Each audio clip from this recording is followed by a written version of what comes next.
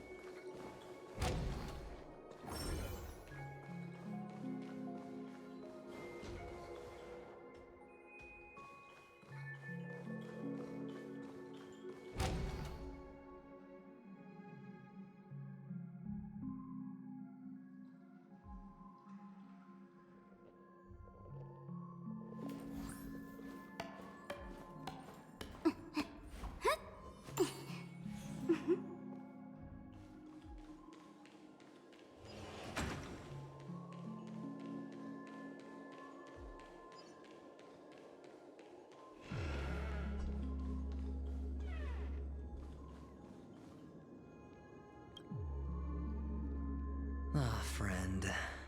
My expression wasn't much better than yours when I first saw this.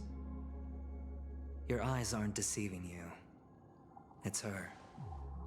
The famous singer, Robin.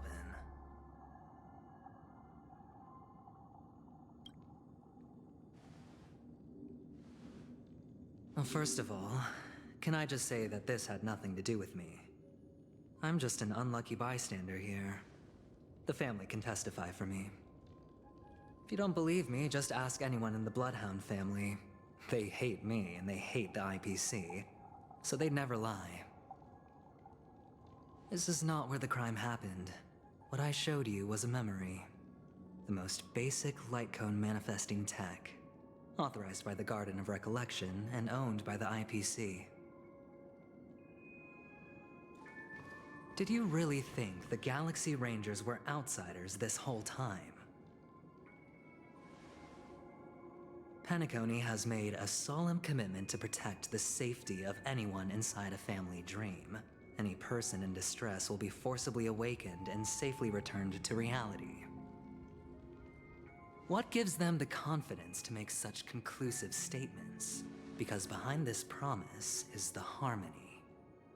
The family's Dreamweavers link up their minds together to construct an unbreakable defensive line.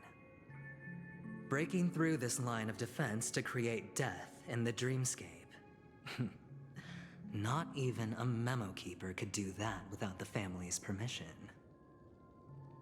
Who could have done it, friend? The only one is her. The girl who calls herself a Galaxy Ranger. An imposter. An unsought guest. An emanator who hides her true identity. Ifrit's death was a foregone conclusion. And Robin? Her misfortune was staring right at her. Who will be the next to die?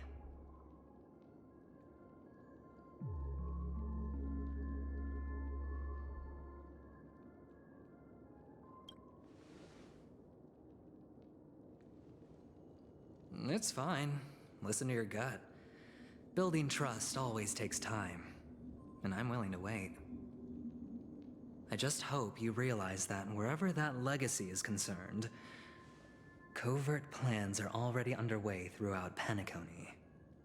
Everyone's got their own agenda. Careful you don't get stuck on the wrong side. If I were you, I'd keep my distance from Acheron. After all, any schemes out in the open are always going to be better than a monster in the shadows, right? Who's to say there isn't an even deeper conspiracy lurking beneath the surface? Memo Keeper, I think our little deal is finished. Aventurine is telling the truth. This memory is a real one, and there's no sign of any distortion grafting on. The IPC is not the Garden, and there are real limits to what they can actually do. But you know all this. Friend, let's not beat around the bush here. The thing is, I want to reach out personally to team up with the Astral Express. I told you I'm just not interested in scrambling for the legacy. I just came to Penacony for work. I'm here to retrieve some lost property for the IPC, if you catch my drift. I'm talking ownership of this frontier prison. This has all become a bad debt thanks to the cancer of all worlds. The IPC has tried sitting down for negotiations time and again, but the family wouldn't even take our calls. You have no idea how difficult these people are to deal with. Put it this way. They've hushed up the existence of death before, so they can definitely cover up any news about Robin's death. It'll just quietly float off like a bubble and pop. Nobody ever being the wiser. That's not fair, right? So then, friend, I need your help. I have but only one goal. The family's front door is like a high wall, and to tear the whole thing down, I'll have to dig out a few chunks first. Once I find a weak point, the IPC will have plenty of means. Now we have our chance. So long as we can get to the truth behind her death, we can have justice for Robin. While also gaining a valuable bargaining chip for bringing the family to the table. Truly a once-in-a-blue-moon opportunity. I've been investigating and making lots of friends all over Penacony precisely for this very moment. This tragic news would be extremely bad for the family, so they'll be doing everything they can to stop it leaking, especially to the IPC. But I trust that there are still a few factions that remain exceptions, and that's why I need you all. The reputation of the Astral Express precedes you, and the Harmony will give you the fairest of appraisals. You get to find out really what happened and seek justice, and I get to put it toward completing my mission for the IPC. It's what you call a win-win situation.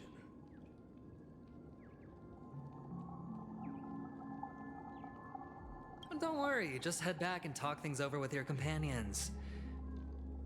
That navigator is really smart. She must understand the value of this deal. Look, here's my contact details. If you come to any conclusions, call me. Oh, and take this. A thorough investigation can always use a little more funding. Don't mention it. So long, friend. I really am looking forward to uncovering the truth about death with everyone. Aventurine just sauntered off. He really doesn't mean to force it, but something still seems off. What now? What are your plans? Black Swan. What is she thinking?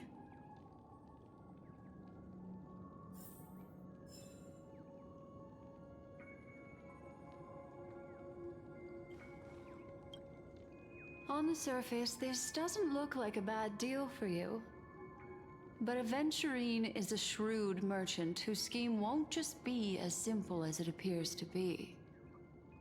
He doesn't know about Miss Firefly yet, But, judging by your reaction, he may have noticed something going on and deliberately shifted topics to the truth of death to try and pull you in line with his way of thinking. That's quick thinking and very sound logic. Aventurine is no fool, and working with him definitely has its dangers.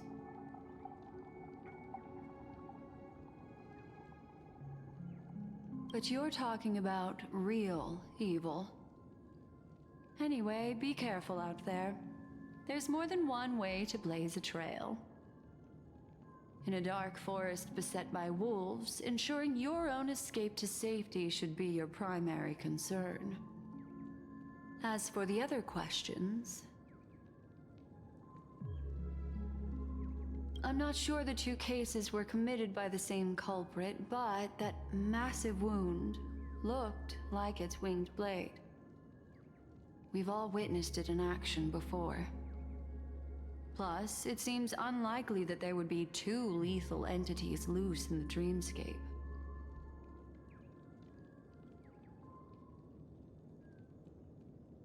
Sorry, I can't answer that question. That ranger is shrouded in mystery. I'm afraid no one is capable of providing an answer. But without a doubt, she is the most special guest at this banquet. It's like Aventurine said just then. It's best to keep your distance from her. Two victims appearing one after the other in a very short time span, in and of itself, that's very unusual. Two possibilities.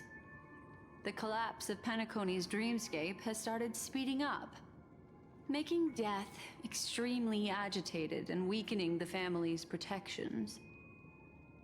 Or, everything has been planned out and executed by someone. If someone has chosen these victims deliberately, first a smuggler, then a family celebrity, then this murderer's motives are worth thoroughly chewing over. It's all happened so quickly, I can only make conjecture. After leaving here, go have a chat with your companions. I hope you can clarify the source of this confusion.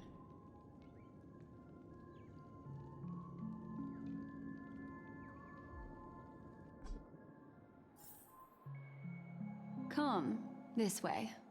It's a short walk. Don't get lost.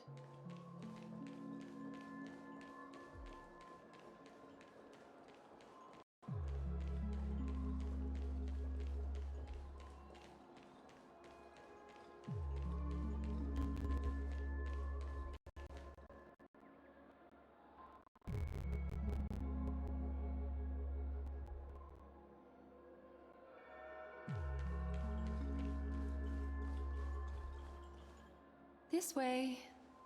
This is where we part ways. All of this is like a nightmare. Unfortunately, the remembrance doesn't lie. What we just saw is the reality that happened, and it won't fade from our minds just because we wake up. But follow your heart and don't be afraid. We all walk through this world casting shadows of different lengths. And ultimately, all we leave behind are precious memories. Hold on just a sec.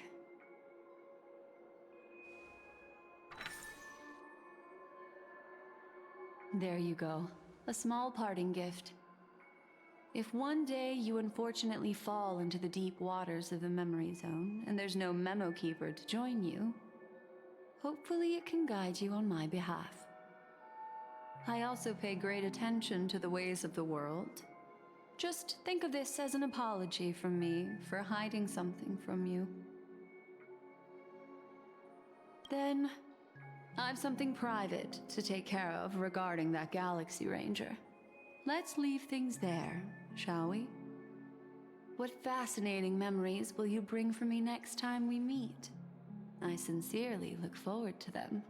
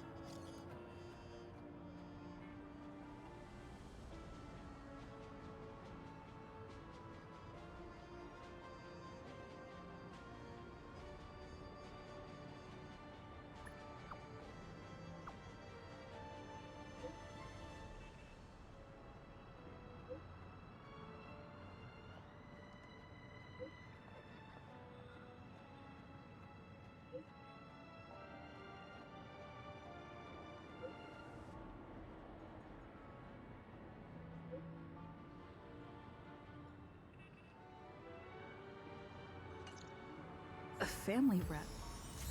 Is Himiko okay?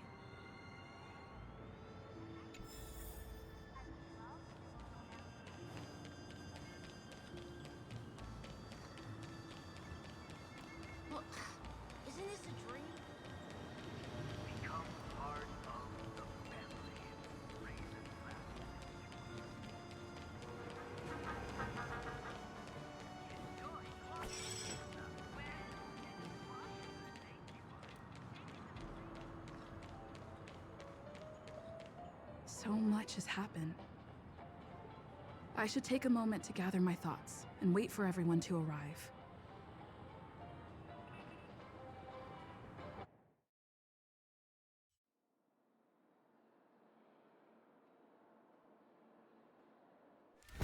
Better unsheath that blade now, Ranger. Do you still dream, Hunter? Of those slain by your hand?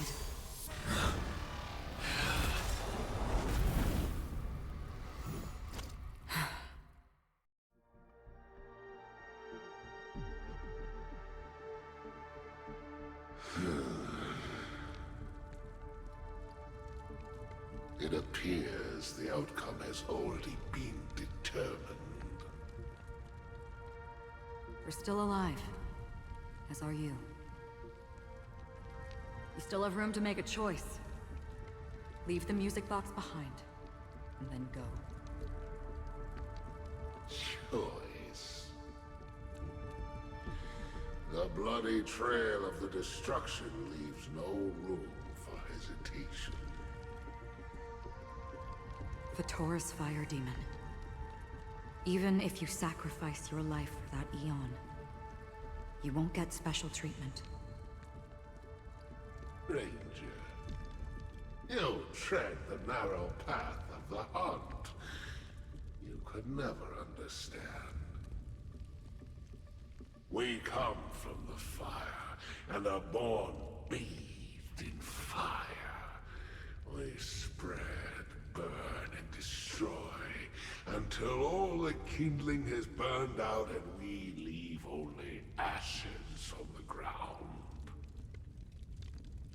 Burning forms the entire life of a fire demon, from the beginning to the end.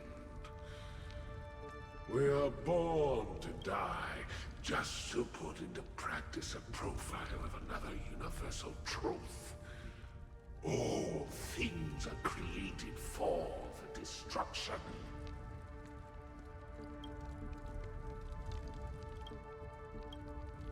Your companions don't seem to think so. They fight for your chance at survival. They are my children, and just as I was, they are flames that have yet to burn white hot. They're still young, and I don't blame them. But my flames are faint, and time is running out. Can you see the planet of festivities in the distance? I plan to bring Purgatory with me there, and before that, I must surpass you. Why? Because on the path they have forged, you have traveled farther than I have. Emanator.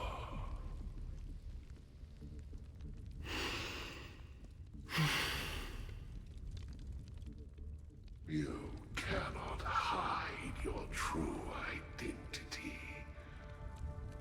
Draw that sword, for we shall indeed remain here, bound to fight a decisive battle to the death, for I choose this. Destruction is intense, but brief. To cravenly cling to life is to endure an endlessly prolonged existence. Even if the answer turns out to be your own destruction, What is important is not the answer, but that it exists, just as you exist. Everything exists to be destroyed. Emanators are no different. Just as even sweet dreams may be born of the void, the so-called impossible is merely something that has yet to happen.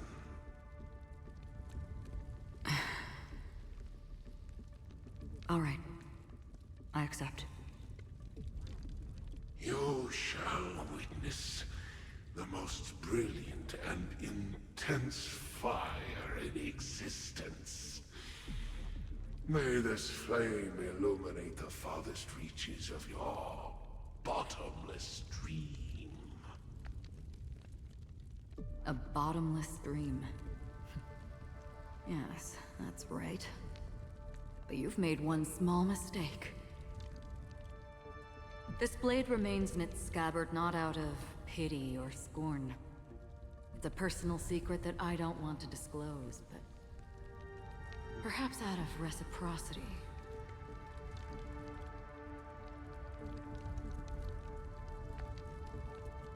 I'll reveal the truth to you. The hunt is not the path I truly follow. May death be the end of your boundless dream, guiding you back to the waking world.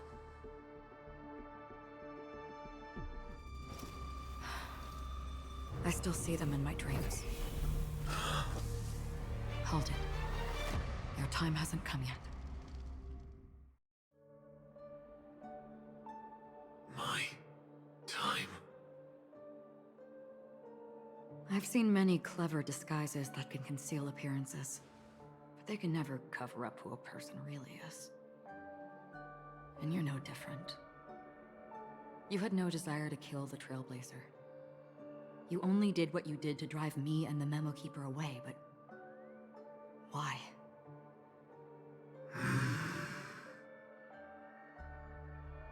Did Destiny's slave make you do it? You know, Elio. I thought this is just the kind of thing that'd get written into your script. My script has always been brief. Other than that, anything beyond that is unnecessary. He knows my nature. There is but a single destiny from which no one can escape. And until then, I hold the privilege of choice.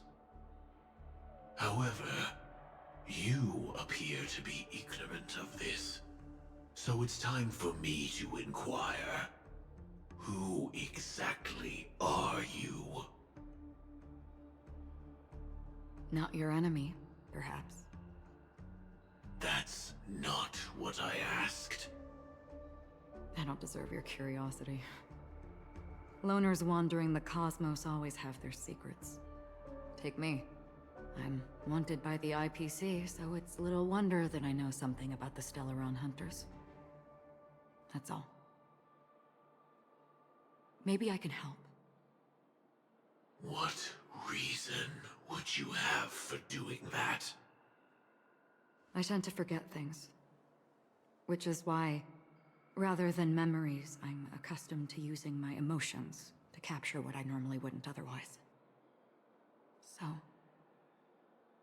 I know who is inside that cold armor. How about it? Ready to take off that armor and sit down for a talk? It's not yet time. I don't need help, but I can give you a suggestion that would make things better for you and me. If your goal is the Watchmaker's legacy, then go look into the family. Not only are they covering up the existence of death, but they're burying the past and the truth about what happens inside the dreamscape. Already on it.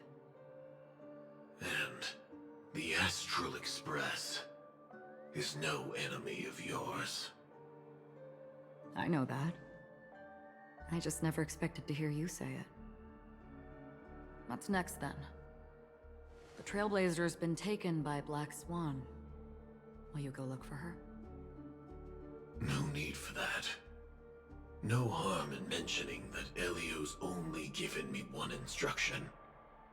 Get all of the Astral Express to track down the Grand Legacy. I tried settling this in an easier and more direct way, but as you can see, here I am, confronting you. I failed. Can't ever go against the script. The so-called impossible is merely something that has yet to happen. That's it. Before we split, can I ask you one more thing? Is there anything else in your script about me? I'd like to know what kind of footnote I get to leave in that future foreseen by destiny. Unfortunately, not a thing came up. I knew it.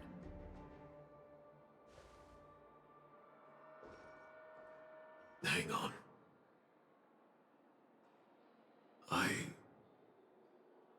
don't. Don't. What? Your first question was, do you still have dreams about everyone who died because of you? I don't. Never have. I was born without the ability to dream. I live for this cold, harsh reality. For a little light, and to burn, to keep on burning, until I turn to ash. So, I really envy you. Is that so? Then you're already living in the waking world.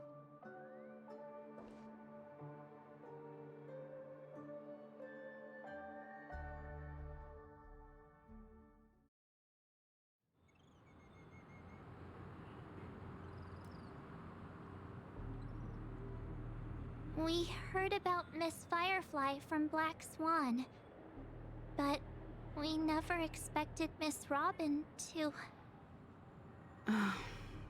I'm sorry that I couldn't be with you then. Reality cruises on in serenity, while undercurrents bubble up from the dreamscape. Just like that memo keeper said. Stay strong, everyone. We can still do what we can for them. Starting with finding the murderer. Let's recap everything then.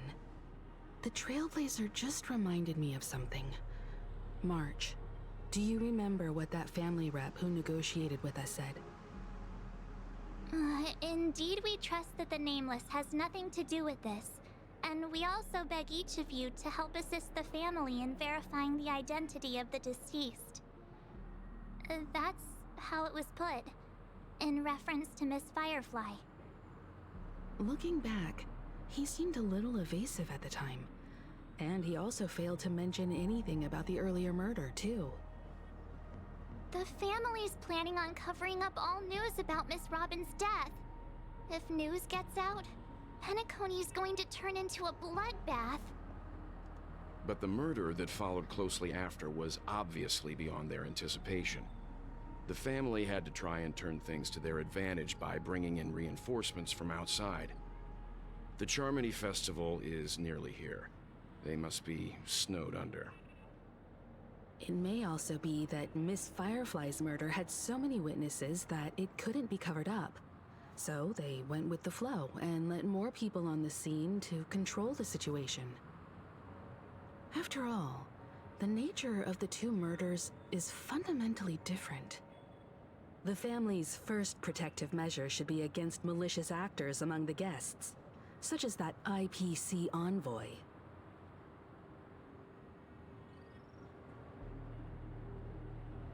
Indeed.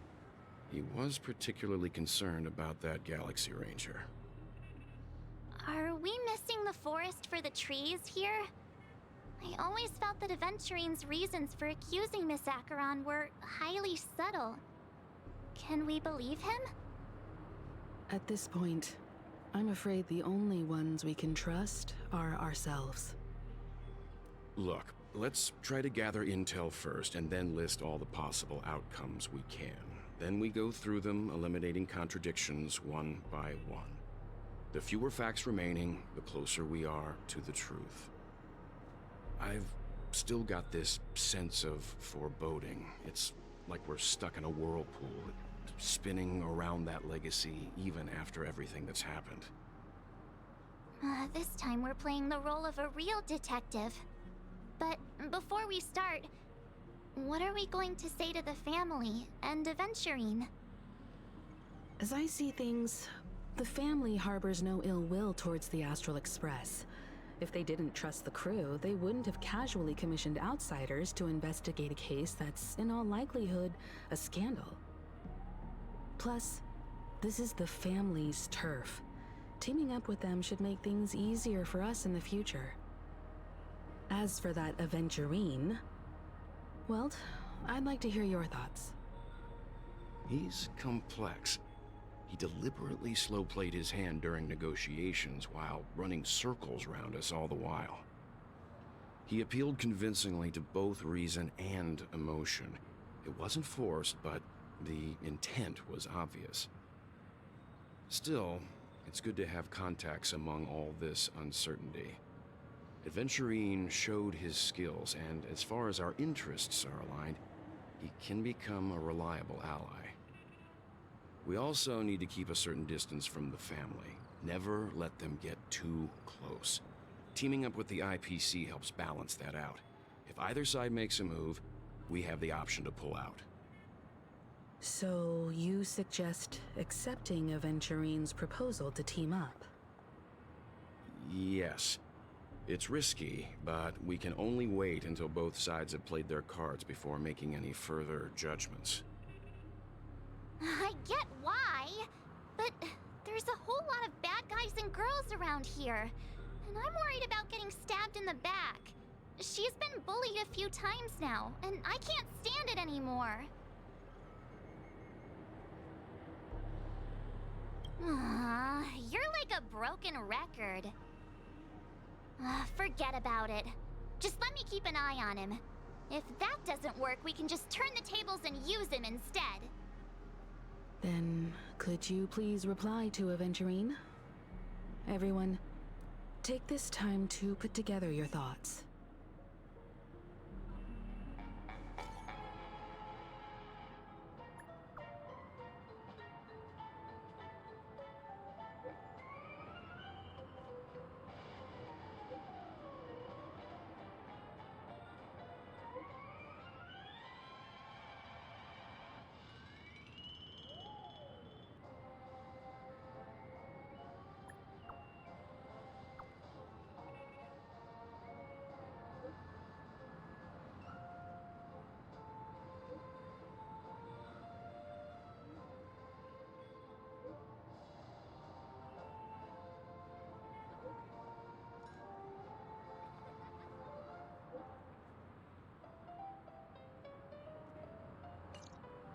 Looks like Aventurine is happy with this outcome. Let's tell everyone about it.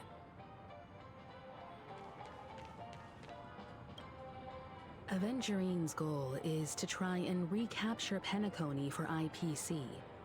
To do this, he'll have to bring down the family in its entirety to create a big enough chance. The existence of death will be covered up by the family. So how does he plan on taking them down? It's gotta be something important enough that everyone will notice. But it also can't be anything too out in the open.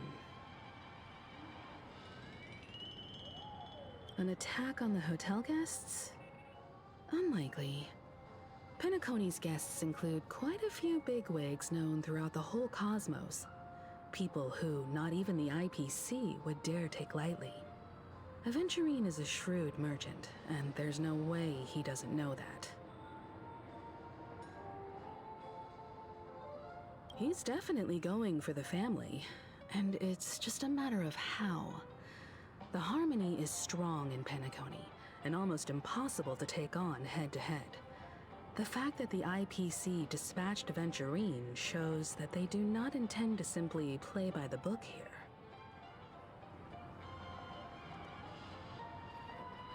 Aventurine has devoted considerable attention to her. But this Galaxy Ranger, we know hardly anything about her, and can't rush to any conclusions.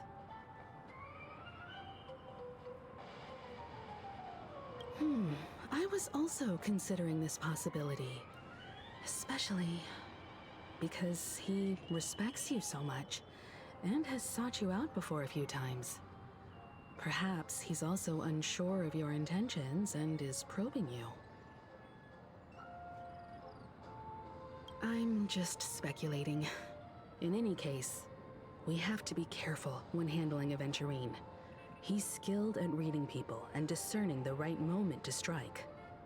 Also, he's clearly a born gambler if he's willing to go all in to win.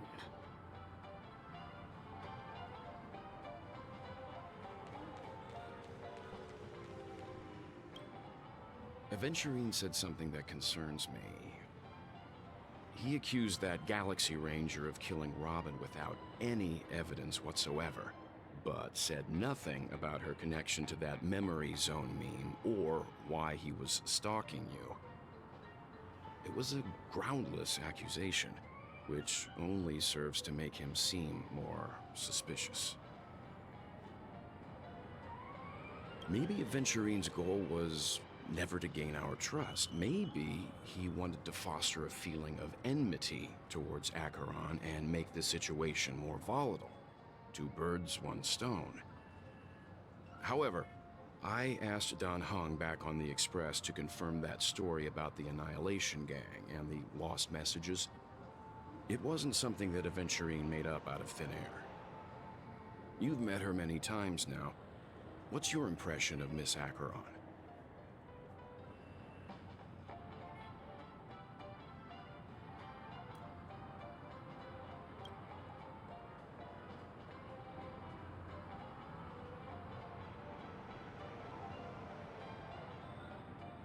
That fits the stereotype of a Galaxy Ranger to a T.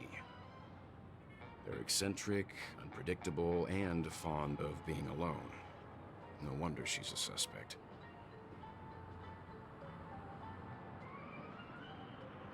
I really love Clocky. Checked off the list.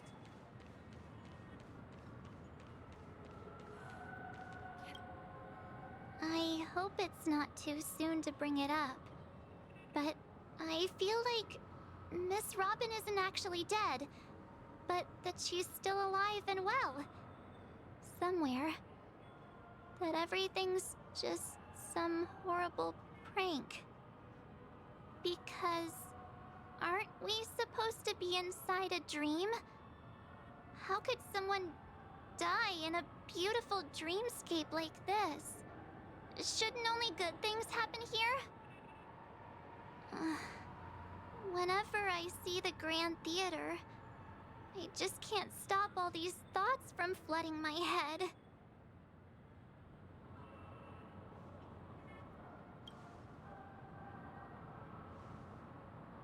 No. After all, they've brought everyone this sleepy dreamscape, which everyone loves. I just feel like I'm starting to understand them less and less. Everyone's still having a great time out there on the streets. Nobody knows what's happened. It's all so unreal. As if Firefly, Miss Robin, and us were all outsiders from another world. Aw, what a mess.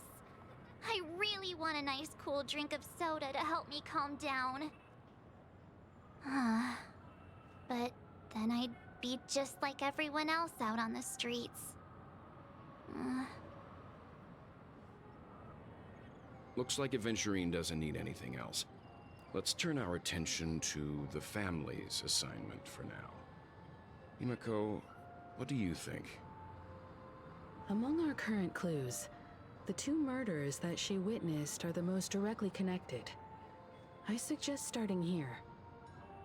One thing I'm curious about is, if a person dies in a dream, what happens to them in real life? Seeing as we're at the family's behest, why not pop back out to reality and verify Miss Firefly's situation back at the hotel? Perhaps we could also make a few inquiries about her while out there. How about we split off into two groups? There are still some things worth focusing on inside the dreamscape. I'll investigate those, and we can link up again later. Worth focusing on? Oh. No problem. I'll leave it to you then. Huh? Aw, I thought I'd finally get to see Himiko and Mr. Yang go out on a mission together. Oh well. Take care then, Mr. Yang. I will. Keep in touch.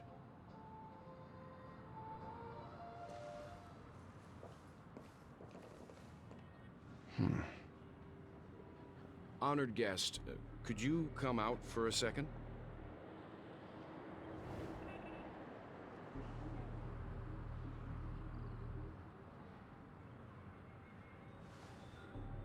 I'd be embarrassed too, getting stared at like that.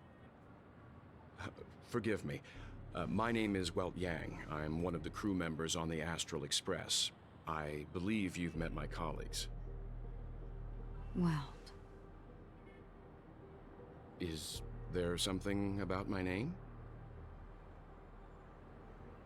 first, don't you want to know my name? I already do, Miss Acheron. You're a prominent figure in Penacony. What are they saying about me? Some claim that you're the real culprit behind these murders, that the Annihilation Gang's tragic fate at the banquet was a result of your blade, and that you're now attempting to unleash another bloodbath on Penacony. The Annihilation Gang. Ifrit of Everflame Mansion. Tragic fate. That Duke turned his dying body to flames and sacrificed his life as a martyr. He was a determined and heroic pathstrider. Not even a villain should be disparaged like this. And what's more, there were plenty of suspects invited.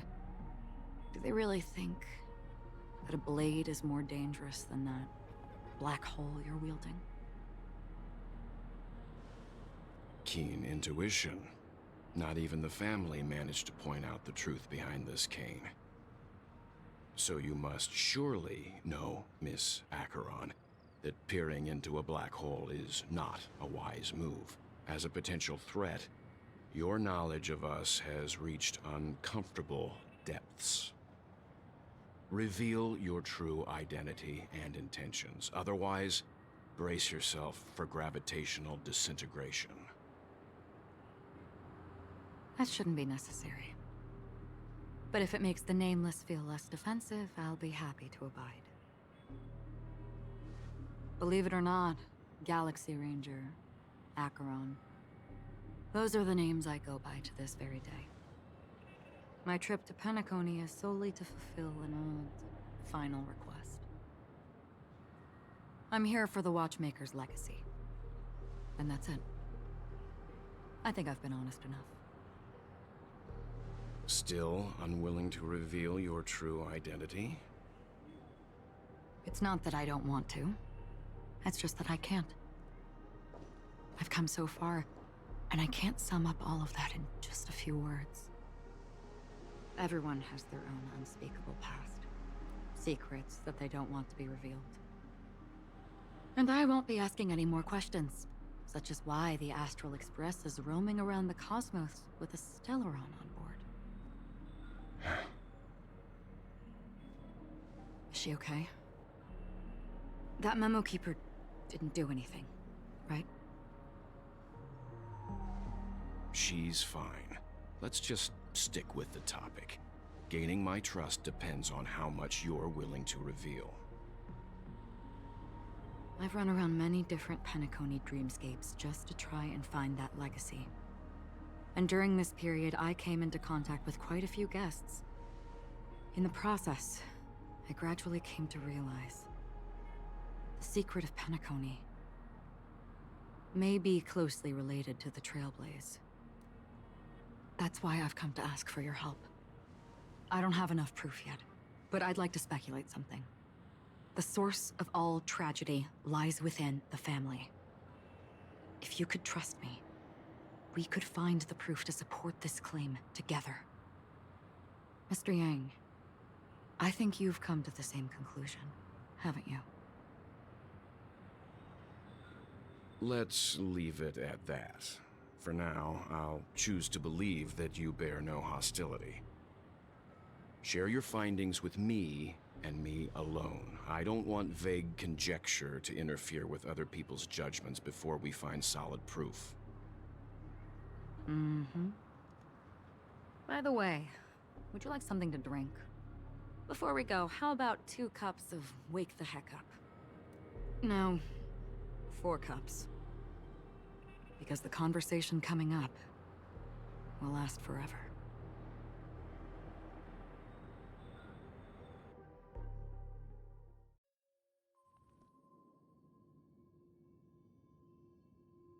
I've been watching her closely for a while now, and the first invitation was in the banquet hall of the hotel.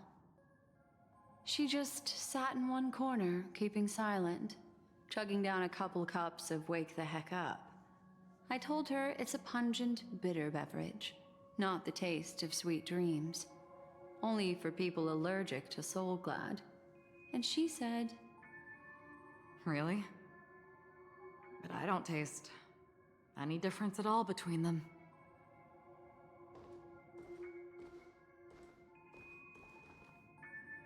The guest rooms are charmingly minimalist.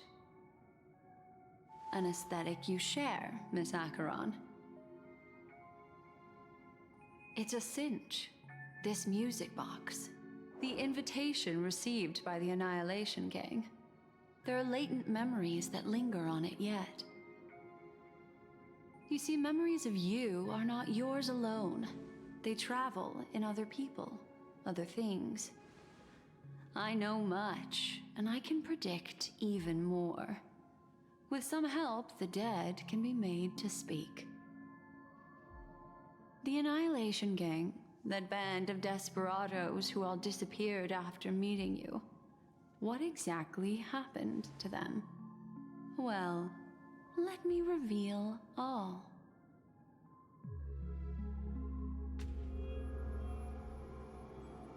Gradation 12. Dreamscape 12. Father, I dedicate this to you. Well done, Dubra.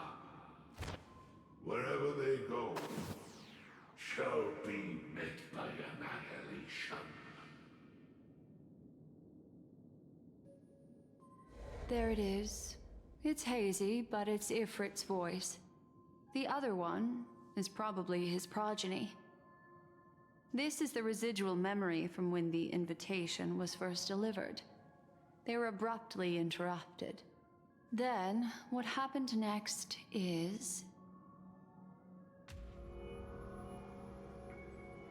They sought refuge in a land of sleep, merely wishing for undisturbed rest, away from the storms. Children of the Flame, this marks your rite of passage. She won't be necessary. I alone am enough.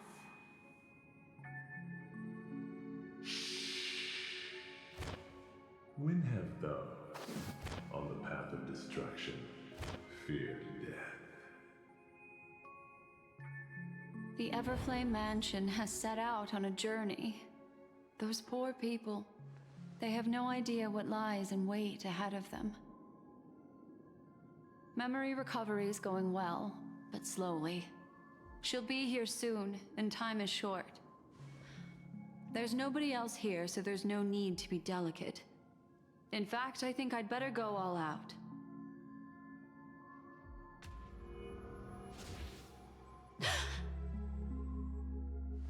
What happened?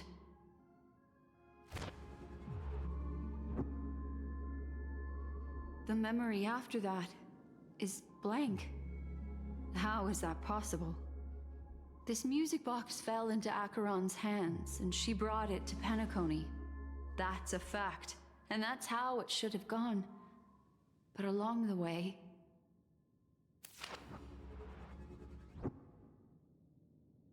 it's like it's been erased. Who's done this?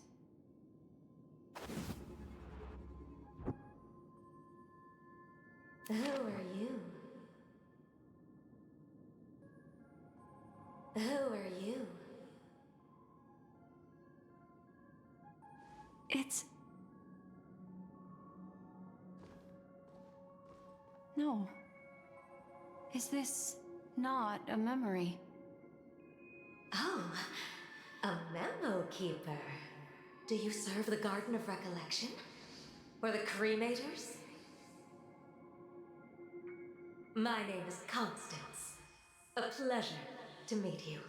We were supposed to meet in Penacony and spend an unforgettable time together. But that seems unrealistic. Dahlia's not welcome on the banquet star, and I don't need a coming-of-age ceremony. And you, I know what you're looking for. Want her secret? I can give it to you, and then you can enjoy the banquet for me. I wish you unforgettable memories.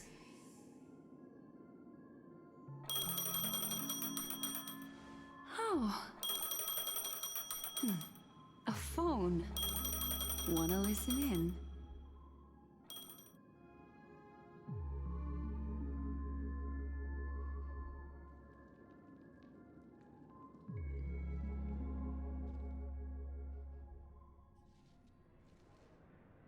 A few days ago, the IPC made an announcement. Under the watchful guidance of the Marketing Development Department, and in accordance with the Interstellar Peace Charter, the independent Sigonian sovereignty has hereby been established, and shall take a legislative seat at the Interstellar Congress. The formation of the Sigonian sovereignty is of great historical significance to the Sigonia system. This move puts an end to the planet's long and bloody history, turning the sensational Kataka-Abjin extinction event into a distant memory.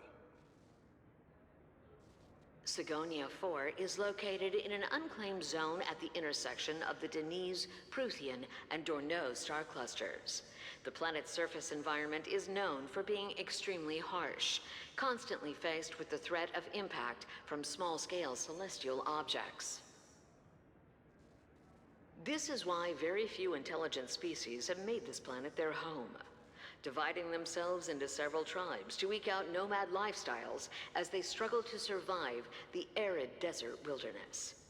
They have developed their own folk beliefs that are independent of the Eon belief system. Sigonia. Sigonia.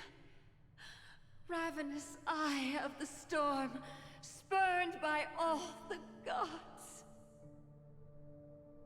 Land of rock, but not water. Lightning, but not rain. Blood, but not tears. You beat us with your falling stars. You lash us with wind and storm. storm, you chew us up with the cracked earth.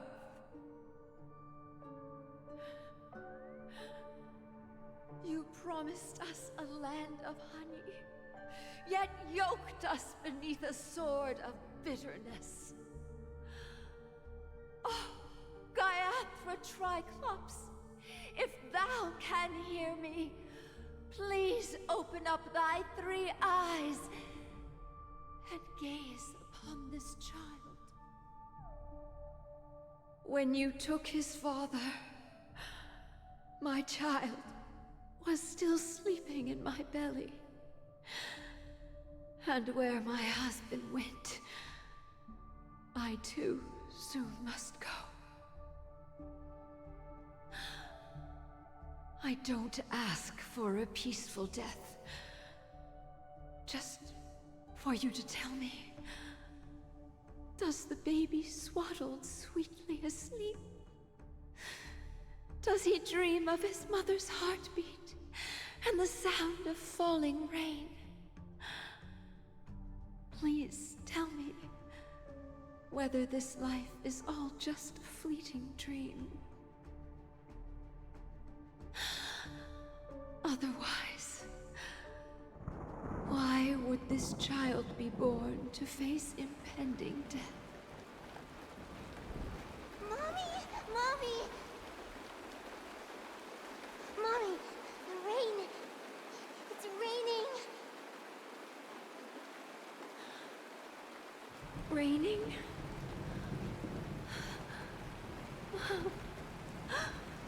Raining. It is raining. It's true. Those Outworlders weren't lying to us. They really did summon the rain. Mommy, we can leave here. We can go back home.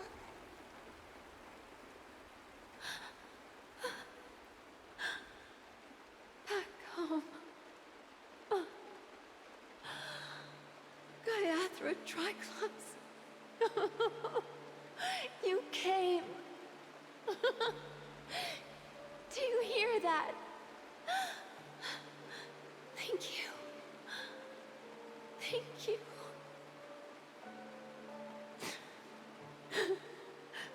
Darling, listen. This is the sound of rain. On the day you were born, the sky also sent down a gift like this from Gaiathra.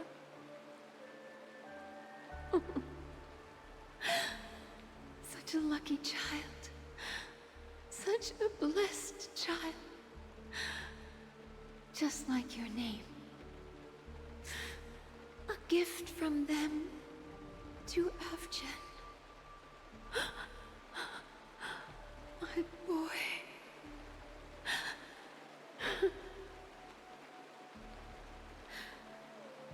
May the goddess Gaiathra close her eyes 3 times.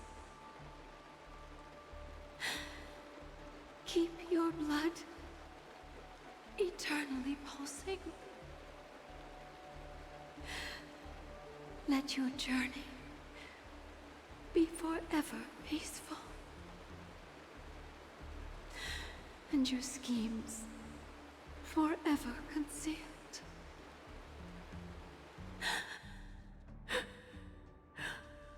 Welcome to this sad world, Kakavasha.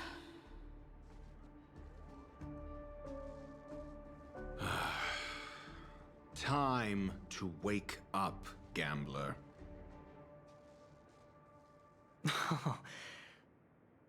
Oh, heavens. I must have drunk too much Soul Glad. Didn't expect you to be back so soon. How is it? Find anything? Just as you guessed. Nobody outside knows about Robin's death. There aren't even baseless conspiracy theories. They're still streaming the rehearsal for her ceremony, using a stand-in, I guess. They must be dreaming. Of course. Who could imagine that death would actually descend upon the idyllic dream created by the family? let alone that the victim would be the female lead of the Charmony Festival. To be honest with you, I didn't believe it. I even tested it a few times myself, until I discovered that I couldn't actually die.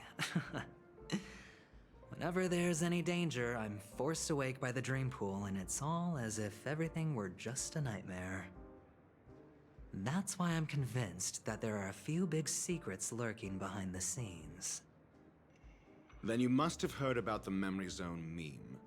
When I graciously deigned to establish connections with the Oak family on your behalf, they were quite in a pitiful state of disarray. Besides Robin, there was another body. I don't know the exact details, just that it was a stowaway. 2 murder cases? I told you something seemed off about the Nameless. Oh, she must have come across the other one. This murderer is a psycho. But I have to admit, the case should be easy to crack. We can leverage the family's malfeasance and let the IPC use this as a reason to intervene. It's just that their trickery runs deeper than I thought.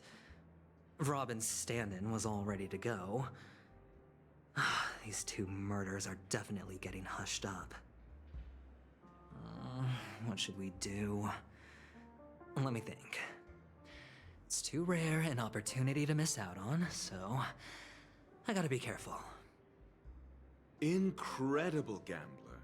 Have you already exhausted your limited repertoire of tricks so soon? There are plenty of chips, but it'd be best to choose carefully. The most straightforward has to be Robin. Remember? That masked fool once told me to find a mute as a friend. Robin is what she calls the mute. She has lost her voice, and while most people can't pick up on it, you and I cannot mistake that sound. Not produced by any voice box, but rather by the resonance of the harmony. If that girl hadn't gone hoarse from singing practice, there'd only be one possibility. Something was up with the family. Or Robin herself. To get to the bottom of this, I tried every way I could to meet her. But she died. Right before my very eyes. A complete and utter loss. Incidentally, it seems to have resulted in your rather undignified arrival on the interrogation stand. There were eyewitnesses at the scene, and the family, in their graciousness, has tentatively accepted your alibi. However, for the foreseeable future, you shall, regrettably, find yourself under the vigilant watch of the Hounds. Well, things aren't looking too optimistic, Doctor. I'm starting to break out in a cold sweat. Do you reckon there's still any chance of a comeback, given how things are? A probability? Yes, it exists, but it verges on the infinitesimal. To phrase it in a manner more befitting the vernacular of Penacony, you're dreaming. But if you simply can't control yourself and want to try your hand, then there just so happens to be a suitable candidate. That man wants to see you again. Who? Sunday. Is this a public hearing or a private trial? If it were the former, it would hardly befit my stature to stoop to the role of a mere messenger. Fine. Oh, that's great. It's all great. You see, the dead can't talk, but the living can. Ratio, I'm convinced now that there must be something wrong inside the family. Oh, just you wait and see. That man's sister has died. He can't sit on his hands. Well, without any further ado, let's set off. Lead the way. The show is about to begin.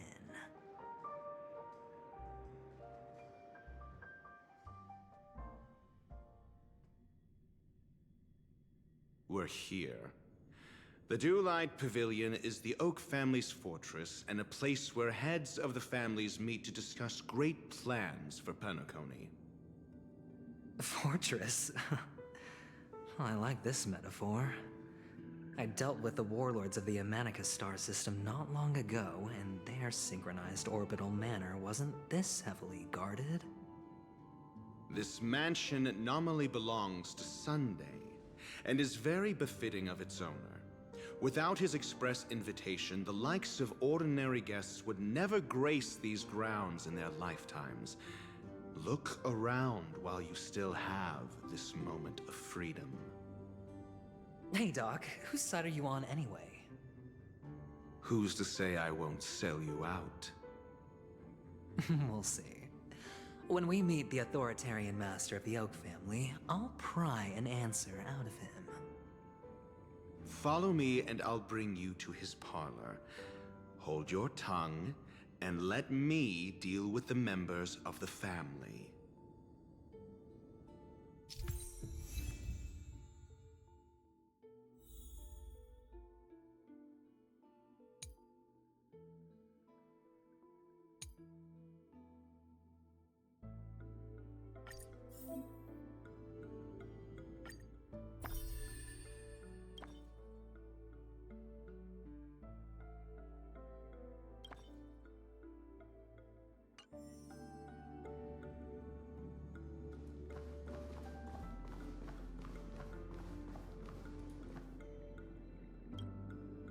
Hey, you two! That's a place of business. No entry.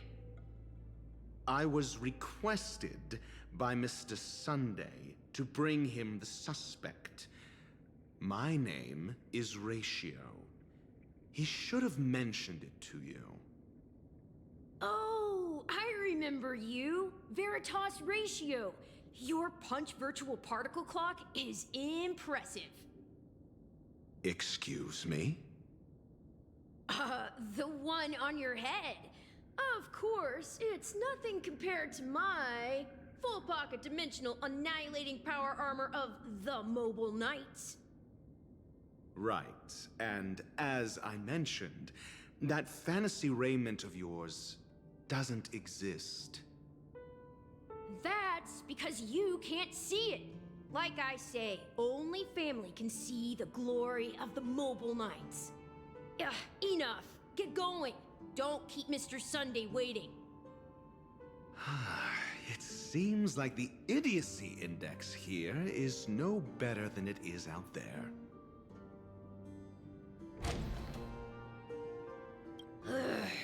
Enough. Get going. Hey, don't keep Mr. Sunday waiting.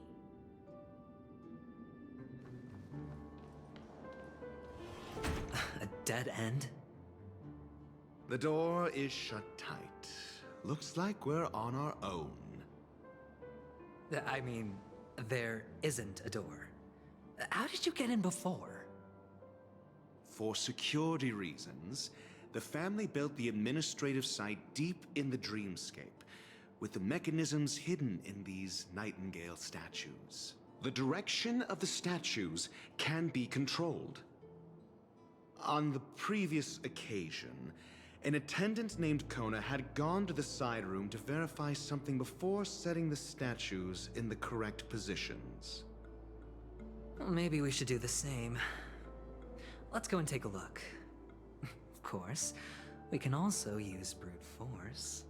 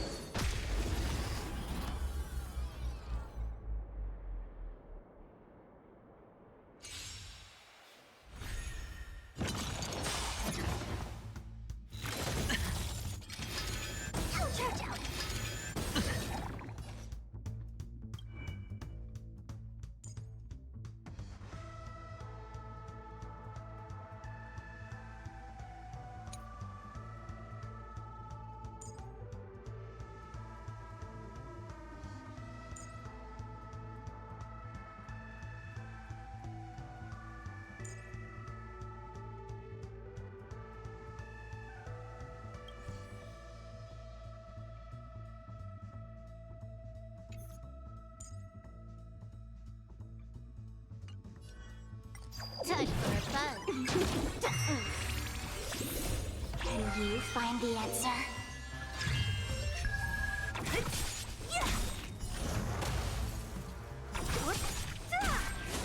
Disappear among the sea of butterflies. Illusions of the past.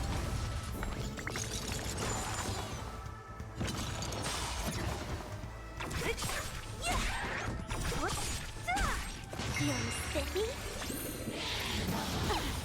Watch your head. This is double speed.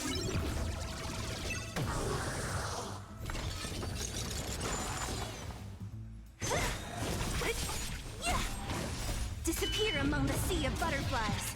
Illusions of the past. Time for a fun.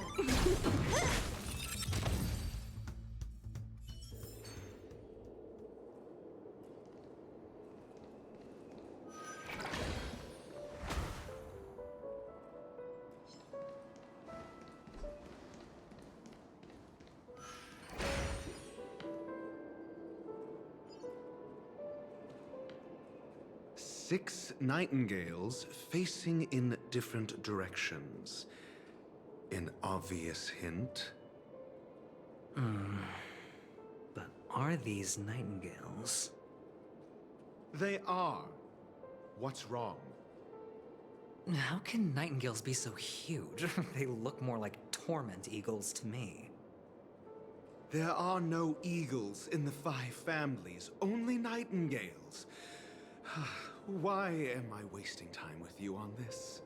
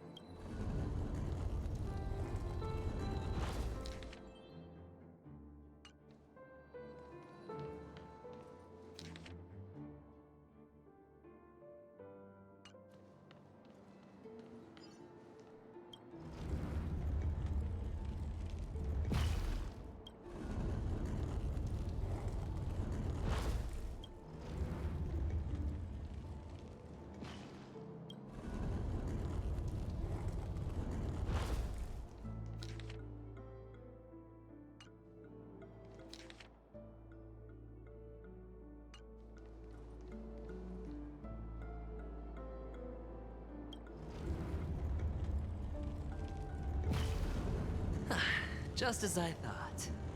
Here's the correct answer.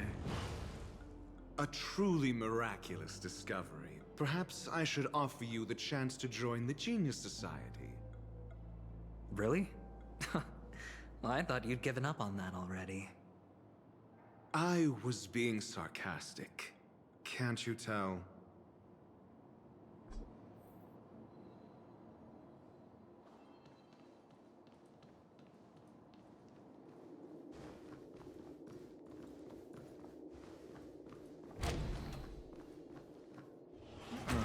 Impressive. So much for Mr. Sunday's reserved, virtuous image. Do you need me to remind you? We're in a dreamscape. No matter how grand the mansion looks, it'll not affect Penacony. Stop wasting your time nitpicking the family here. Yeah, you're right. The only way to destroy the family is death. Sunday must have thought the same. Let's head down.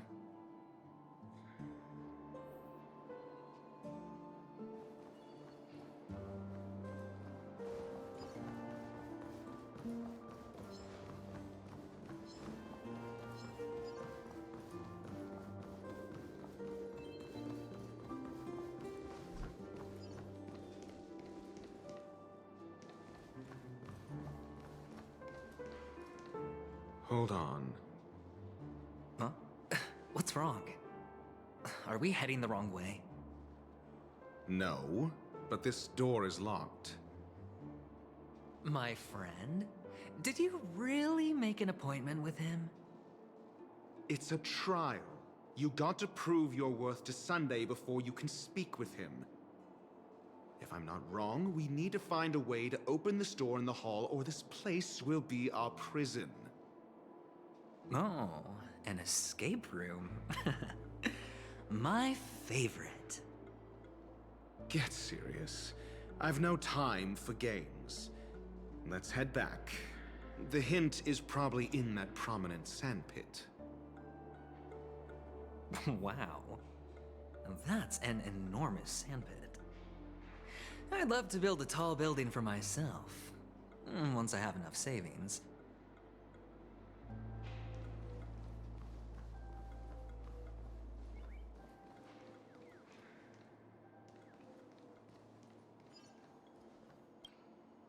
Oh, look. There's a noticeable gap in the model. I believe you're right. There wasn't a gap before. That man must have done it intentionally. Well, with your brilliant mind, you shouldn't have any trouble recalling what was here last time. Right, Doctor? Of course. Let's look around. When I see it, I will know it. Fine. Fine.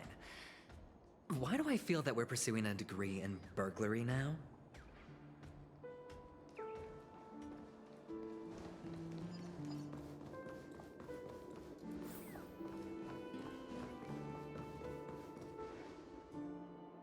Feeling lucky.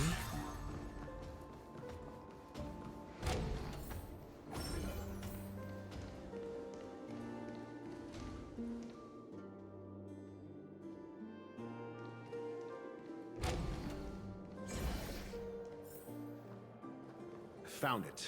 This is it.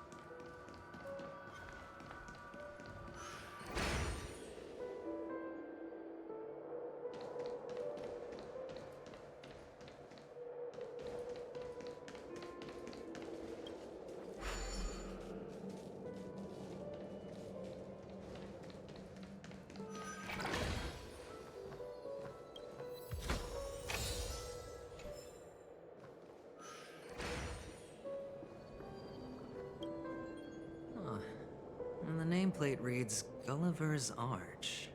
Well, I'm amazed you can remember something this tiny. You know, this reminds me of a tunnel I once saw that could shrink people who passed through it. If I were you, I would shut my mouth. It's wise to remain silent when you should.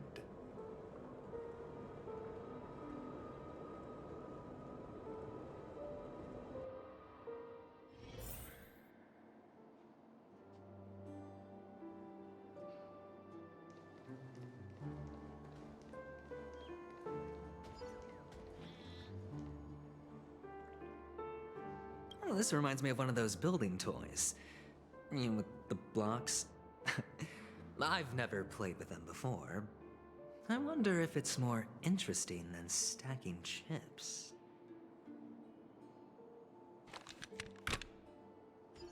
Oh, look. The gap is closed.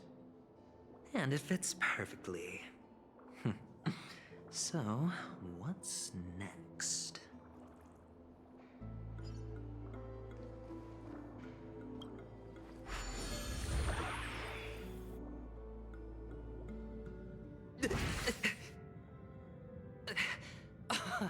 Oh, good heavens. Did I drink? Am I still in a dream? Indeed. Oh, Doctor, you're huge. It's me! Down here! In the sand pit! Oh, actually, I think we could make this work for us. Just find a way to slip me into Sunday's collar, and I'll infiltrate the family just like that.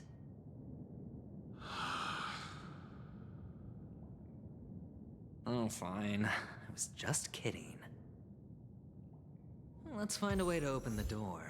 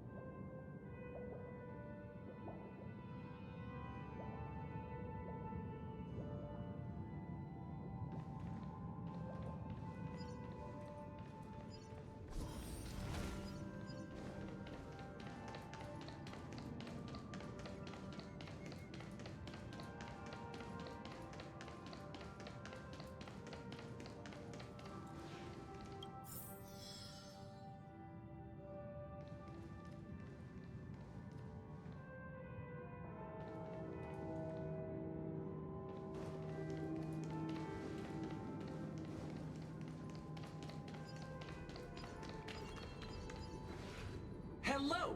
Welcome to the Golden Hour base model. I am an Oak Soldier. I will be here to guide you through the tour of the base model. Happy to be of service.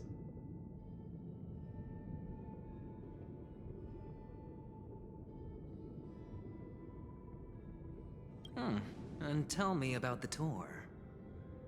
Hello! Welcome to the Golden Hour base model. I am an Oak Soldier. I will be here to guide you through the tour of the base model. Happy to be of service. Generating guide. Please wait patient.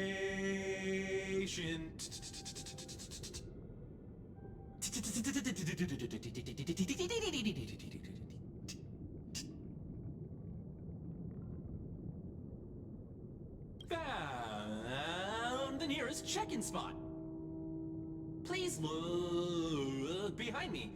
A capsule machine model.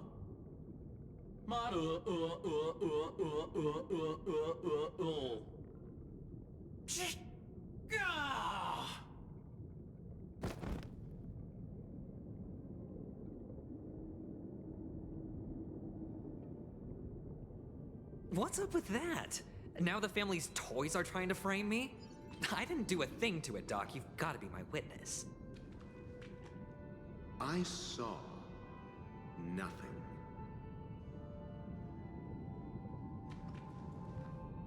Oh, capsule machine. There's no mechanism on the floor. Could there be one at the top? Doctor, do me a favor.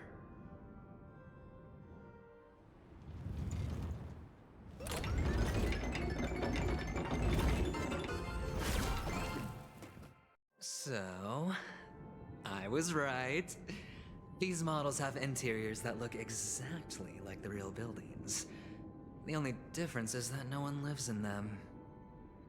Funny that Sunday puts a miniature that makes him seem like a giant by comparison, right where he can see it first thing in the morning. Insecure much?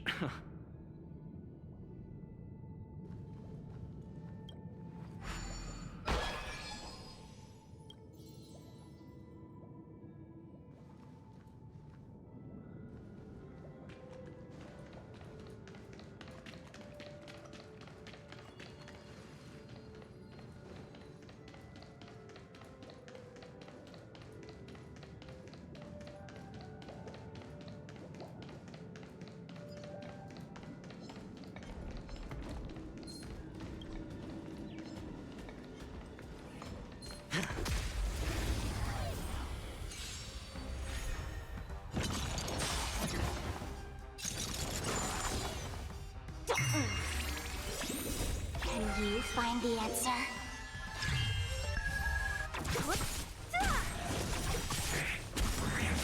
Disappear among the sea of butterflies. Illusions of the past. Feeling spiffy? Time for a buzz. No dirty tricks,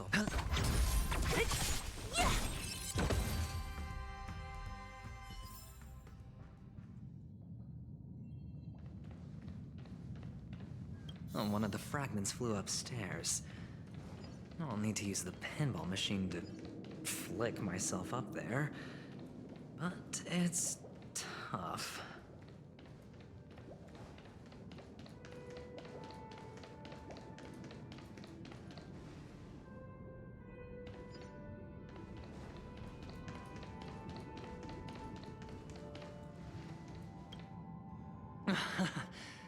Oh, great. There's another pinball machine base here. And it's empty too. Doc! I'll need your brain power again. There's no need to yell. I can hear you. The pinball machine must be hidden somewhere in the hall. Like the arch. Wait here, and I'll be back in a minute.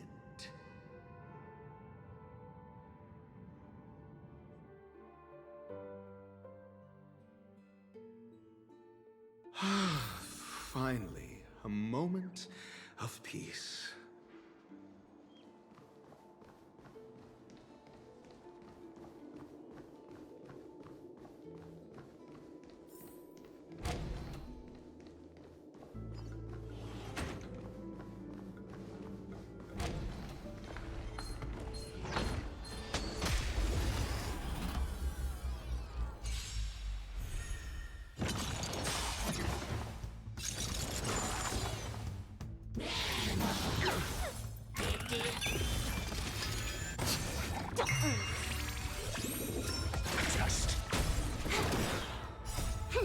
This is double speed.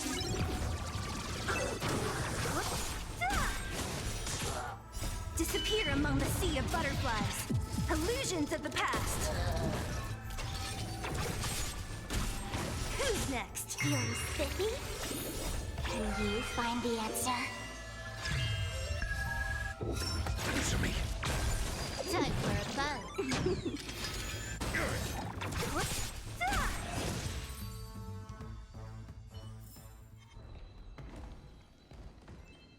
That's it. Pleasant moments of solitude are always fleeting.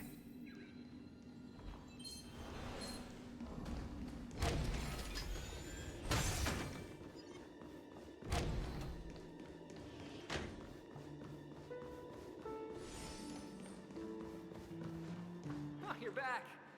Just place it here. Thank you.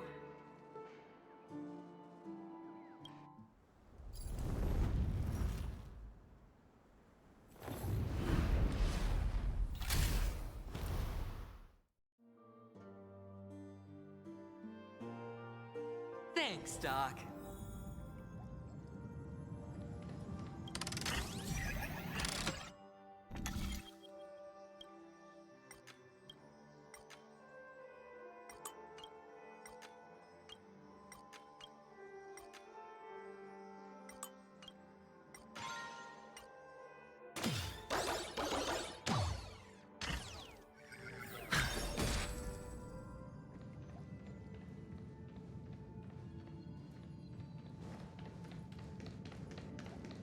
Horatio, you should come in here and take a look. The view here is breathtaking. Honestly, you could easily squash me with just a pinch. If that is your wish, I will do so without a moment's hesitation.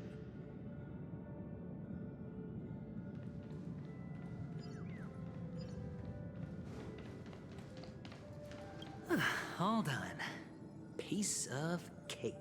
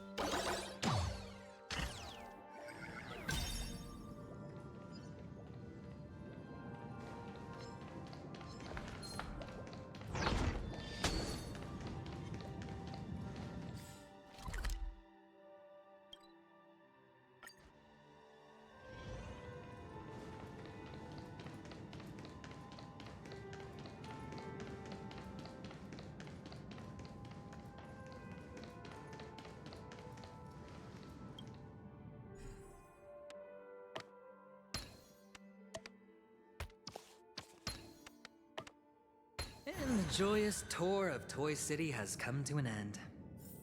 Makes me feel sad. Penacony isn't all bad, right? I'll use this interesting experience as a talking point at the poker table.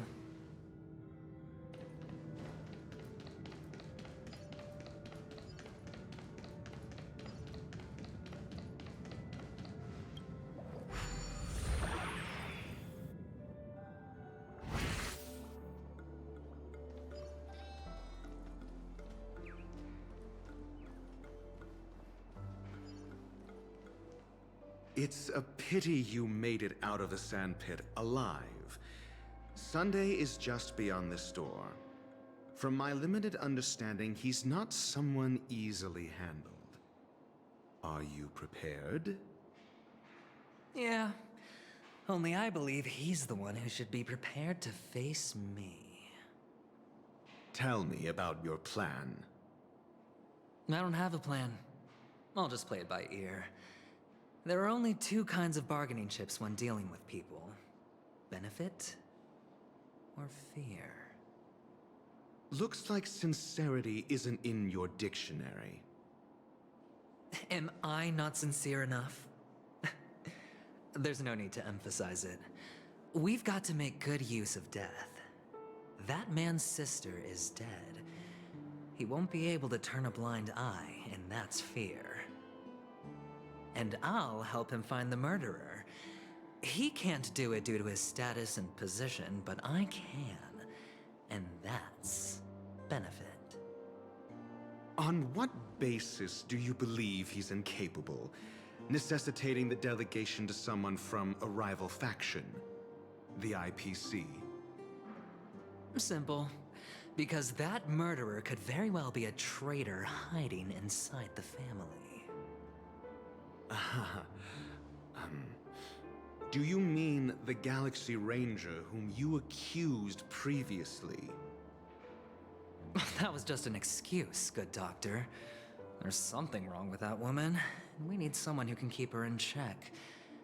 It's better to minimize the variables outside our control while we execute our plans. Moreover, I need to know her identity. If I'm lucky.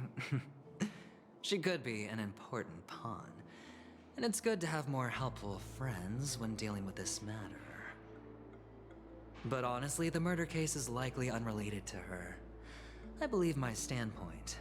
There's a rat in the family. Otherwise, why would Mr. Sunday arrange a private meeting with us? This isn't an interrogation, but a secret negotiation. We'll see. Using Robin's death as a bargaining chip, I'll win back my freedom and power. In the end, I'll ruin this beautiful dream and create the grandest death. If the chance of winning is just beyond this door, even if that chance is close to zero, well, you can't win if you don't play, right? Ah, the charming audacity.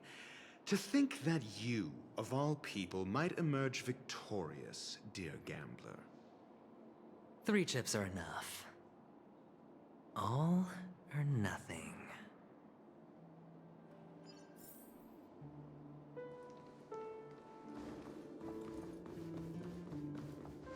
Feeling lucky. It seems my puzzles are too effortless for you, IPC Ambassador. I appreciate your words. And I see you put a lot of effort into welcoming me, Mr. Sunday. However, this is no way to greet a guest. Well, this isn't an invitation, but a summoning. Before we speak, I need to test your character. I imagine this knowledgeable doctor friend of yours has been of great help, yes? Certainly. You ought to know this better than I do. He's already faithfully fulfilled his duties, hasn't he? Yes, the doctor has assured me of your noble character. He considers you, like himself, a virtuous person who can be trusted by the family. I have come to know you very well as a person, Mr. Aventurine. You're diligent, generous, and willing to cooperate. The fact that you succeeded in overcoming many obstacles just to meet me gave me the reason to believe in your wisdom and courage. But there's one thing I must ask you. That is, you've used your wisdom at the wrong place to meet the wrong person and put yourself in a situation where you shouldn't be, witnessing a tragedy that shouldn't have happened. You don't look too well. Am I making you anxious? If not, then it means I'm on your side. If I wasn't mistaken, you'd just made a serious accusation against the family. No, you were mistaken. For depravity is creeping in around you. Well, there's no need for us to be evasive. Let's talk about your sister. Your sister's talent is unrivaled in the world of show business. As you know, her voice has been out of tune since she returned to Penacony. What's more disheartening, she can't sing anymore. Who could be responsible for this? Many suspect the culprit is among the outsiders, but I know you hold a different opinion. Now your noble status has become a shackle, preventing you from apprehending the murderer and avenging your sister's death. You're feeling anxious because you're out on a limb. But don't worry, I'm on your side. I'm immensely honored by your concern for me, Mr. Aventurine. Since you're so selfless and generous, I believe you wouldn't ask for anything in return, would you? Well, naturally, you wouldn't incur any loss from this. I just want to reclaim what is mine. My liberty and the personal items under the family's custody, the bag of gift money, and... the box in which the cornerstone is stored. That's right. Cornerstone. I've heard it's a treasured asset of the Strategic Investment Department. A sacred stone that seals the Preservation Emanator. granting significant power, and every liquidation specialist holds one. For an object so precious, it probably comes at an even higher price than other forms of recompense. Well, I'm sure you're aware of the high level of risk I'll be undertaking to bring the truth to light.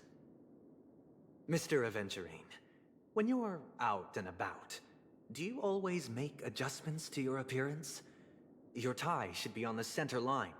Your shirt must not protrude from your vest. Your trouser creases should be perfectly straight, and always aligned with the tips of your shoes. Of course. But I don't, because it's not appropriate to do so in public. You should make sure everything is presentable and in order before leaving the house. I'm not the kind that takes risks. The cornerstone must be in the custody of the family. No room for negotiation? Please, don't let me turn you down twice. Sure. The gift money is good enough. I suppose you wouldn't mind that. After all, a merchant can't function without a bargaining chip. You compromised quicker than I thought. Unfortunately, it's a gambler that needs a bargaining chip, not a merchant. I can give you your gift money, but before that, I want you to tell me.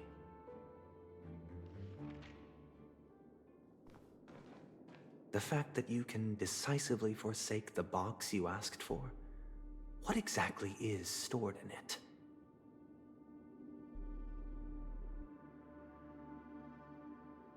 Oh, triple-faced soul, please sear his tongue and palms with a hot iron, so that he will not be able to fabricate lies and make false vows. What have you done? Under the light of the harmony, all wickedness is revealed. I implore them to shed their light, and I'll ask you questions on their behalf. Next, you have 113 seconds to prove your innocence and gain my trust. And if I refuse to answer? You can try, and we'll see if the harmony rejects you. Question. Do you own a cornerstone? Yes. What a simple answer. You, too, understand that idle chatter leads only to poverty. Did you hand over the cornerstone to the family when you entered Penacony? Yes. Does the cornerstone you handed over to the family belong to you? Yes. Is your cornerstone in this room right now? Yes. Is your memory free from any kind of tampering or deletion, encompassing but not restricted to the techniques of the Garden of Recollection? Yes. Are you an Avgin from Sigonia? Yes. You even know about that? Do the Avgins have any ability to read, tamper with, or manipulate one's own or another's mind? No. Does it matter? Do you love your family more than yourself? Yes. All the Avgins were killed in a massacre. Am I right? No. Are you your clan's sole survivor?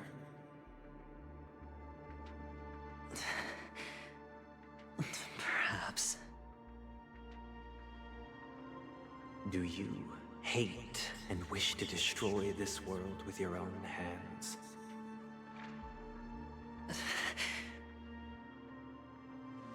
I don't know.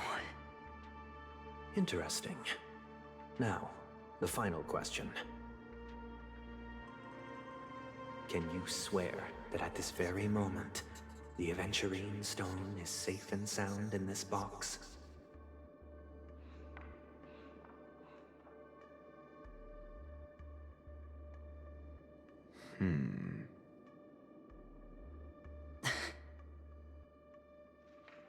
Of course. Looks like we can get an answer. Open it, Mr. Aventurine.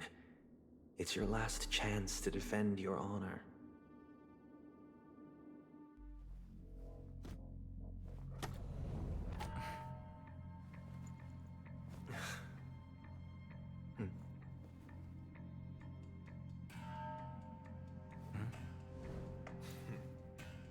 Please.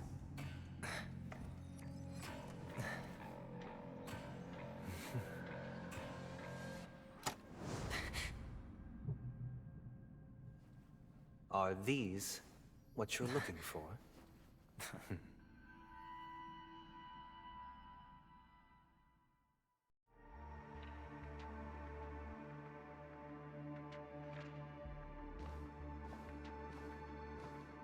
Since you came as promised, learned doctor, does this mean that you are willing to take the side of the family in this farce? What makes you think you can convince me?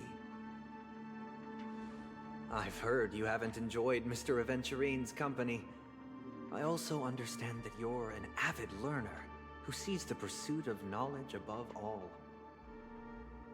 In that case, you ought to realize that a competent scholar knows their position and wouldn't forsake more vital matters for the sake of petty pride. If you agree to assist the family, I'll share our research findings on the Stellaron. You must be quite aware that, besides the family, no other faction is willing to share such information.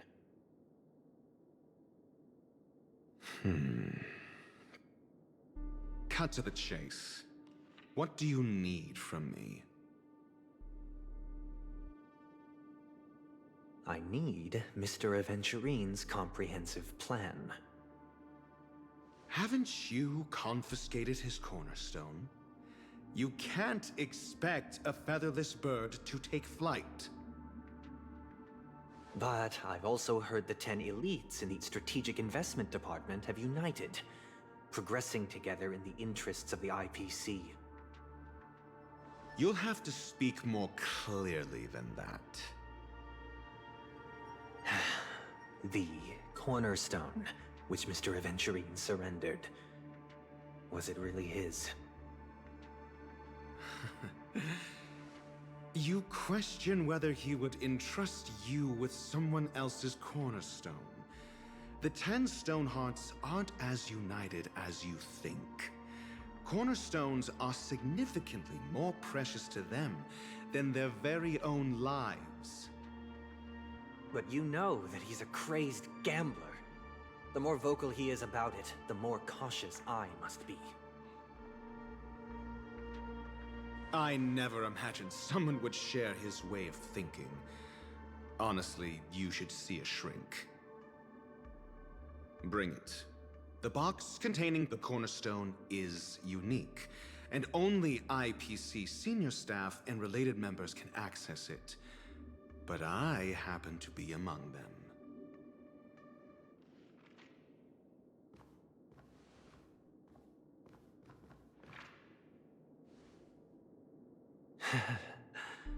I appreciate it.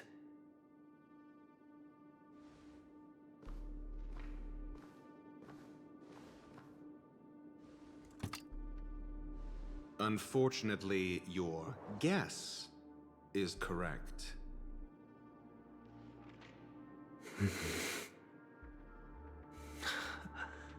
The golden stone. Its color and glow are similar to that of Klepoth's body. This is the very ruse he intends to use to fool you. He won't reveal to you that the 10 Stonehearts chisel their own will into the cornerstones, granting them an unparalleled radiance. And this golden statue is also known as Topaz, not Adventurine, and it belongs to Topaz. So, do you wish to confront him? not at the moment. I'm more interested to know the location of his cornerstone. The safest place somewhere you'd never think of. Because he never intended to hide it.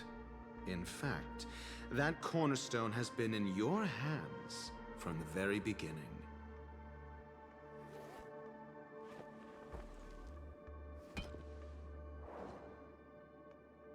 I see. This bag. Mixing a cornerstone, more precious than life itself, with a bunch of worthless jewels, disguised as a gift of money waiting to be confiscated, is indeed in line with Mr. Aventurine's style.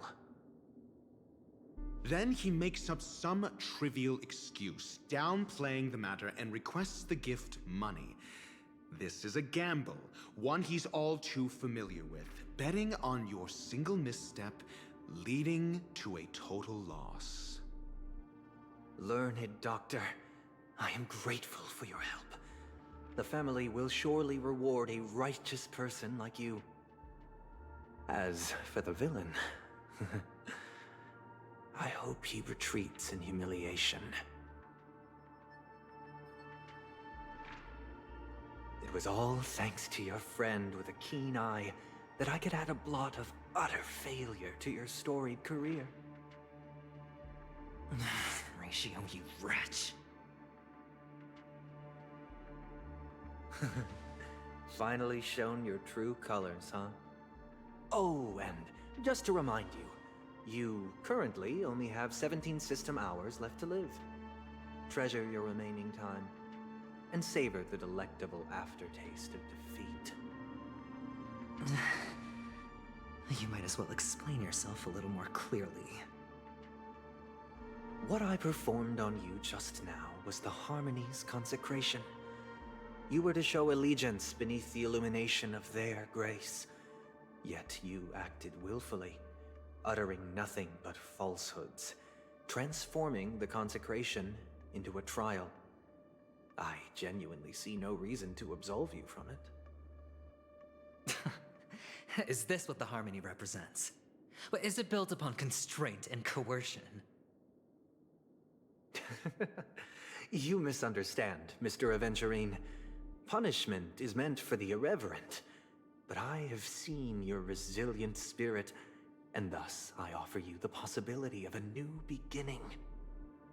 Throughout these 17 system hours, you will be unable to escape the dreamscape or contact any of your companions. You only have 2 paths before you, and it all depends on whether you can complete my test within the time limit.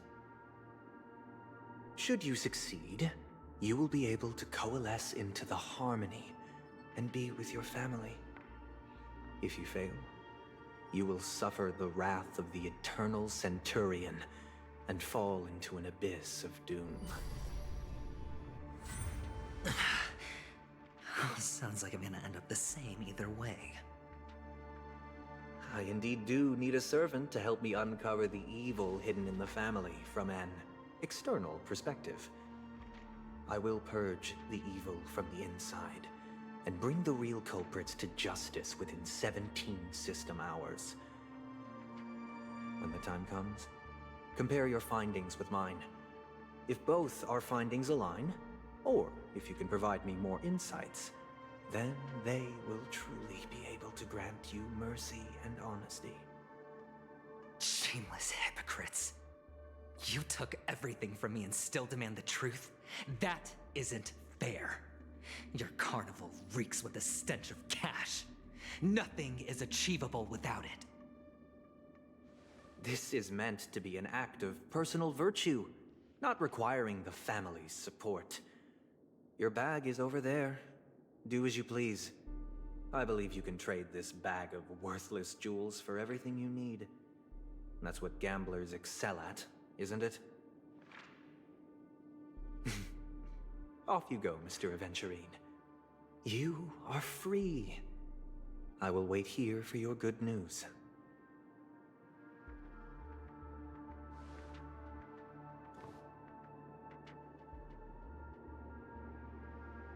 This meeting isn't an interrogation or a negotiation. It's an outright execution. Why would I do that, Mr. Aventurine?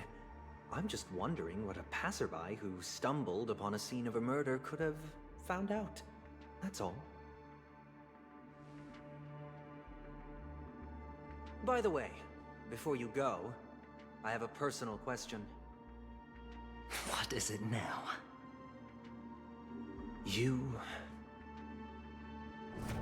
Do you truly wish to bring about the destruction of this world?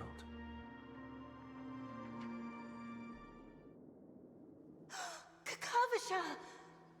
Where did you go? Oh, are you injured? I got it back, sister. You went to look for them? That's too dangerous. It's just a necklace. It's neither food nor water. We can survive without it. But I can't live without you, little brother. Promise me not to look for those catechins again, okay? Sister, don't be afraid. The catechins are fools, but I'm smart. I played a game with them, and I won. Won? What happened exactly? Tell me. I made a bet with them. The two birds in the desert and me. Who will die first? I won. They suspected me of cheating, but I didn't. I won fair and square. Of course. Of course you'd win. You've always been a lucky child. Gaiathra Triclops must be watching over you. But that's no reason to push your luck by going up against those bloodthirsty, cruel catechins. Have you forgotten how Mom and Dad...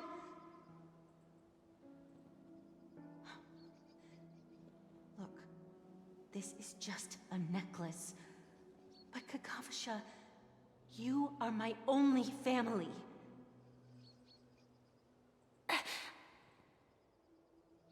I'm sorry, sister. I thought you'd be happy. Because Mom left you this necklace. There'll be no next time. It is important, but not as important as you, my dearest brother. I don't blame you, but you must remember what Mom said. Pain and poverty are the trials of Gaiathra Triclops. She has also granted us a chance. And that's your good luck, Kakavasha. Your good luck is the most precious wealth we, all Avgin, have. You're a child blessed by Gaiathra Triclops and can lead the clan to happiness.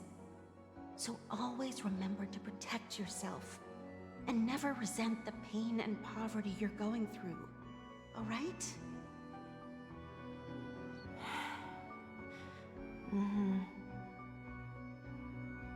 Listen to me and swear to Gaiathra Triclops. Okay. We'll swear to Gaiathra Triclops to protect this wealth.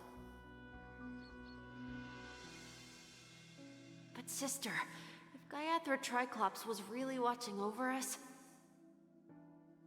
then why did she not protect Dad when he was swept away by the quicksand? After all, Dad went to the Catechins' land only to prepare for Gaiathra Triclops' offerings. And where was Gaiathra Triclops when Mom was shivering in our arms? Mom was still pleading for Gaiathra Triclops' forgiveness under her breath until the moment she closed her eyes. Sister, everyone praises me for being smart, but I don't get it. If every rain pour was Gaiathra Triclops' forgiveness and grace, then how bad were our sins?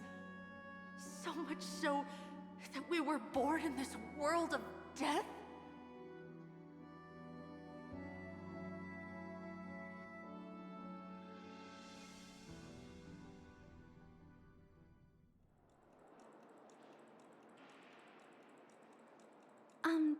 Excuse me.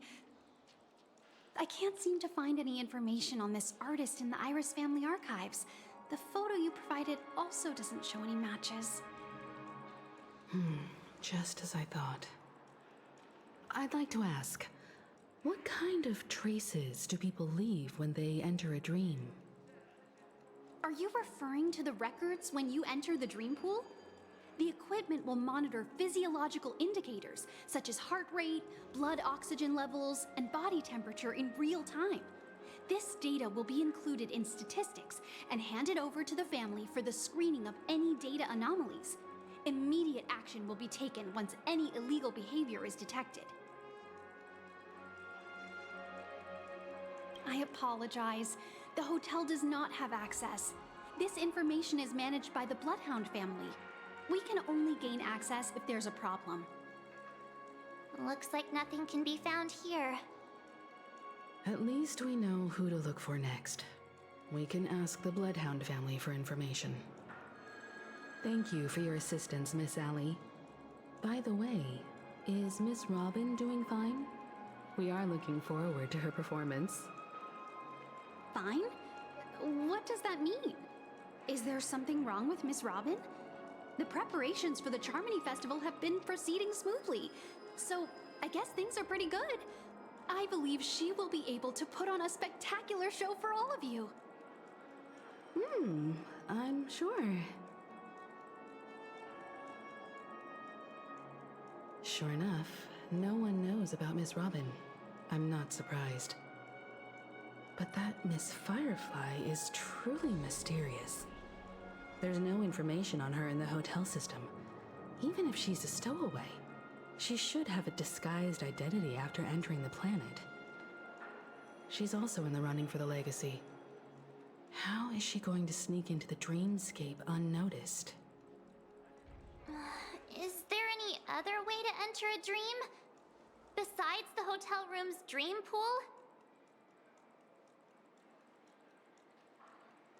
The Memo Keepers have abilities that are difficult for normal people to comprehend. In the memory zone of Penacony, they thrive effortlessly, a fact proven to us by Black Swan. The hacker girl from the Stellaron Hunters used extraordinary means to unlock the Dreamscape Hotel's seal. According to the scene witnessed by her, it is likely that they are behind Miss Firefly's case. The Garden of Recollection and the Stellaron Hunters. Both are possible, but what about the IPC? Since they want Penacony all for themselves, they're bound to have a plan. Who are you guys? The Bravo team has arrived at their designated position, ready to execute armed evacuation operation. Boss, get moving! Armed evacuation? Boss, are you drunk? What do you know? It's more efficient this way. Just don't let the director find out. Act first, report later. Understood? Help! Help me! I spent all my year-end bonus on the snowball! I don't want my name on the department's major disciplinary notice! Hey, check it out! That voice. Could it be the IPC workers from Bellabog? To all guests, the IPC will be conducting special operations within the hotel. Please follow the staff in charge of evacuation to the designated safe zones, or compulsory measures will be enforced. I'll request a beating for you lot! You've been told not to drink during work hours. Take him back to the hotel room. I'll organize a meeting later to properly go over how this incident report should be written. Miss Topaz? I never thought I'd run into you on Penacony. Oh, long time no see, Astral Express crew. Aventurine has told me a lot about your happenings. Huh?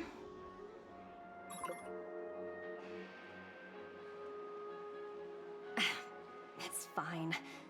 Do as they ask, and try to avoid any conflicts with the family. Report to me before taking any action. Yes, all right. As you see, the IPC isn't very popular here on Penacony. Cordiality from the family is a mere facade.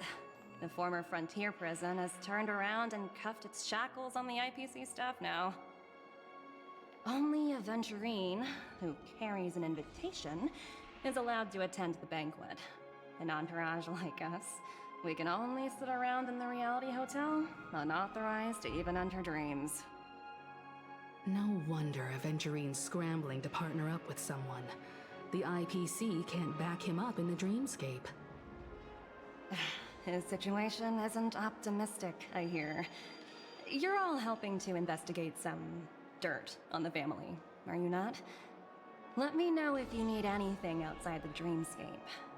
The IPC always treats its partners well.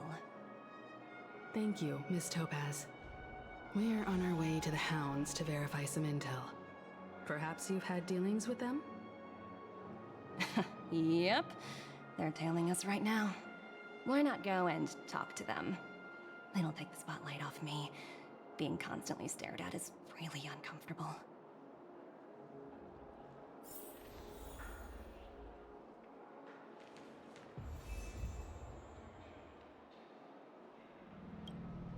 How does it feel to be in business with Aventurine? I bet you're not used to it. That's just his style. All or nothing is his mantra. He's always cozying up to his clients while egging them on to undertake some dangerous assignment with him. But everyone has their merits, so I won't comment further. But Aventurine's luck has always been good. He's always closed all his cases without a hitch, and basically never lost a gamble. Which is why, on the issue of retaking Penacony, I'm watching with keen interest. As for the two cases, apologies, but I don't have much info on them either. All I can do is ask you to keep digging for more details. Please, continue to investigate the case. All I can do is sit tight in the real world. I look forward to hearing your progress.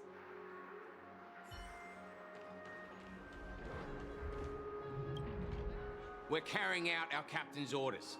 What do you want? We made a mistake last time, and we're working hard to rectify it now. We don't have time for anything else. Surveilling the IPC executive Topaz, ensuring that she stays put at the Reverie Hotel during her time on Penacony. We've got the right one this time. So that's it. They were the pair who were after Firefly at the time.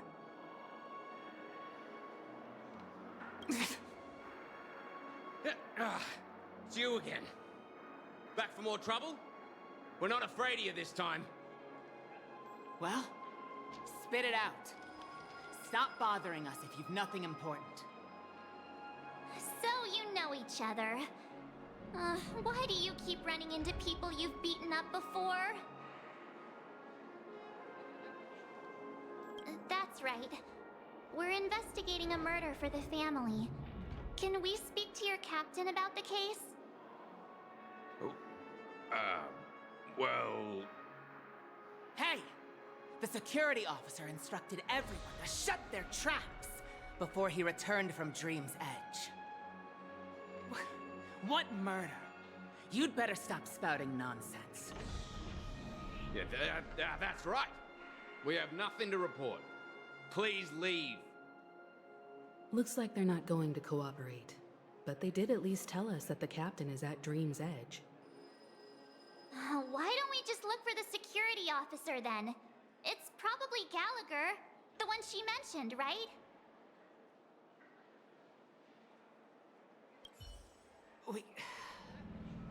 We have nothing to report. Please, leave.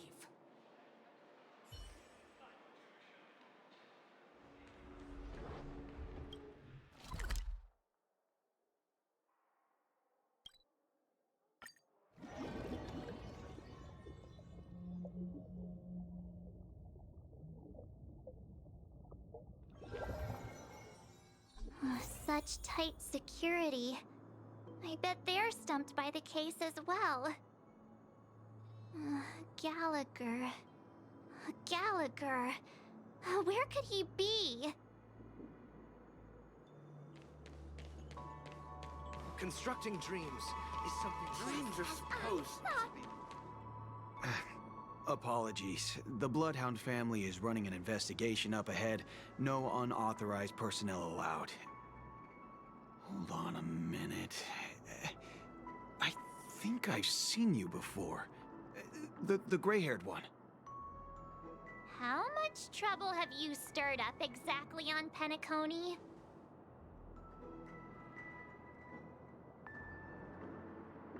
Not possible. It was you the last time, yelling about some clockwork friendship while beating me up with that silver-haired girl.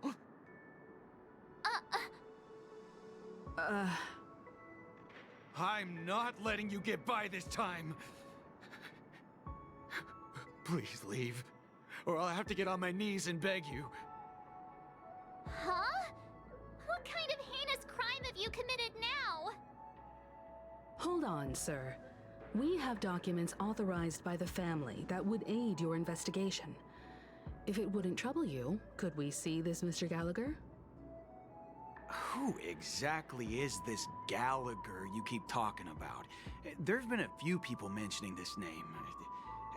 Even the one with the gray hair. He didn't send you all here? It was the security officer who dispatched us. That's all I can divulge. He'll do. He's the one we've been looking for. Sorry, no can do. The boss said that since it's a matter of the family's reputation, no one's allowed through. Everyone, please leave. There's really no need for us to make things difficult for each other, right? We're really sorry for troubling you. Let's think of another way. Another way. That's it! Didn't they say something about that? What was it? Clockwork? That got this guy to change his mind. Can you perform it again? That, clocky magic. It's not bad if we're resolving a misunderstanding. Please?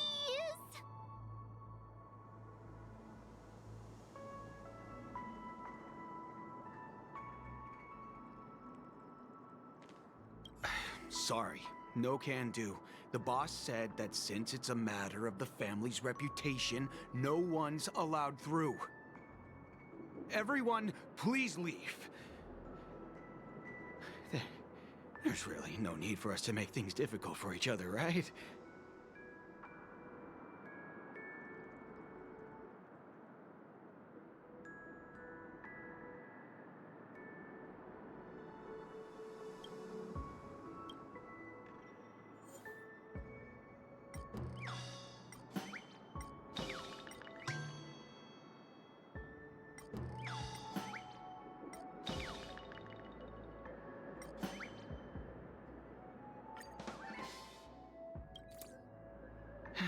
Let me see what time it is now. Whoa, it's this time already. What? Time to clock out, and no one's gonna stop me.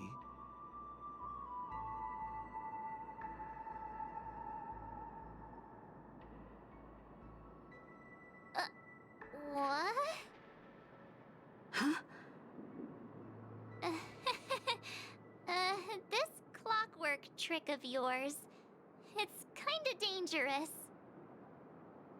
At least he won't be getting in our way again. Let's go find that Gallagher and ask him the intricacies of the case. I was wondering what all the commotion was. Huh. Oh, it's you guys. Welcome. Since you made it here, what can I do for you? Hello, Mr. Gallagher, sir.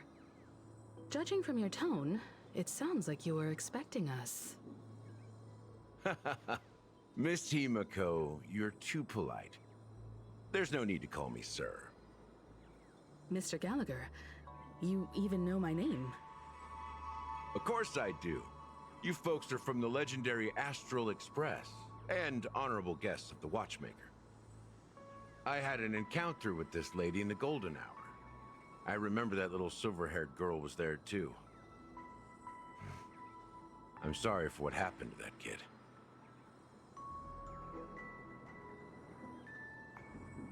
This is also the reason why we've come to visit you, Mr. Gallagher. The Express can't just overlook the death of that child. So we've decided to help the family get to the bottom of it, in the hopes of getting justice for her. The Nameless involved with the family. What an unpredictable twist of fate. Why? What's wrong with the family? It's nothing. On Penacony, everyone loves the family. No matter how much one resists the beautiful dream, when the time comes, they too will find it hard to let go. Who wants to leave a warm nest? Just idiots, little kids, and inebriated fools. Mr. Gallagher seems to be getting at something.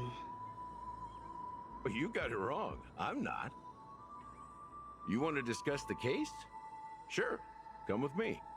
This is not a good place to talk. Let's go elsewhere.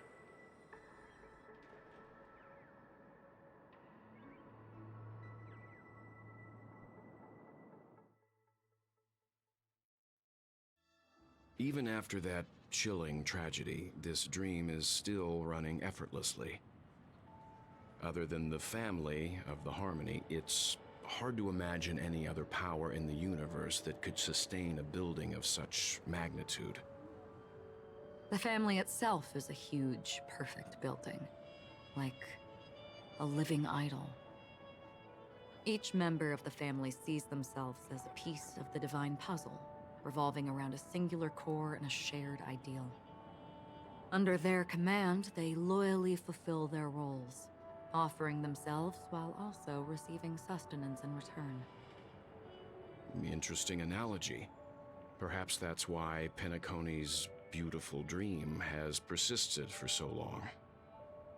But the human body has its limits, and so does the Divine's. That doesn't sound like the kind of comment a Galaxy Ranger would make. Just pointing out the facts. Mr. Yang will definitely have a better sense of what's going on than I do. Why do you say that, Miss Acheron? The beautiful dream is crumbling. But not because of a particular eon, a particular faction, or a particular visitor. Its collapse stems from a certain inevitability of human nature. The family refuses to acknowledge this, and it has ultimately backfired and become a catalyst. As people immerse their souls in the dreamscape, where consequences and pain cease to exist, and only ease and pleasure prevail, they draw closer and closer to necrosis. Regardless of the perceived bliss, death looms as the inevitable conclusion. Also, this necrosis will diffuse and spread. One piece of the puzzle's mutation will eventually cause the entire building to shake, break, and crumble. In the end, the dreams that people built in the name of freedom became the cage that imprisoned them. I'm sure you've gained a lot from this trip, Miss Acheron. Are you willing to share your findings with me? Of course. That's if I remember.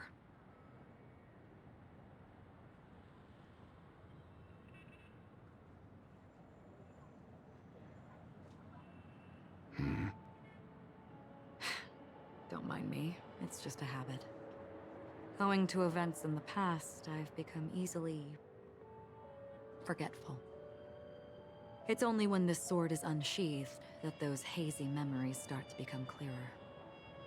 Take your time. That should do it. I vividly remember everything that occurred on Penacony. Ask away. The moment of daybreak. I've heard that's where the Dawn Factory, which processes the foundation of the dreamscape, is located. Behind the dreamscape's song and dance stand many imagination factories. Workers create all kinds of whimsical works day in and day out in their dreams. Then they return to reality and sleep on a narrow bed in a room. A far cry from luxury. They say it will suffice. Experiencing the bizarre and motley dreamscape is the best reward. There I encountered a young woman who had just come of age. The perfect time to indulge in beautiful dreams. Her greatest wish was to one day move to the golden hour and see the magnificent garments she had woven with her own hands. For certain reasons, her wish was difficult to fulfill. But I managed to bring her a garment. Gilded Hour. It's said to be Penacony's currency center. Yes. It is a fortress-like financial city, the economic heart of the dreamscape. The Pepeshi people of the Alfalfa family are there to keep it running, sending blood that is made from money everywhere on Penacony. Everyone there is exquisitely dressed and always in a hurry. The greatest wish of the local Pepeshi people is for their future generations to work in the Gilded Hour. I've never met anyone who is willing to talk. I could only stand at the crossroads, watching crowds of people hurrying like the wind through the jungle of steel, only to deposit the alfalfa credits that they'd earned into the bank's vault. I don't know if they would open the vault door, but before I left, I witnessed a well-dressed Pepeshi person plummet from the sky, while those around him continued on their way, unfazed. I hear the Blue Hour is very romantic. Do you have any tales to share? Perhaps Mr. Yang has heard. There is a large boat called the Eventide, anchored along the Sea of Dreams, where soft music and dancing persist endlessly every night. I ran into a wizened lady there. She was at the dock, waiting for her long-departed lover to return, waiting for countless hours within time that stood still. In the humid sea breeze, she spoke of her own youth. Like many who desired wealth and love, they came to Penacony to pursue their dreams. Alas, her lover's consciousness was lost in the dark depths of the Sea of Dreams. Finally, she suggested we continue our conversation on a boat in the shallows. I agreed and boarded the boat with her. But she never said anything. Her eyes absent-mindedly gazing at the horizon for what seemed like forever. Finally, we retreated to the beach. The dreamscape of chic, luxury, and consumerism, the moment of dusk. My companions have been there too. Then you all must have seen those who are attempting to realize their dreams. Or have realized them. Scattering money as if it were dust and betting it on all or nothing. Everything has a price, and everything can be bought or sold. Even dreams themselves. I saw an Intellitron there, who was preparing to auction himself. When someone wins a bid under stipulated periods and rules, he would do the buyer's every bidding, becoming that person's very possession. That Intellitron had been auctioned off a dozen times, and I participated in his 13th. That was the grandest banquet I had ever attended. But never again did anyone cast another glance at him. This time around, there were no successful bids for him.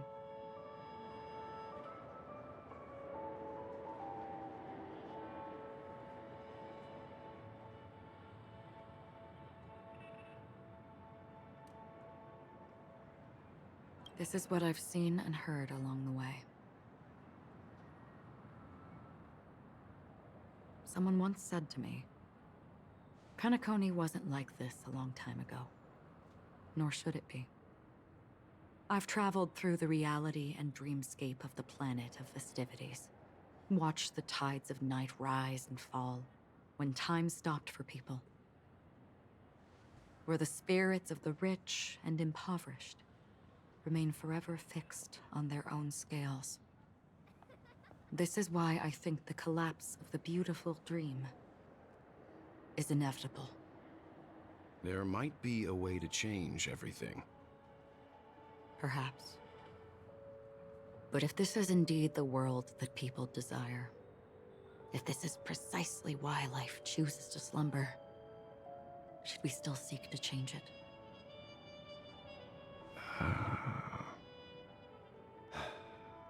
Miss Acheron, now it's my turn to share a story with you.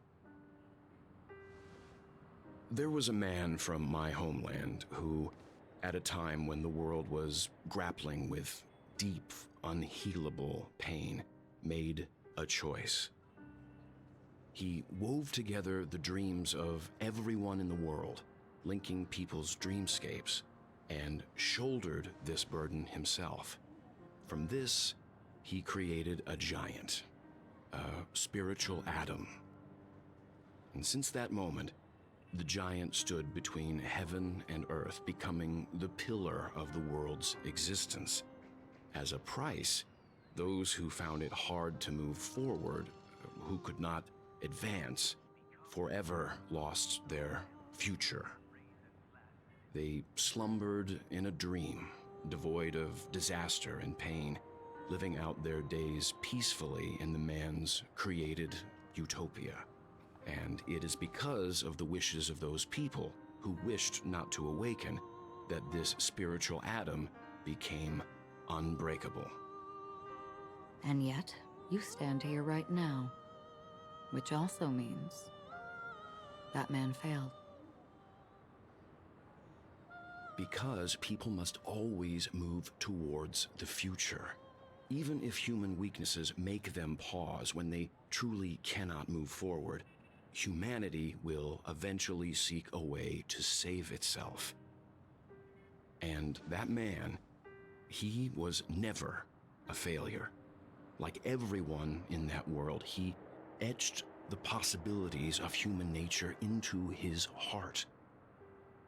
He was the sun chaser of legend, soaring towards the sky and embracing his final victory with his fall. He ascended to heights uncharted, only to come face to face with the sun, a place not visited by anyone before. His wings would melt because of it, only for him to fall into the sea, and after that, countless others would surpass him, soaring to even greater heights. A fitting metaphor for the Nameless's trailblazing spirit. Thank you, Mr. Yang. I know what you wish to confirm. The universe has innumerable similar, yet different worlds. In these worlds, there are innumerable people who look alike, yet don't. I too have embarked on journeys, encountering old friends with familiar faces on different worlds, witnessing their destinies follow paths similar to mine. So I will tell you, even if not completely similar, the story you just told, it overlaps with my past. And within that abyssal dream, I ended that man's life. Alone.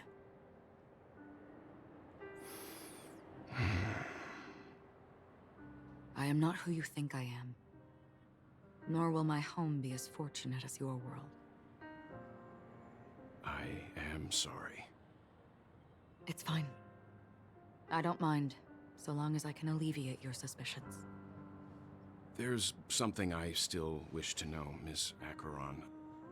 Under that representation of the hunt, exactly what sort of power is it that has motivated your solitary journey thus far?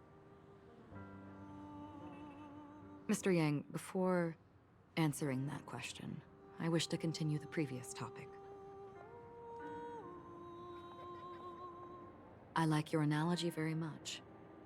Indeed, birds are born to fly, But in a distant past, their ancestors could only gaze at the sky in envy.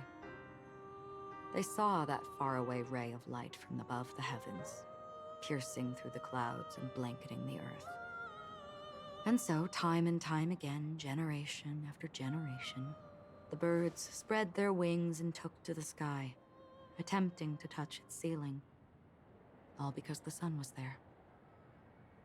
Then, what if the last bird finally soars into the sky, only to realize that the end of the light is not the sun, but darkness?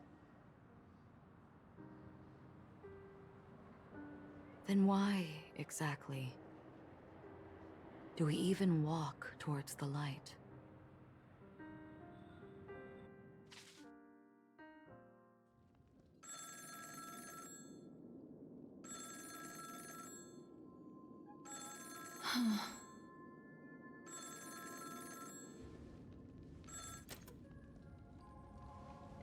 Long time no see.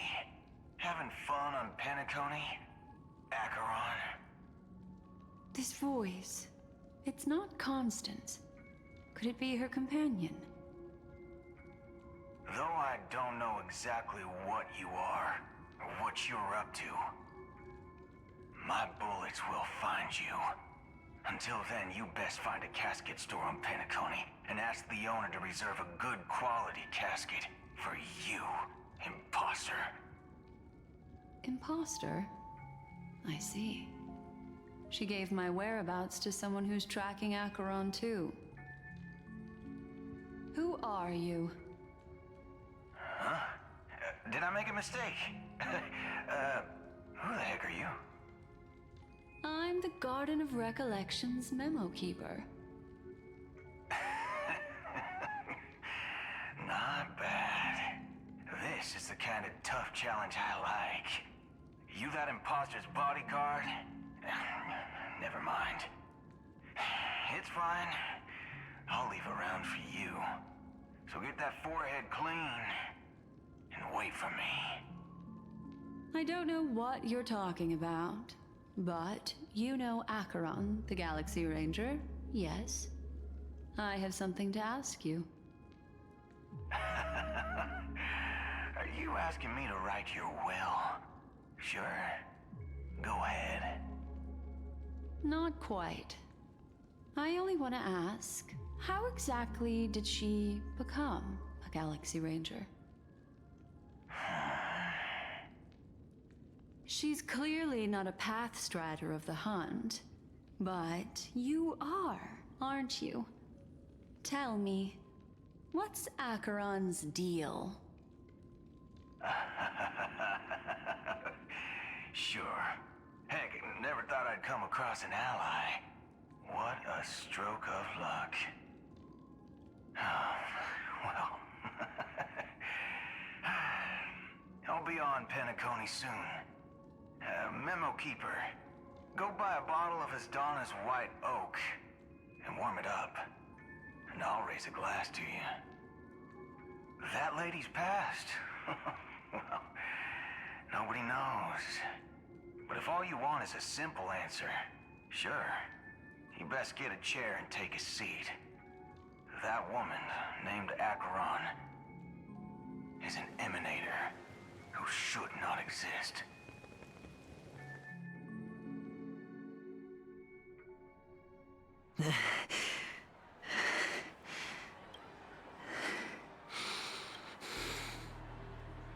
You look pale.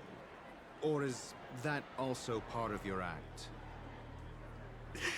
I didn't think you'd have the nerve to show yourself. I thought this was exactly what you wanted. After all, I faithfully fulfilled my duties as you instructed. Just tell me if you can't hold on any longer.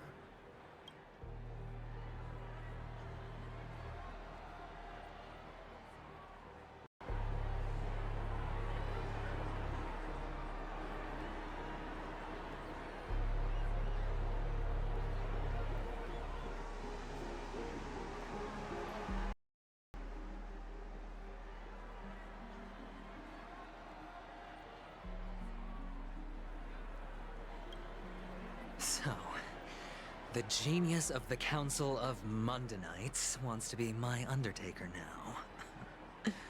My, what an honor.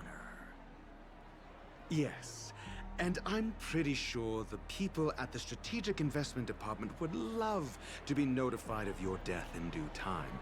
But let's not forget, you won't be seeing them, because I'm the manager of this task. Great. Then tell your people that Aventurine is ready to go in 17 system hours. Oh, you've got a lot of nerve. How exactly do you plan on completing your task while your hands are tied by the Harmony? Well, my conversation with Sunday convinced me that there's a traitor in the family, and that they hold the secrets of Penacony. So, I took the opportunity to set everything in motion. I even managed to recover the gift money. Things haven't gone this smoothly since I walked through the doors of the Reverie. Now I'm only one step away from victory. Let's just wait and see. Sounds like a very elaborate way of saying that you failed. That's all I can say.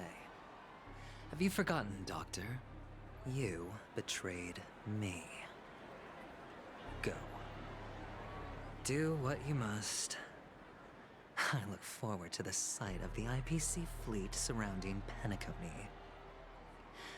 You've achieved what you desired, haven't you?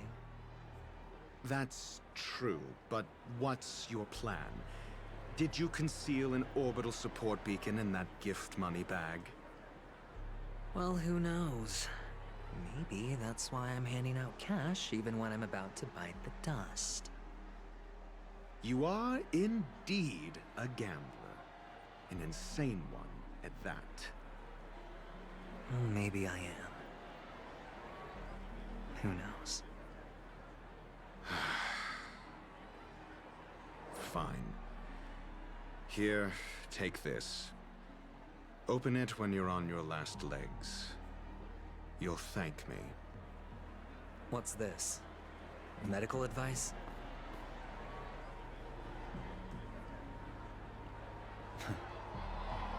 You catch on pretty fast, Doctor.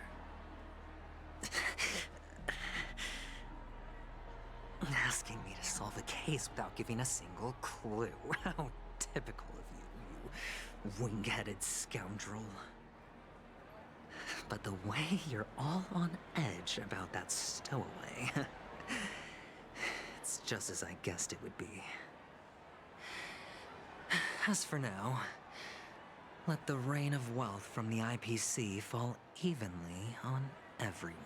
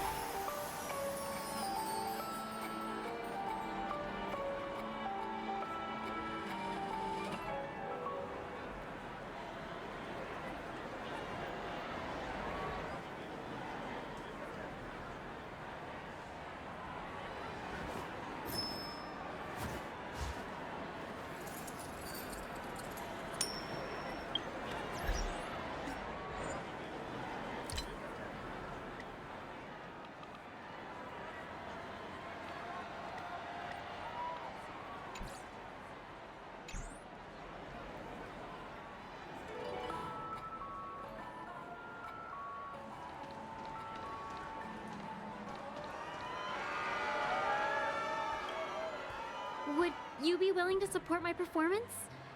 And keep the Song of Beauty alive in the cosmos?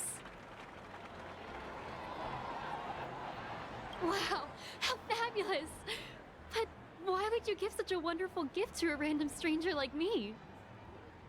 Well, you see, I can't bear to see anyone in this sweet dream suffering from poverty. That's incredibly kind of you. Thank you so much, sir.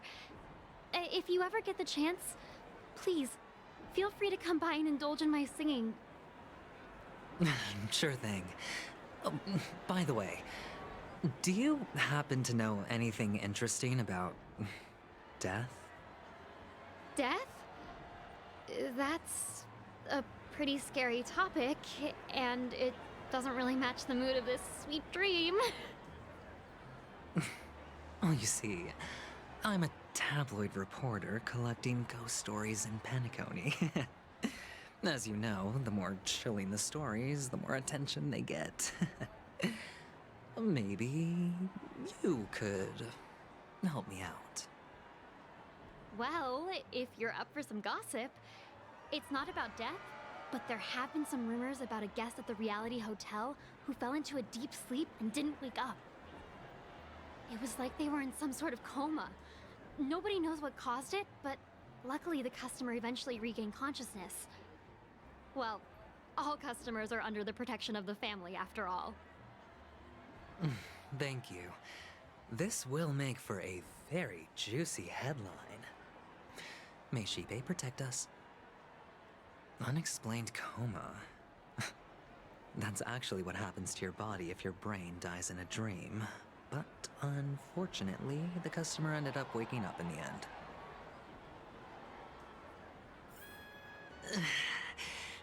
I can feel something inside my head. Is the harmony starting to kick in?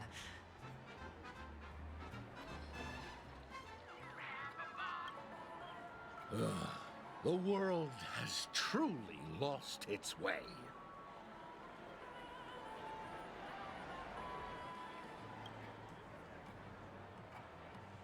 You... wait. I get it now. This is some sort of prank show, right? You must have some cameras set up around here to film yourself doing good deeds, right? You youngsters are always looking for a quick way to get an audience. But you know what?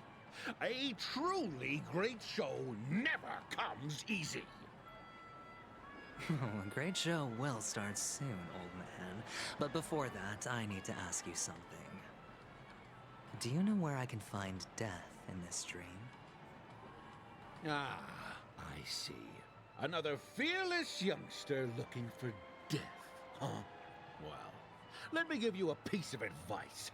Don't think you're the first one who's ever thought of that idea. Death? Not even remotely innovative. I bought it from Dr. Edward. He claimed it was some exclusive fancy schmancy stuff. Oh, but what a disappointment. The effects were awful. First, some monster covered in eyes stabs you in the gut. And then all you see are blurry glimpses of buildings and lights. The sky was spinning so fast it almost made me puke. Is that all? Yeah, what else can you expect? Don't put too much stock in the Penacony movie industry. They even call this junk groundbreaking art. Can you believe it? What a joke. Well, I'll leave you be then. I hope you have a wonderful day.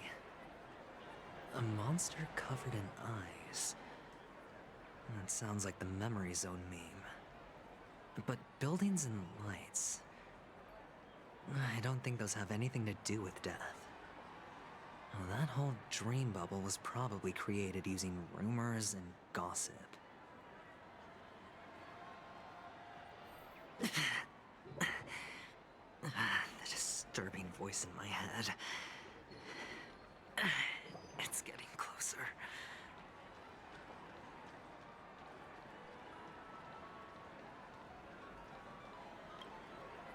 Take care, my friend. If you ever find yourself in danger, remember that the hounds are always ready to help.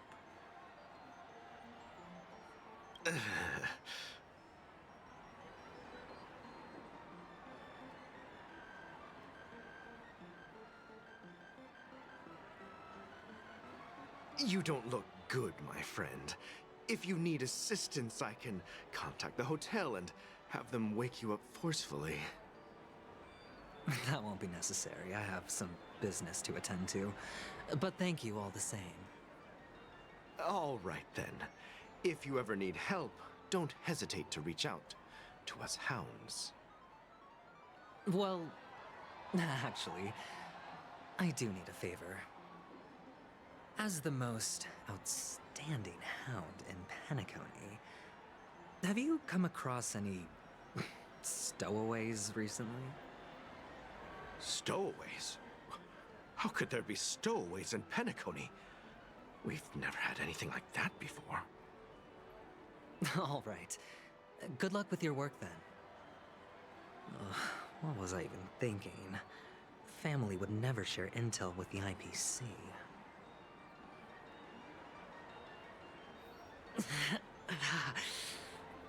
Does everyone have to go through so much torment before joining the family? Darn it. Now I just want to dig out my brain and use it as evidence.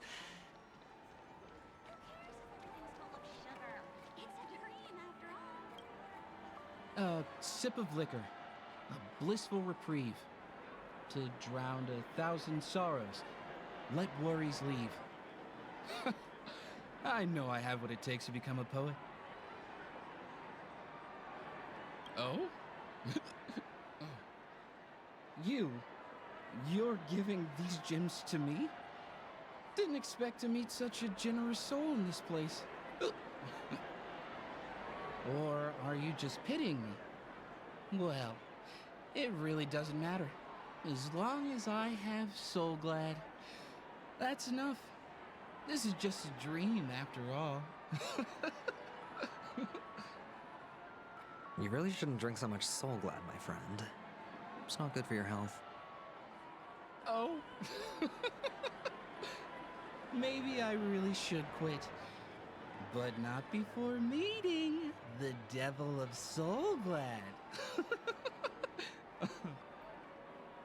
The Devil of Soul Glad? Care to elaborate? Yeah. It's a seahorse with a long neck. They say it loves to appear to drunk people, especially the ones who are passed out on the side of the road. How funny. Yeah. Very funny indeed. Thank you.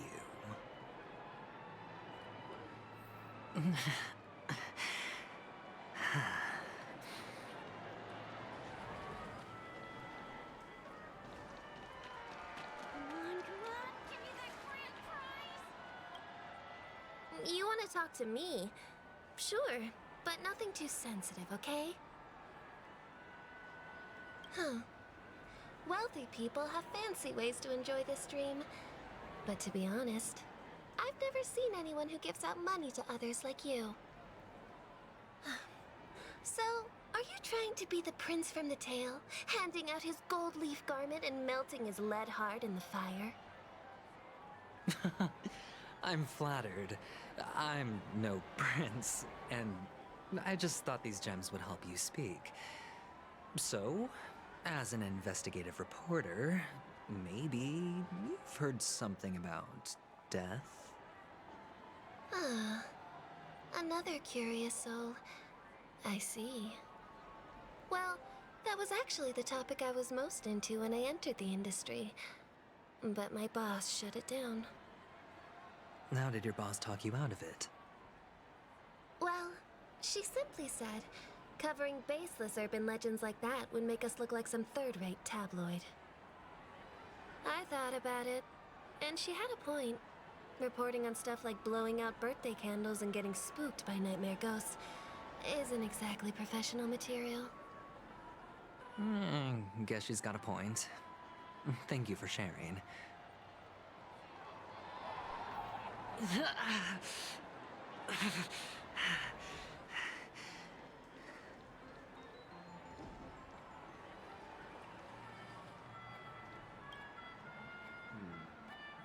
Were you wanting to talk to me? Sorry, I thought you were checking out something behind me. Is this a gift? For me? Are you sure this isn't some kind of mistake? Yes, it's for you. Just take it. Is this for real? Someone is actually giving me a gift. Not for my parents, but for me. Thank you. Thank you so much. No, it's not much. I just want to ask you something. I knew it. What's on your mind? Are you trying to ask about my father or my mother? Neither. I just wanted to know if you've ever heard about death in the dreamscape. Oh, you sound just like my father. Always warning me about danger, even in dreams.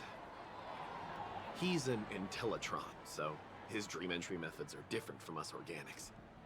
Can't count on him to protect me if something does go haywire. Funny, right now I'm still under his protection. How ironic.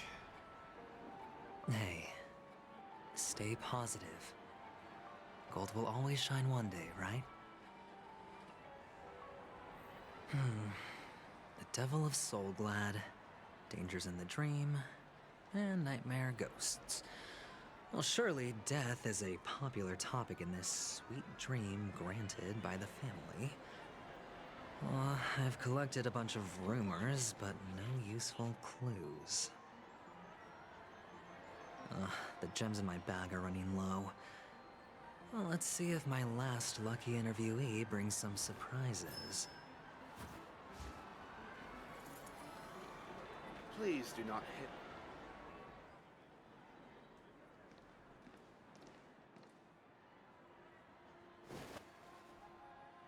Remember what I said. You Sigonians are better off hiding in the sewers.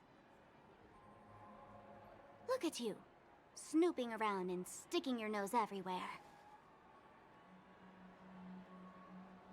Is the smell of death so enticing, my fine fellow? Oh, it's you, masked fool. I should have guessed it. You're the imposter who appeared on TV after Robin's death, right? I heard you got caught by the family. I gave you a clear clue. Befriend a mute. Simple and straightforward, you know? And what did you do? You messed it up and ended up as their prisoner. I told you to make friends with a mute, not become one yourself. You really let me down. What do you mean? You know better than I do. Who watched the little songbird that couldn't sing perish right before their eyes? You did, Blondie.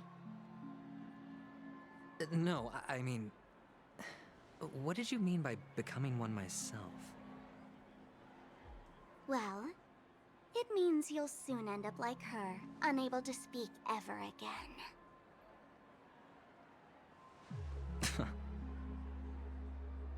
But it's a good thing if you ask me, because... Because I'm getting closer to the truth, right? Oh? Why else do you think I'm handing out cheap trinkets all over the streets, fool? All part of the act. Fool's bait. The more pathetic I seem, the more likely you'll come sniffing around. So, now that I've drawn you out, will you reward me with an answer for my efforts? Why should I help you? Don't you want to see Penacony descend into... chaos? Well, I can make that happen. I just need an answer to one question. Back then, when you asked me to find a mute, did you really mean Robin?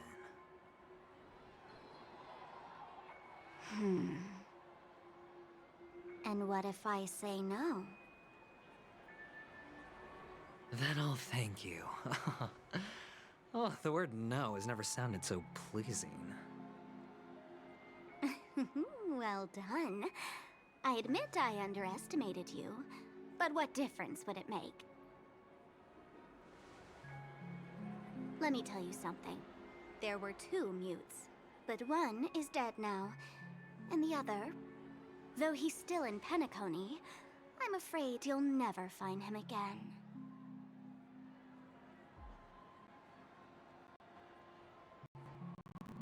Now I'm completely sure that I was on the right track from the beginning and never strayed, fool. Right now, there are only 2 things missing from my grasp.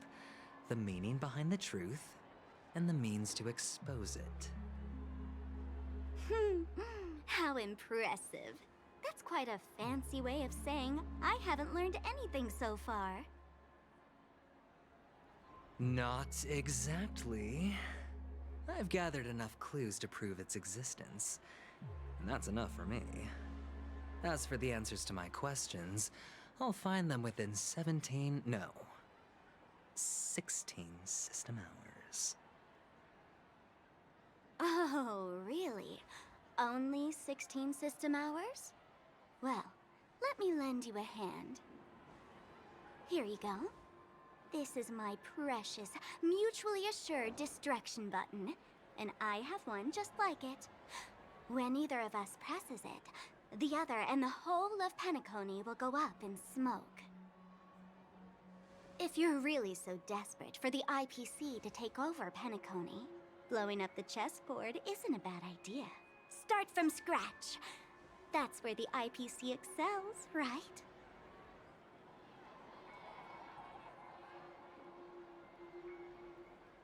Just press the button when you're at your wit's end. And of course, feel free to reach out to me for my hospice care, too.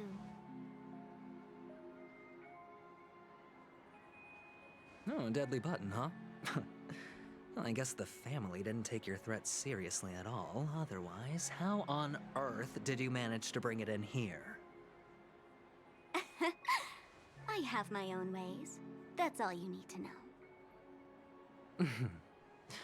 Well, I'm afraid I'll have to decline your offer. Who knows if your little gadget will actually work. By the way, I have no plans to search for the other mute friend you speak of, but it's good to hear that he's still here in Penacony. I'll handle the rest myself. I'll orchestrate a grand finale for the downfall of the family. And at the climax, the walls will crumble, people will wake up, and those who couldn't speak will find their voices again. When that time comes, go ahead, press the button, light up the sky with a magnificent fireworks display for me. Catch you later, fool. You're still talking big, but sure, if that happens, I'll stay true to my word. Just don't let me down now, okay?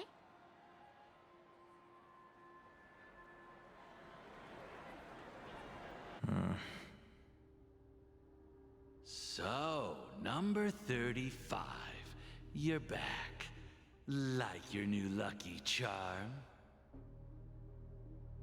Can a commodity code really be considered a lucky charm? Silence! I didn't give you permission to speak, you Sigonian hound.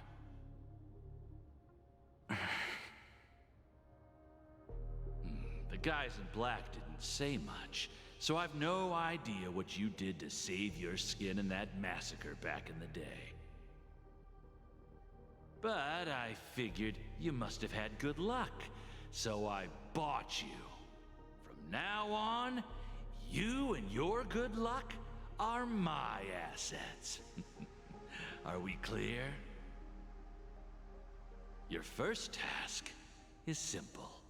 In addition to you, I've purchased 34 other slaves. Go and play a game with them. You came out alive after 2 days. It proves that you are the real deal. You're insane.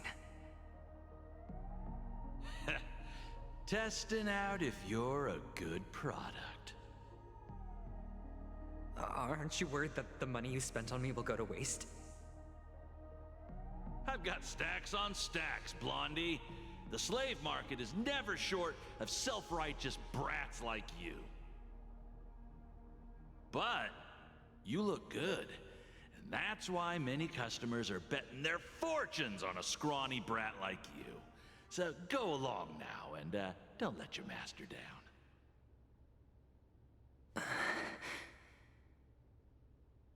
How much did you spend? What? My price. How much did you pay for me? Huh. You really want to know? Well, it was 60 tanba. No more, no less. I'll take my chances. 30 tanba. If I come back alive, you'll give me 30 tanba. Deal? Are you trying to strike a bet with me? Oh, you've got some guts. Yeah, sorry, but that won't do.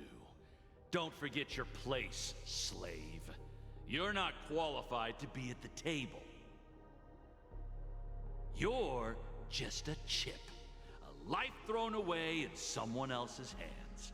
Either you come back with more chips for your master, or you never come back. It's all or nothing. Don't embarrass me, my lucky hound.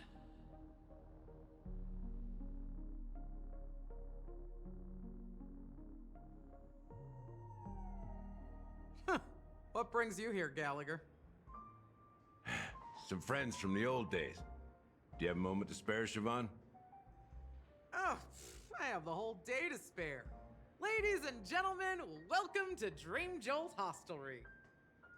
This bar offers a wide variety of drinks, but we draw the line at Soul Glad. Why settle for ordinary when you can experience extraordinary? We're dedicated to serving up nothing but pure joy and laughter. What would you like to drink? I'll whip it up for you. Oh, look! A lady as cool as Serval. Who's Serval? Will you, introduce me to her? Huh? Oops. She's heard us. Just spare them, my esteemed bartender. I'll take over the bar today. I'm getting up there in age, and I need some practice before I forget the skills that used to put food on my table.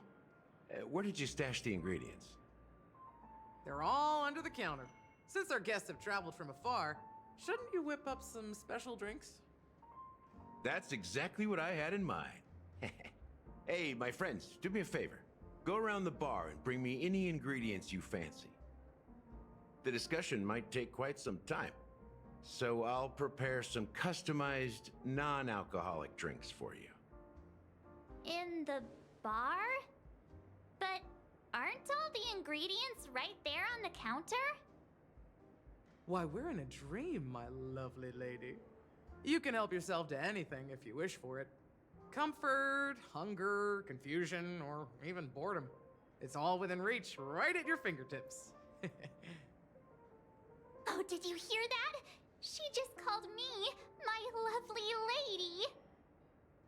Even in reality, mixing drinks is more than just throwing ingredients together.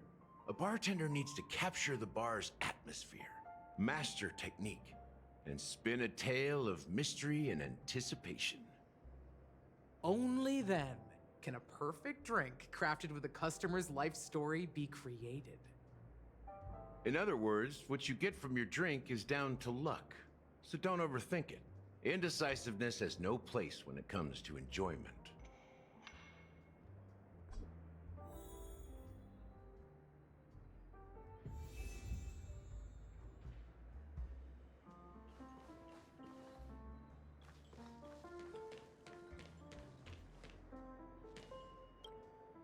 It's Soul Glad!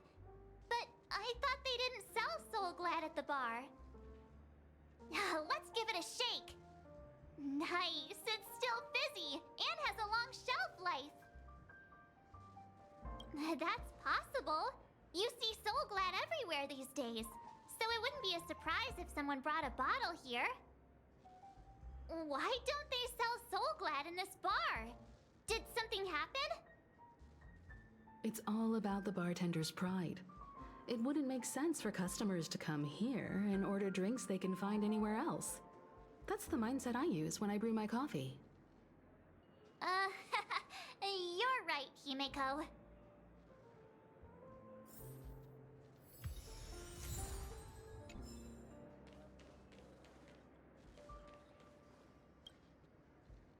Hey, look at all these chips scattered everywhere. A few days ago, an actor from the Iris family came. Caused a ruckus for Siobhan. Those chips must have gotten scattered during all the chaos. Nah, it turned out to be a landslide victory. That being said, opening a bar in this place, filled with monsters, is quite a feat. Siobhan must have a lot of tricks up her sleeve, right? You'll have to ask her yourself to find out. But I have a feeling she won't budge unless you impress her with an incredible drink. That's quite a stash. Not sure if it's enough. Stay out of my way.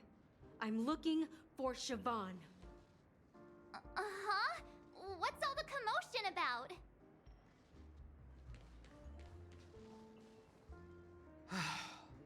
Haven't I made myself clear enough, Miss Amiki? The Dream Jolt Hostelry only welcomes guests who want to enjoy a drink to their heart's content. I'm sorry, but I'm not interested in your proposal. But you have the talent. You'll attract a huge audience.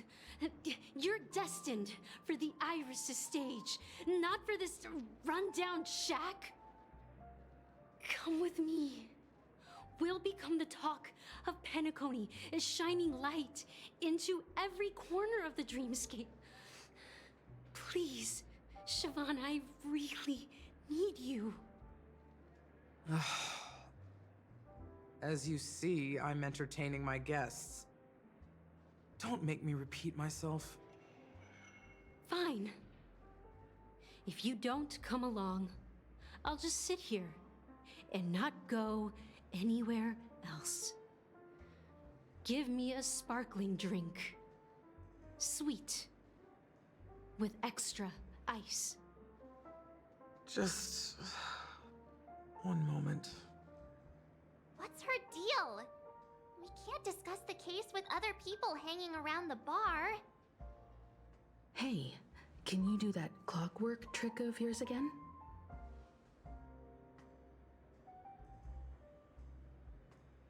Time is running out. We need to hurry. Yeah, I'm counting on you.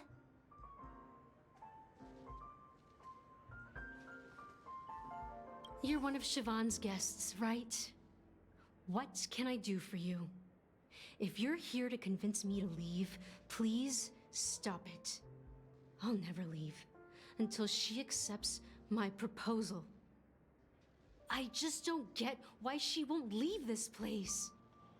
This rundown shack with no customers whatsoever.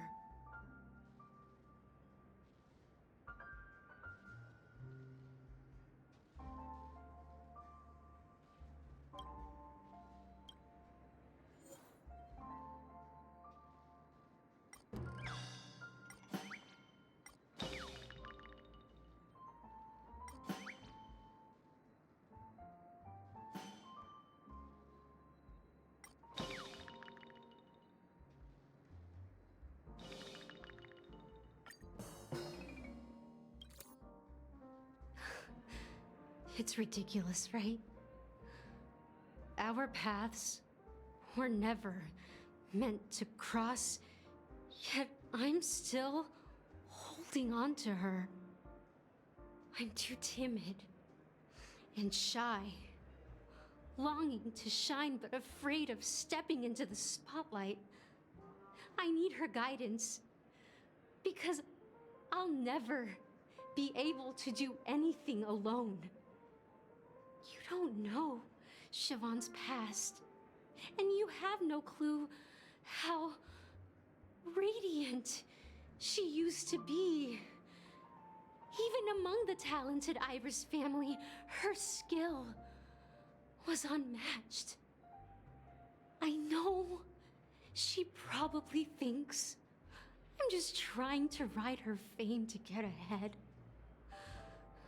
But all I want is for her to reclaim her place.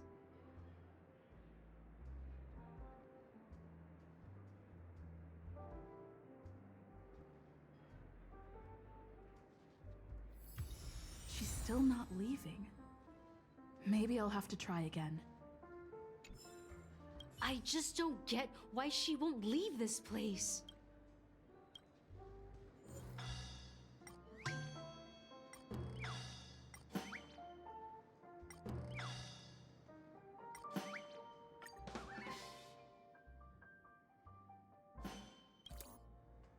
I've seen it. The moment when Siobhan and I share the stage. The crowd is going wild, applause crashing like waves, the aroma of irises fills the air. A beautiful melody playing, ribbons dancing around us, and the taste is sweeter than honey. I've seen that scene countless times in my dreams, and every time it mesmerizes me. That's why I have to bring her back to that world, no matter what it takes. Want to raise a glass, my attentive listener? Let's consider it a toast to my far-fetched dream.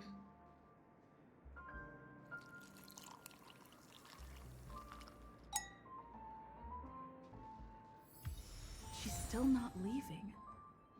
Maybe I'll have to try again. I just don't get why she won't.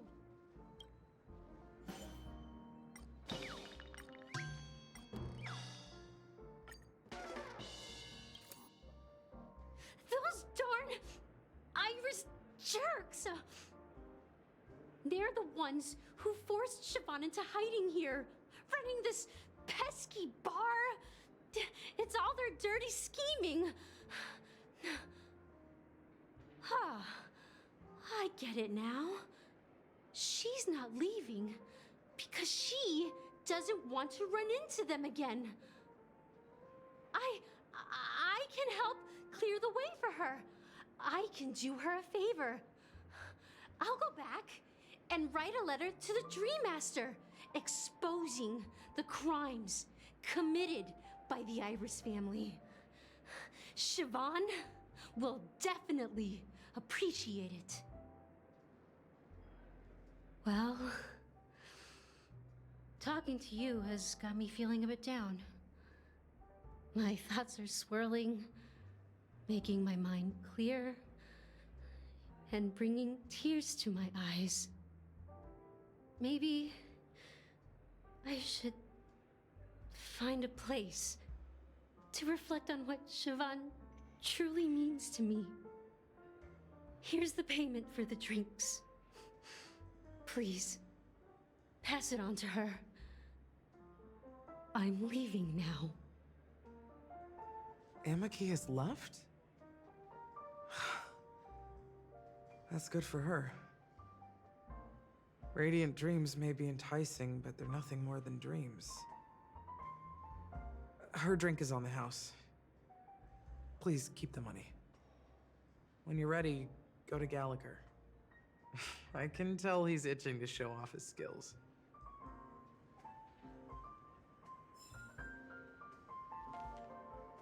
That being said, mixing a drink is way simpler than you'd imagine. Just pick your favorite ingredients, toss them in a glass, mix it up, and it's done. So go ahead, explore the bar, and bring me any ingredients you prefer.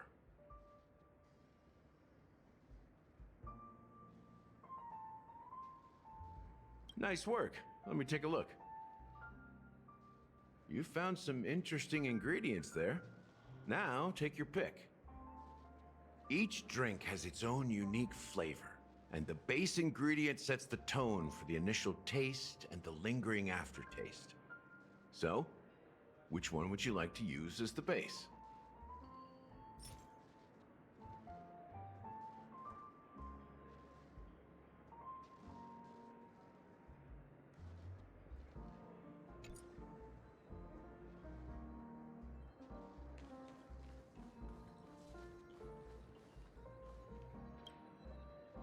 Check out this bottle! The liquid inside looks beautiful. And the label reads... Dream syrup. Thick. I don't see an expiration date, but the production date is... half an amber era ago. Ugh, drinking this stuff can't lead to anything good. That's for sure. Ugh. The syrup is turned clumpy. I definitely don't want to drink this, even if it's not expired. Did you find the bottle of syrup I've been hoarding?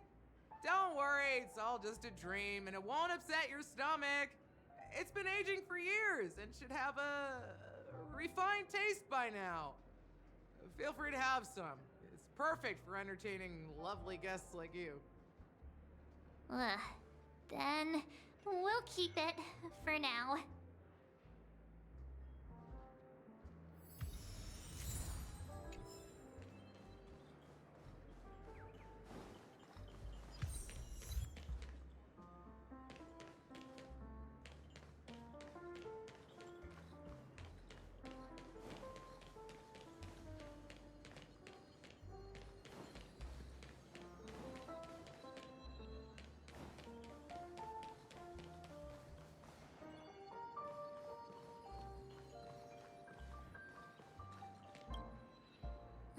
Can this be used for mixing drinks? Oh, and there's a note underneath. Exchange with your precious things. Oh, what should we exchange for it? And who should we give our stuff to?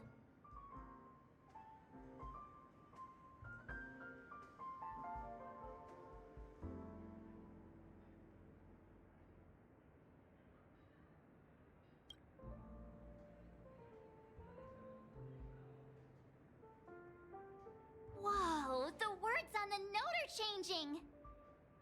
Stairs made of coins can lead to happiness. Does this mean we can take it? I'm not sure if it's a good deal, but thank you anyway.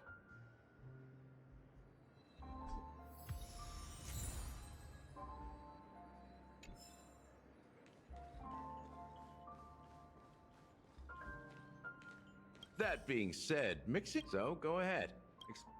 Nice work. Let me take a look. You found some interesting. Each drink has its own unique flavor.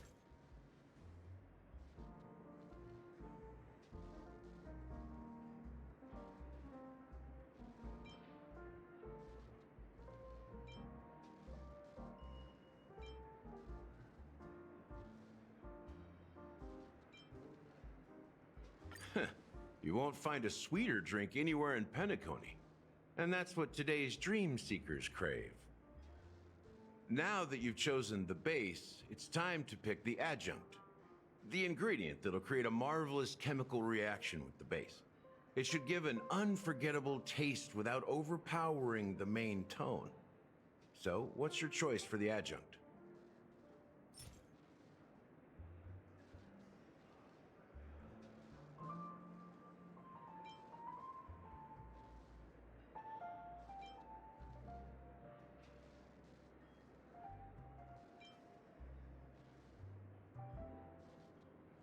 Bright future. A taste that's been a long time coming. I'll never forget the flavor that danced on my tongue as Mikhail whisked me through the dreamscape wilderness. Those were haunting times. Too beautiful to be real. Mikhail. Almost there. Let's pick a decoration. Which style do you prefer? Anything you need, I've got it.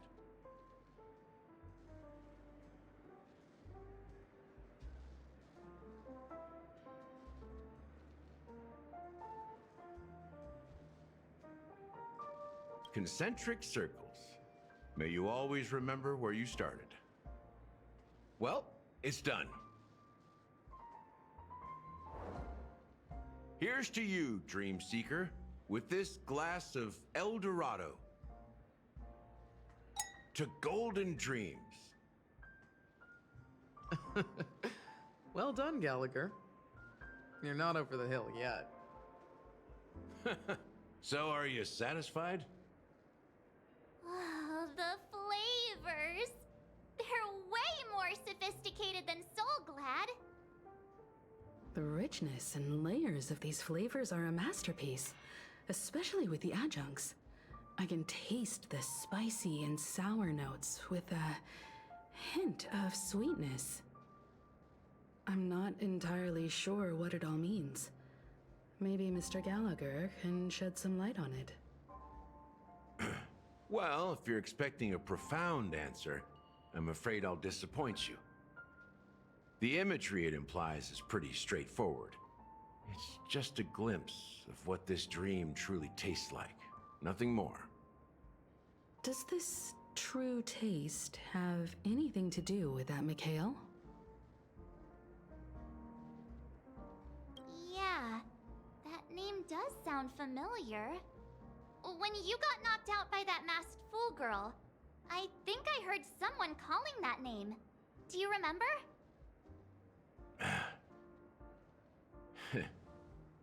I was right about you. You guys seem to know quite a bit, and now there's no reason to hide anything from you anymore. Let's dig deeper into the case, and of course, I'll tell you a story about Mikhail.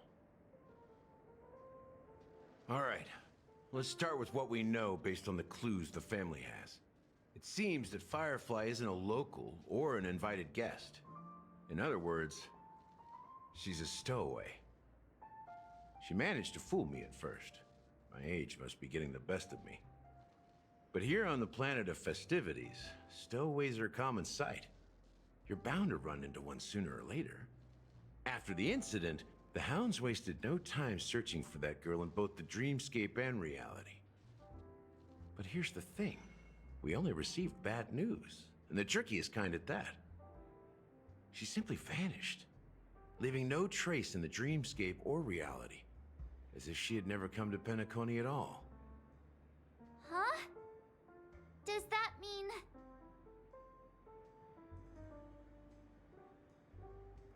Different? Are you suggesting that girl wasn't actually killed? Come on, aren't you a witness in this case? Let me be frank. This case, actually, is unlike anything the Bloodhound family has dealt with before. Dealt with before? So, death does happen in Penacony, if I understand correctly. You've witnessed it, so there's no need to hide. Even the shiniest city has its dark side. We're all adults here. Surely I don't need to explain too much to you.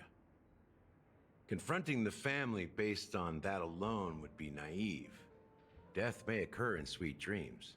So what? Such events are highly unlikely and only affect a tiny number of people. If you really want to delve deeper into this case, you need to understand the true problem with the family. I guess it's time to tell the story of that Mikhail. You're very perceptive. The Astral Express has received that music box too, right? Do you know the secrets it holds? There's a message. Witness the impossible in the realm of dreams. Find the legacy of the Watchmaker, father of Penacony, and thus the answer to the question, Why does life slumber? That's the exact wording. Hey, why are you laughing? Wait, did you write it? It's quite poetic. No, but I'm the officer in charge of this case. So how could I not know? I'm sure you must have noticed that this message didn't come from the family. You might have even guessed that the relationship between the family and the watchmaker isn't as close as it seems. That's just our speculation. Actually, it's hard to believe that the father of Penacony and its actual managers are at odds. Now I can assure you that your speculation is absolutely correct. The family has considered the watchmaker an enemy for a long time, but the hounds haven't been able to track him down, as he seems to be living only in the characters and stories he created. Let me ask you a question. Have you ever wondered why the family allowed the watchmaker to send out such a ridiculous message to the outside world, inviting you here and causing chaos? So, you want to seize this opportunity to expose the watchmaker? Well, now you understand why the Oak family authorized the Nameless to assist in the investigation, but kept you in the dark, right? Because the watchmaker is not the legend of the land of the dreams at all. He's the most shameful stain in the history of Penacony, and he's the root cause of all the anomalies in the dreamscape. You don't get it? Well, I mean, Mikhail, the betrayer of the family, he's the watchmaker.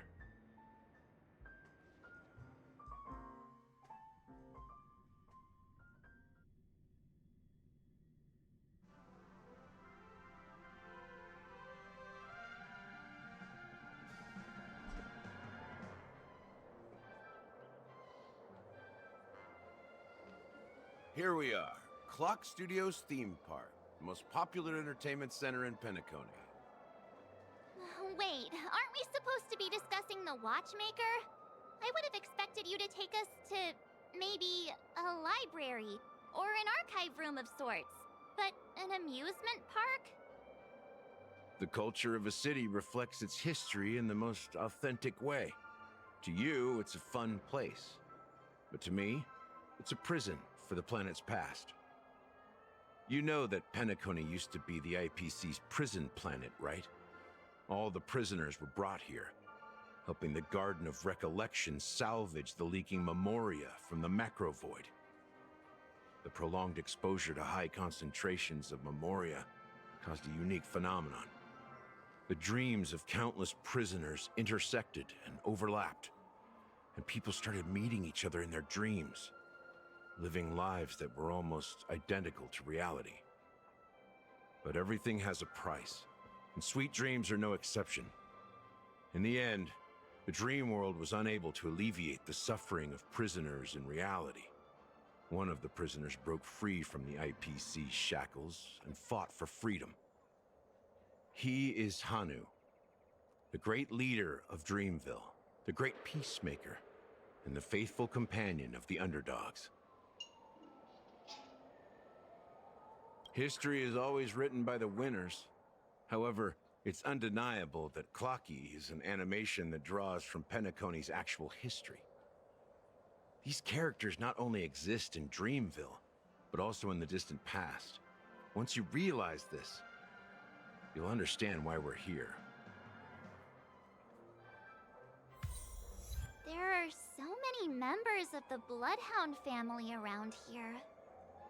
They just received a lockdown order, supposedly from Sunday himself. Who knows what it's for?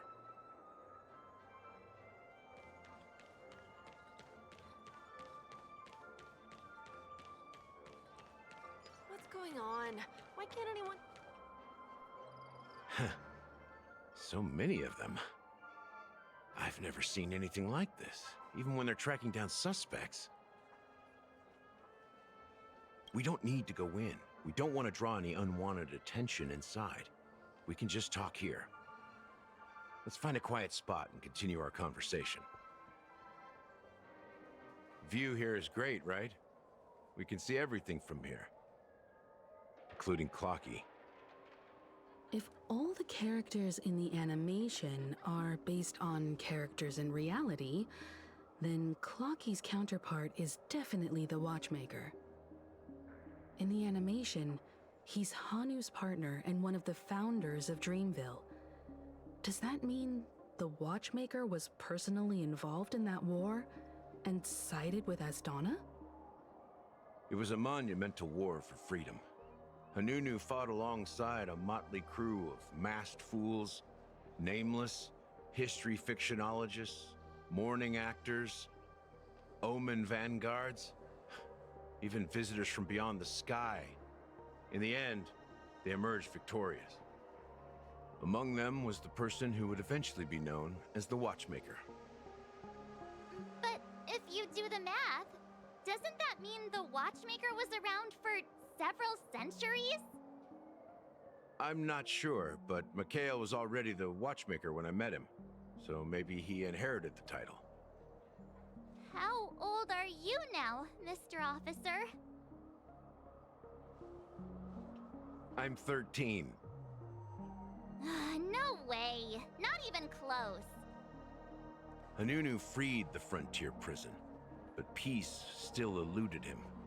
With limited resources, threats from the outside world, and internal conflicts between major prison districts, the future of Asdana was uncertain. It wasn't until the Watchmaker approached the family with the idea of turning the prison into the planet of festivities that Penacony finally gained its name and glory. Thus, he became known as the Father of Penacony. But didn't you say the Watchmaker betrayed the family? And you said you were his companion, so that means you...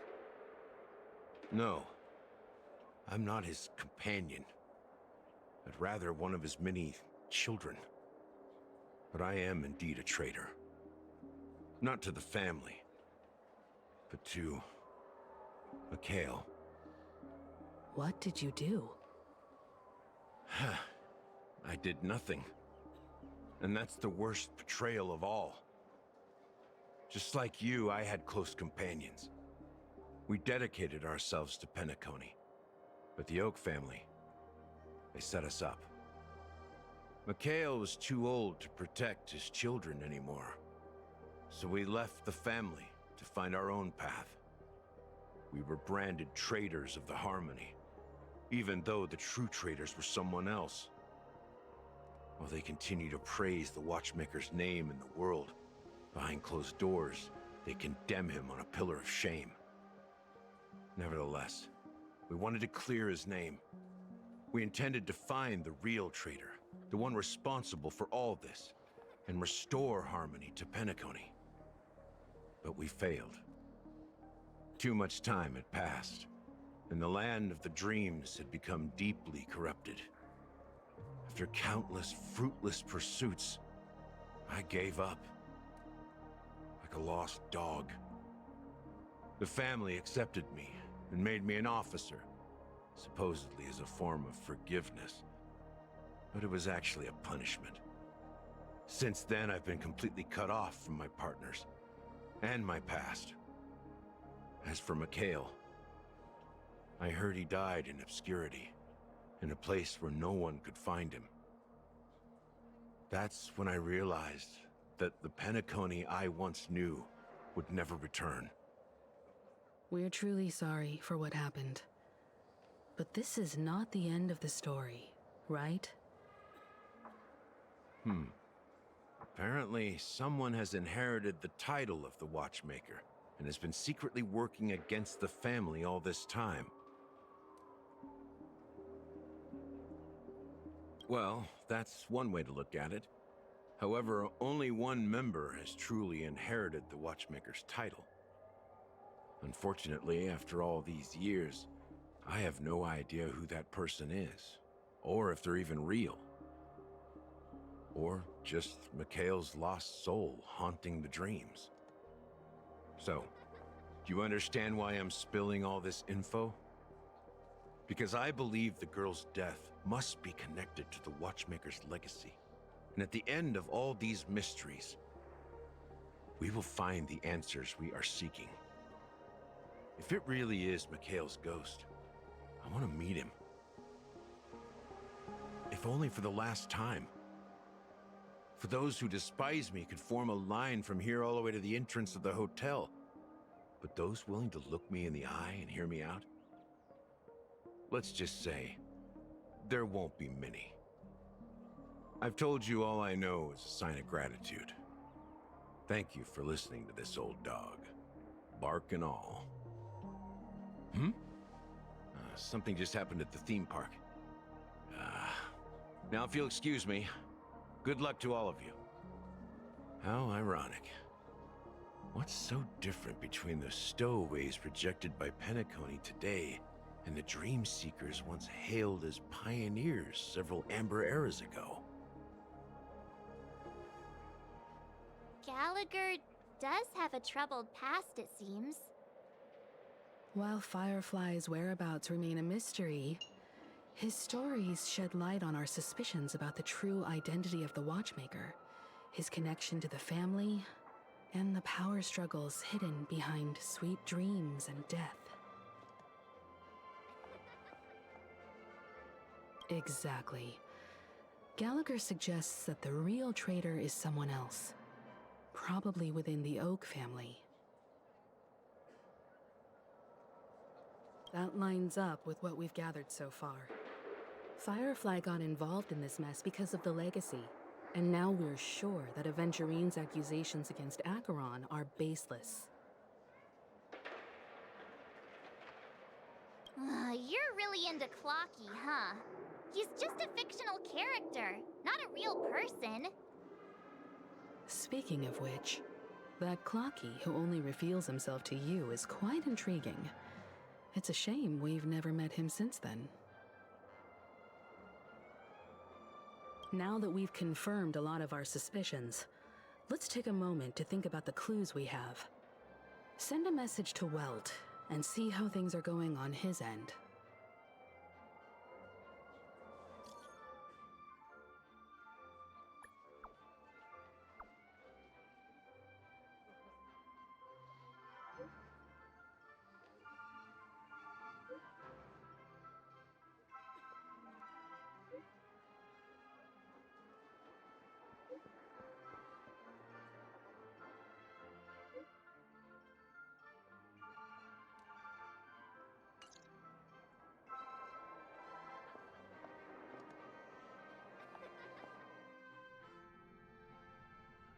Are your companions worried about you?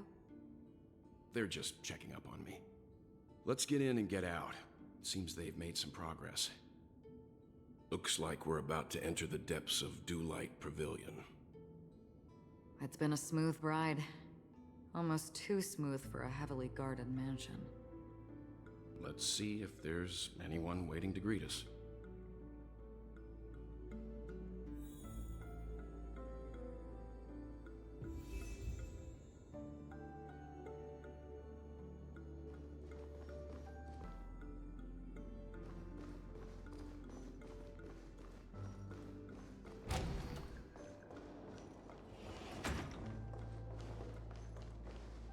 Something feels off. A grand mansion like this and not a butler or servant in sight. Could it be due to the disruption caused by the emergency? Well, this door is open. Looks like we'll have to investigate ourselves. Let's proceed with caution. Just one moment.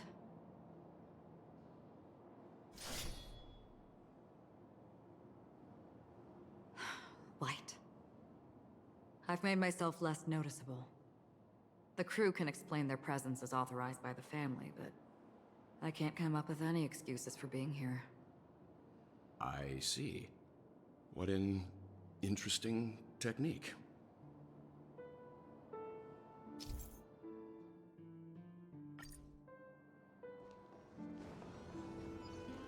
Stream forth the gleam of old things.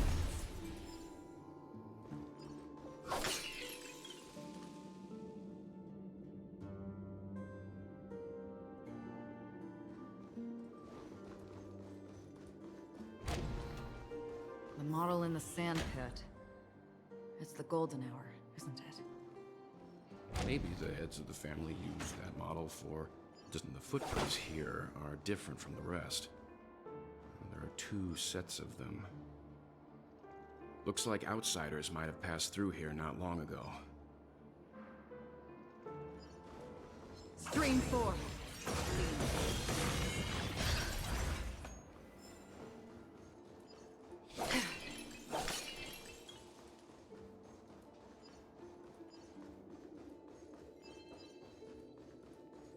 Stream 4. Gleaming gold blades. Watch this.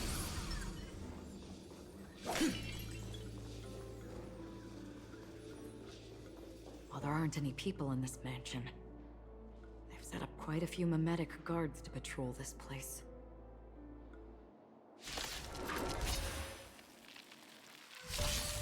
The game is on. Disappear among the sea of butterflies. Illusions of the past. Still waters of oblivion. I weep for the departed. It too shall fall.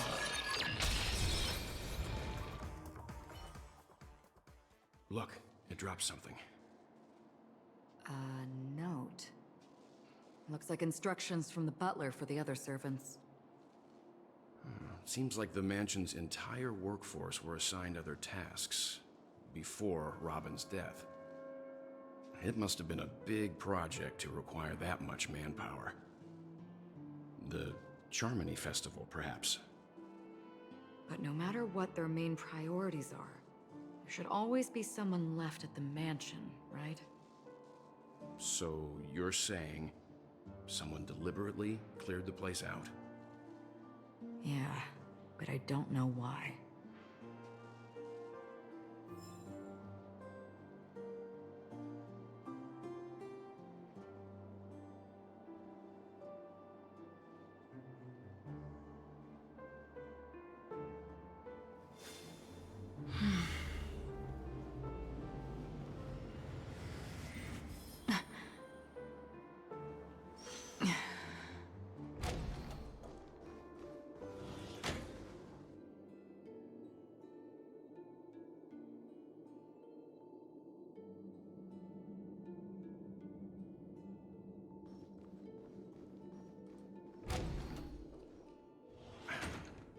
No one here either. Since no one's around to entertain us, let's make ourselves at home. Stay close to me so that my white can cover you too.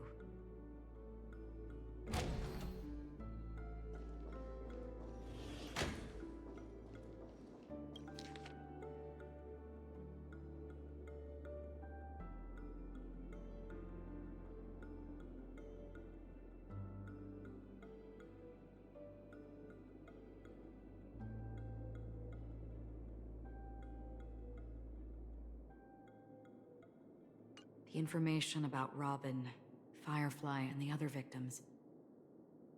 I don't see any commonalities among them. Looks like the rumors were right. Death does seem to be targeting random victims. And based on Sunday's notes, he's no stranger to death. He's just surprised that it has resurfaced. This light cone is securely guarded. It must hold some important memories. According to Robin's interview, despite having performed on so many grand stages, her favorite performance was a pretend show she put on with her brother when they were just kids. I wonder how their relationship is now. Growing up brings gains, but also losses. Yeah, time is a way of smoothing things out. The beautiful dreams of youth will eventually fade away.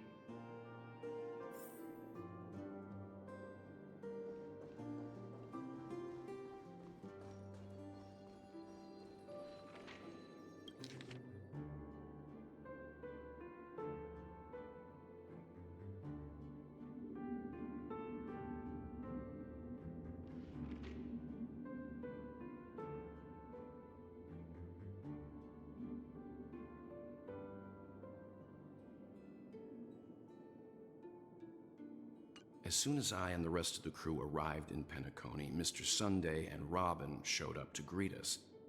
I remember hearing something unusual in her voice, and now it seems I was right. Robin believed it was because the harmony had been tampered with somehow. But as far as I know, there aren't many entities capable of interfering with the power of paths. Meaning? If there really is a traitor within the family, that person must hold a high position or possess unimaginable strength. That would explain why Mr. Sunday has been having such difficulty in catching the traitor.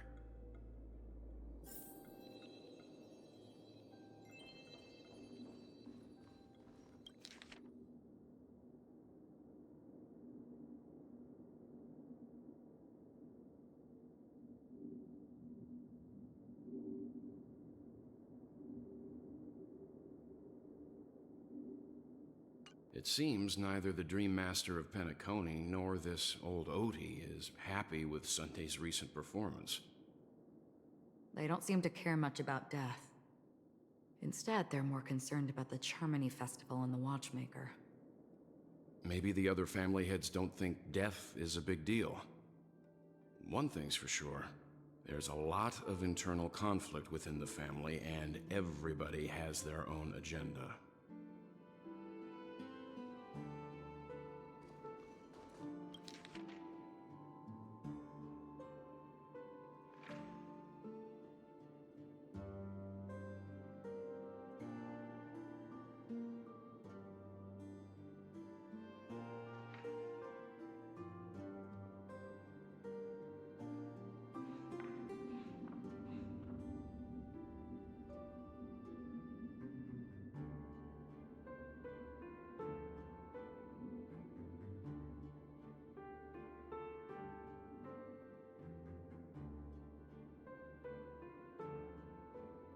Mr. Sunday has done some serious research on his suspects. This traitor must have been causing trouble for the family for a long time. They all seem to be insiders, but I haven't met any of them. Huh? Wait, these characteristics. What is it? No, nothing. Maybe I'm just overthinking things. However, if this traitor really exists, could they be responsible for Firefly and Robin's deaths? Perhaps that's why Sunday is taking this matter so seriously. That's all for now. Nothing more noteworthy. Before coming here, I had all sorts of scenarios in my head about dealing with the family. I did not expect an empty mansion. Watch out. Someone's approaching. I don't think trespassing on forbidden areas is the way to be a guest, Mr. Yang. And... Acheron? The Galaxy Ranger? Our apologies, Mr. Sunday. Nobody came to greet us, so we entered without permission. I hope you can forgive us. But even if there's no one to greet you, you should wait for the host. Don't you agree? Even without the famous Galaxy Ranger. As far as I know, the crew has officially accepted the family's commission, so coming here will be unnecessary for you. On the contrary, that's exactly why we're here, to ask you about the case and gather more information. We don't want any loose ends. Well, since you've come with goodwill, I have no reason to show you the door. Rest assured, he hasn't figured out that we went through those documents. While the truth remains a mystery, I'm getting close to it. I assure you that the traitor will soon pay the price. Let's hope justice will prevail soon. I have a question for you, if you don't mind. How did the family come to the conclusion that the murderer was within the family? With all due respect, it's in the IPC's interest to wreak havoc before the Charmony Festival, and the family has every reason to suspect the IPC's involvement. Well, other family heads share the same suspicions as you, but in my opinion. The true murderer would never have drawn as much attention as that ambassador did. Not to mention, I personally shackled him a while ago. However, I'll give you a suggestion regarding your suspicions, Mr. Yang. You should be more cautious of Aventurine. While the wicked can't break through high walls, they can plunge their evil dagger into the heart of the righteous. He's a businessman, not some philanthropist. But right now, he's out there handing out his wealth on the streets. And he went to the Clock Studios theme park all by himself. Who knows what kind of scheme he's cooking up? While the family is dedicated to keeping our guests safe, it might be wise for you to stay alert. You never know what unexpected troubles could arise.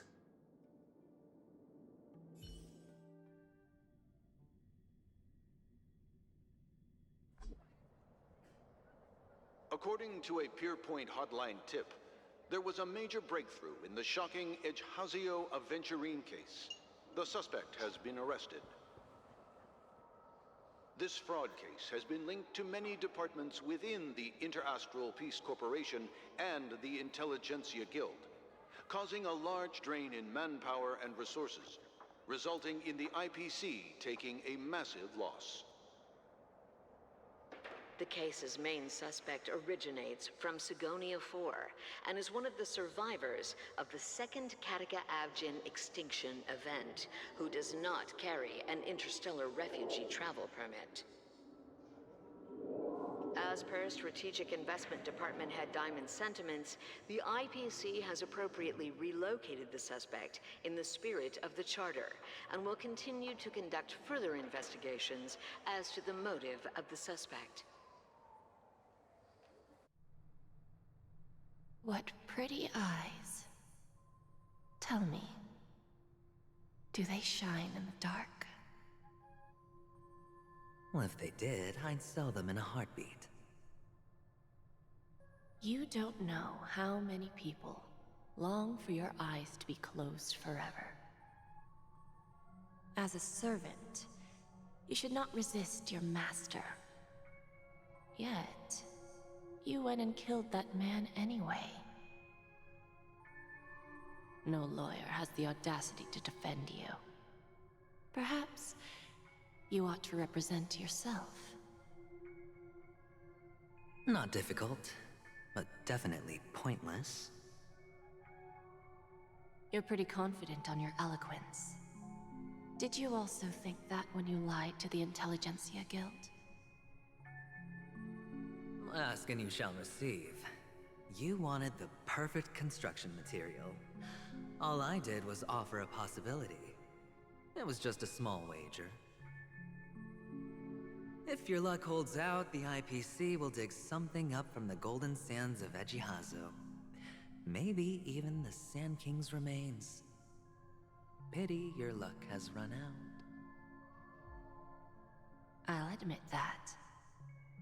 What I'm more curious about, though, is why such a grand scheme failed to benefit anyone in the end, including the perpetrator himself. Oh, madam, I already have what I want. To be brought before you for the next high-stakes gamble. Then let's talk about the second gamble. Tell me, what are you prepared to wager this time? My life. I bet you won't send me to the gallows. What do you want, then?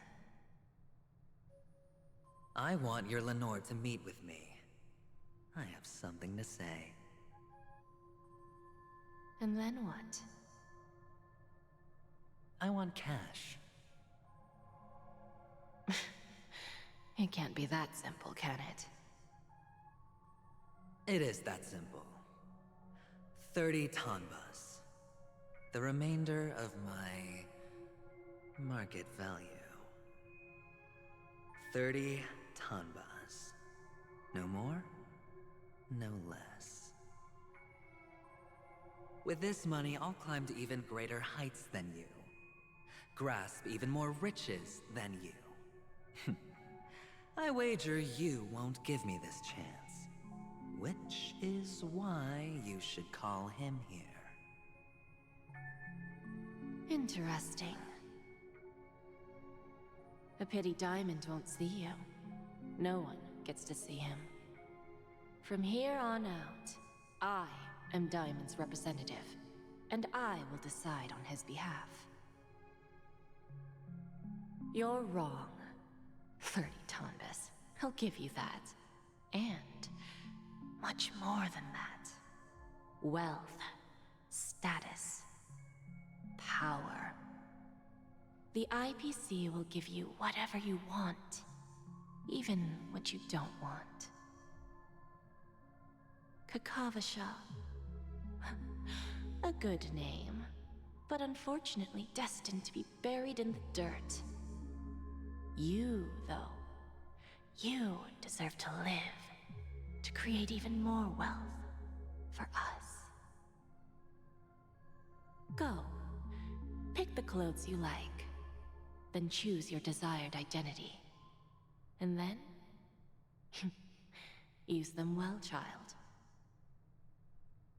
May your plans never suffer failure. Life is like a long-term investment. Those who choose correctly, do the correct things, reach the correct outcomes, and show the world their value. People can't always make the right choices in their lives. But luck has always been on my side. I've never lost. Is it because Gayathra blesses me? Well, if that's the case, she must also be looking upon me right now. My success is inevitable. But what then? Even if I overcome this difficult trial, what would come next? What awaits me after this glorious gamble? An even more glorious one? Will I return triumphant with unending riches after countless successes, or will I encounter failure, never to return?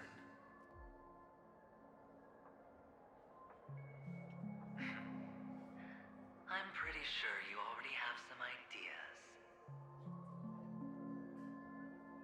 Lowly gambler.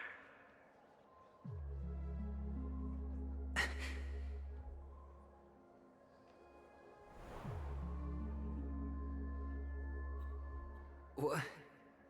What? What?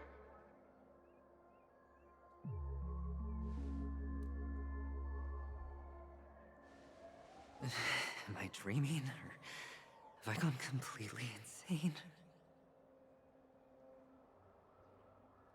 Perhaps both. Forgotten me already? When you were strapped to that electric chair by a mannequin warlords, who was it that gave you the idea? Fine. I may be crazy, but I'm not stupid. Get out of my head, newborn of the Harmony. The Harmony? Oh, don't play the fool. It's not the first time we've met. No need to be so polite. I'm you, and perhaps even more aware of yourself than you. Of what exactly you want. You're dying. And you still want to drag a bunch of unfortunate fools with you through death's door. That's why you're here, isn't it? A grand unveiling. You really think you can pull it off?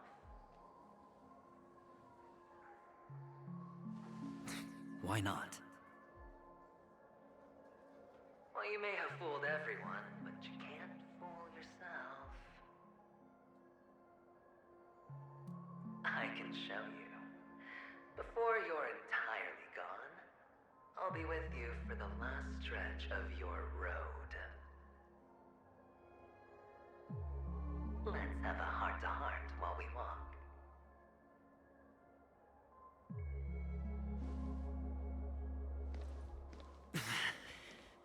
What exactly are you? Most people in this world spend their entire lives just to reach one outcome. And I am that outcome. Kakavasha, I am your future.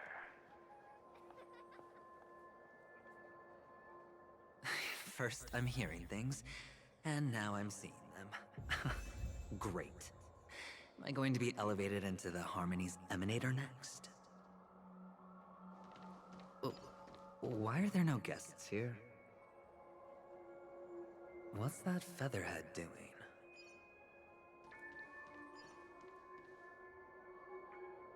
Just a Pepeshi? No. A child?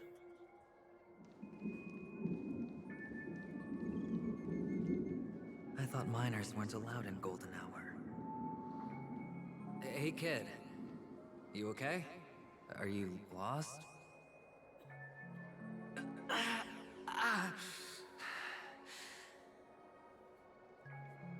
What's wrong, mister? You don't look well.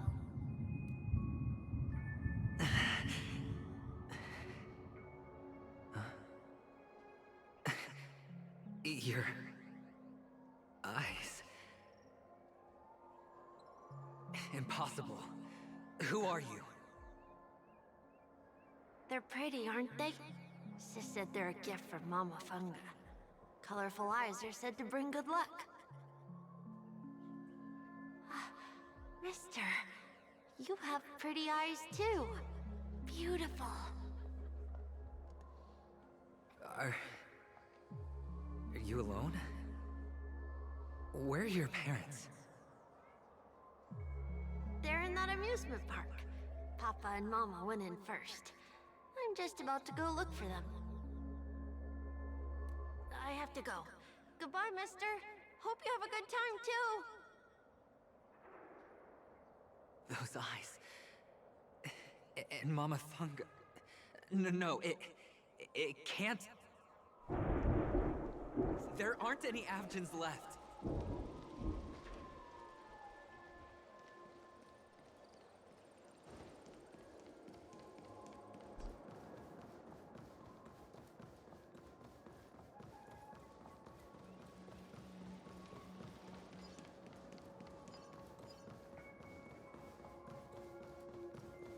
Papa, Mama, wait for me.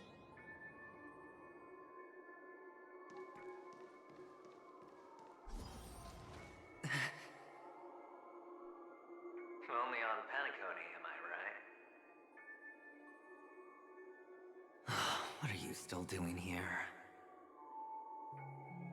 Well, you've known all along. The family truly showed leniency to everyone who came seeking help. Why would there be a need for such high walls and deep moats? However, people don't see it like that. Especially since the flavor of the dream syrup is so alluring. You will receive no charity on Penacony.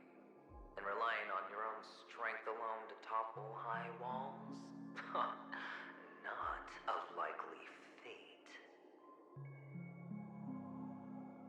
Which is why, once you step into the hotel, you remove your high hat and beg everyone you come across for help.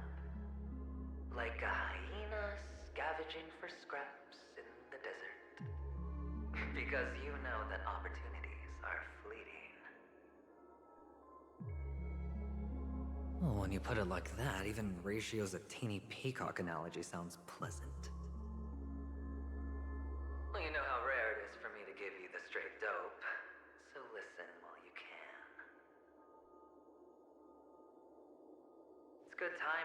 mention the doctor. I'm especially fond of what you and he have in common. The conspiracies, calculations. Especially the part about the finale, a magnificent act of betrayal. Oh, when everyone thinks this way, who would even suspect that it was another trap you've meticulously devised?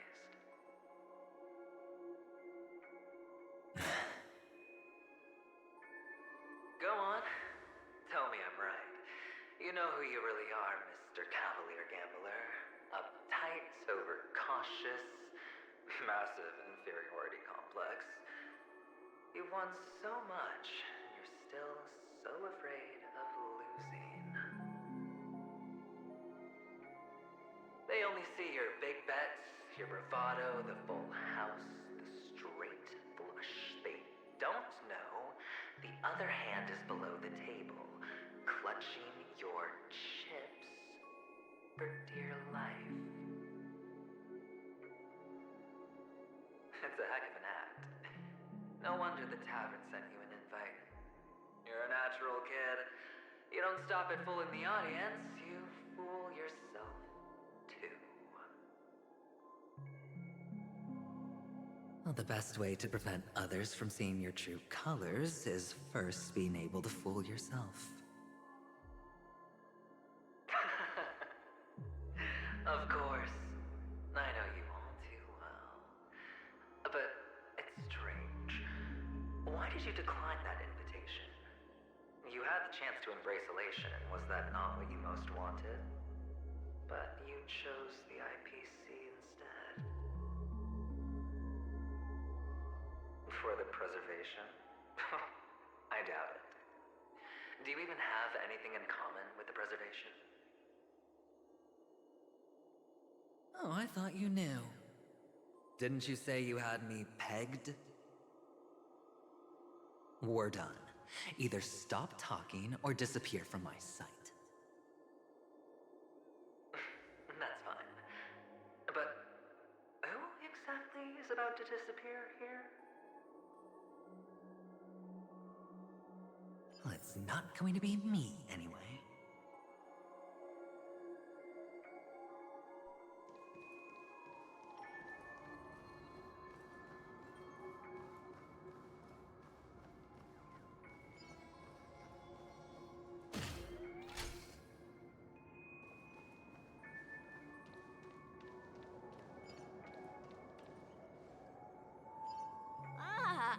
Playing hide and seek.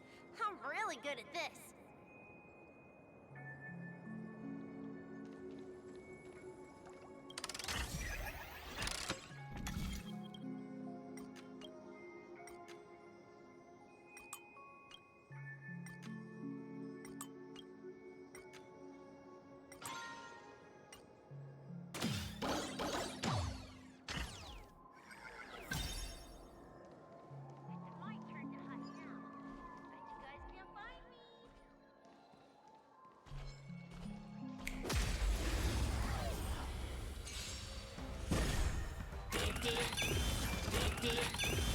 Feeling spiffy?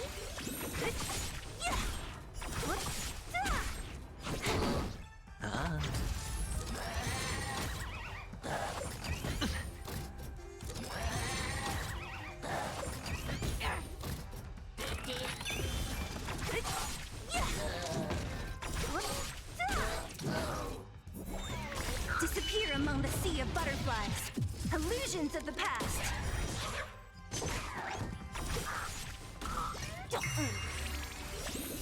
Can you find the answer?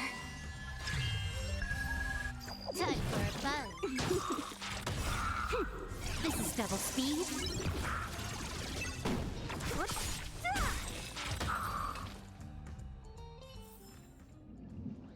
It's my turn to hide now. Bet you guys can't find me.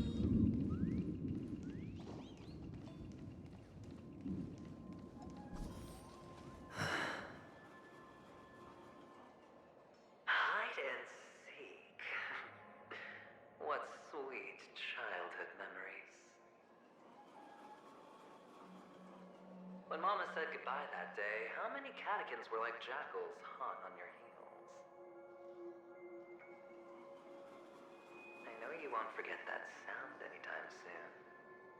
Those shrill cackles. You had to hide right under the noses of those savages. You and Big Sis, playing dead, drifting in all that bloody water.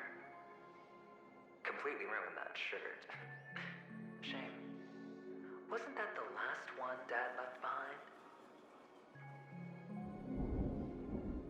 It wasn't ruined.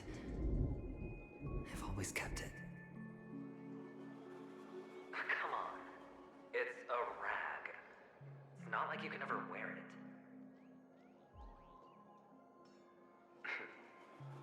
Now you don't have to hide. You probably won't even deign to get your pretty outfit wet in the rain.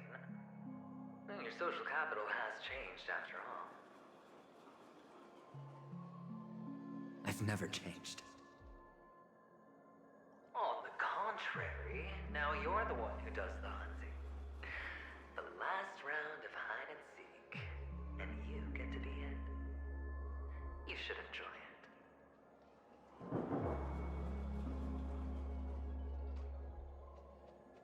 That child. Could he be in here?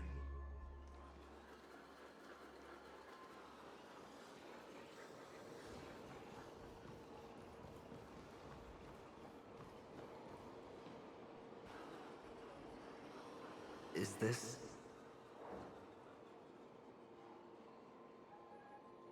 a topaz? What is this doing here?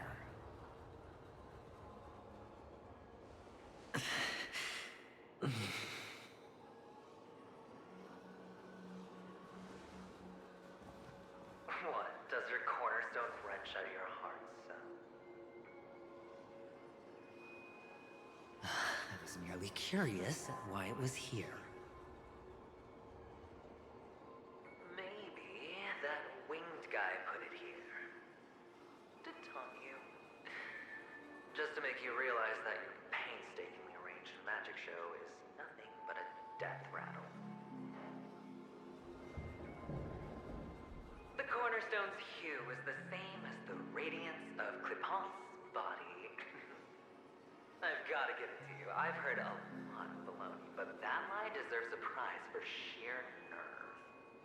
If he were just a little bit smarter, the jig would have been up right there.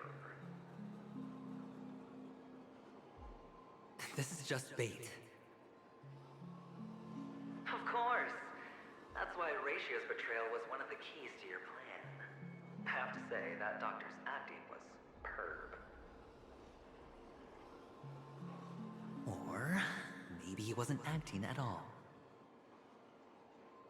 All the better for you. Sunday didn't become head of the Oak family by acting sloppy. He's obsessed with control. You have to give him enough detail to satisfy his meticulous nature, but not so much that he gets suspicious. Which is why you had Ratio seek him out and leak the plan on purpose. To prevent the other party from suspecting anything. The intel you gave to Ratio was all true. He spoke the same to Sunday. Finally, Sunday took the bait, found the other cornerstone, and before you know it...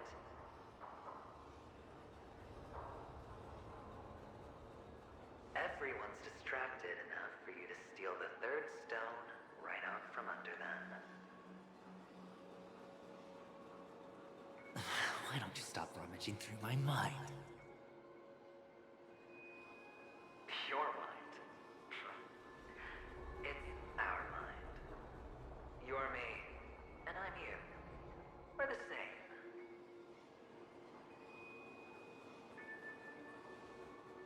The best way to prevent others from seeing your true colors is to first be able to fool yourself. Really? You can't even fool yourself. You just got lucky this time.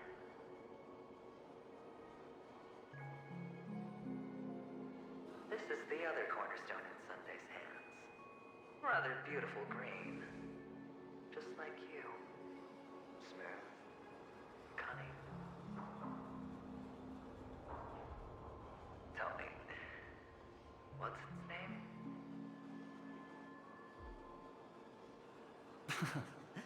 Why are you even asking me? Must I do all the work? Aventurine is the stone of luck and trickery. That's what she said when you received the stone, wasn't it? This type of stone isn't rare, but its hue is very similar to a certain gem. In fact, it's often used as a substitute. And that more precious gem is...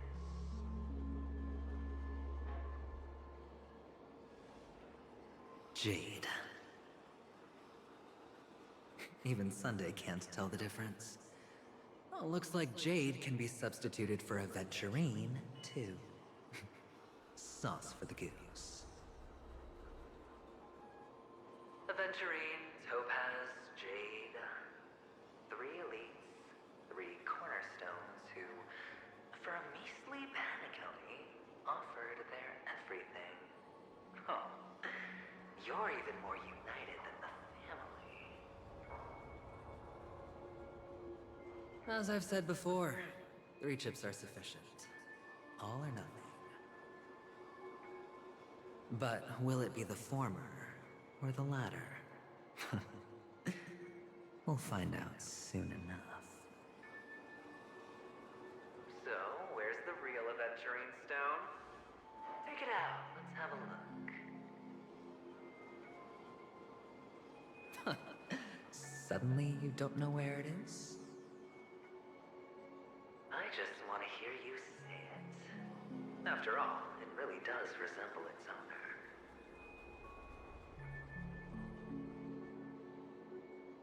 owner. As you wish, then. They never went anywhere. They're right where they belong.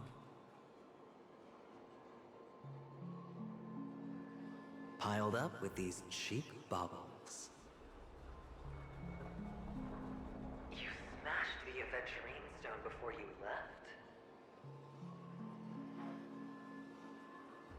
Oh, just look at it. Shattered. Just like your life. Poor thing. A humble pebble coated in the most lustrous sheen. I take it back. This thing is far more precious than your life. You're absolutely clear about the consequences of doing this. Blasphemy against Clipot's body. You think the IPC will let you get off scot-free?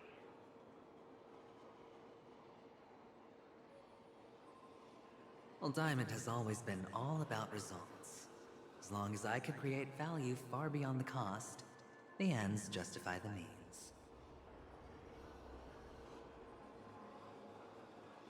How else would the family be fooled if there was no price to pay? It doesn't matter. Even smashed to smithereens, the preservation's cornerstone can still be used. Its effect may be greatly diminished, but it's enough for me. Now I'm really curious.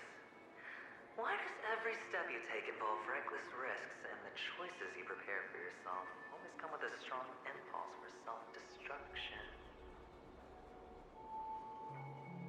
Do you truly believe that the greater the risk, the greater the rewards? I wouldn't have guessed you'd be so loyal to the IPC.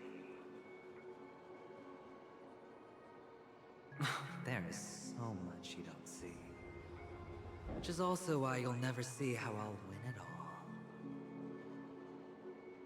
That is, if you can do what it takes. We'll just have to wait and see then. The cornerstone is gone. Another illusion of the harmony. Huh?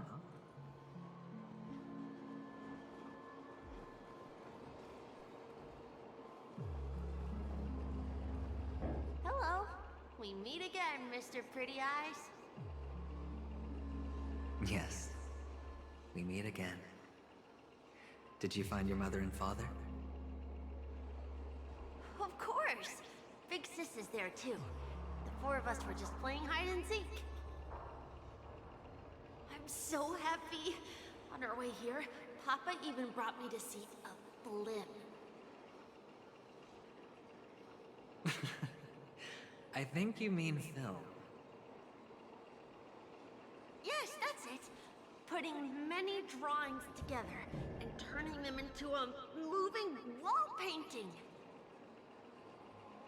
They put me, Papa, Mama, and Big Sis together, turning us into one big family. You should give it a try too, mister. You look sad. The amusement park will cheer you up. Sure.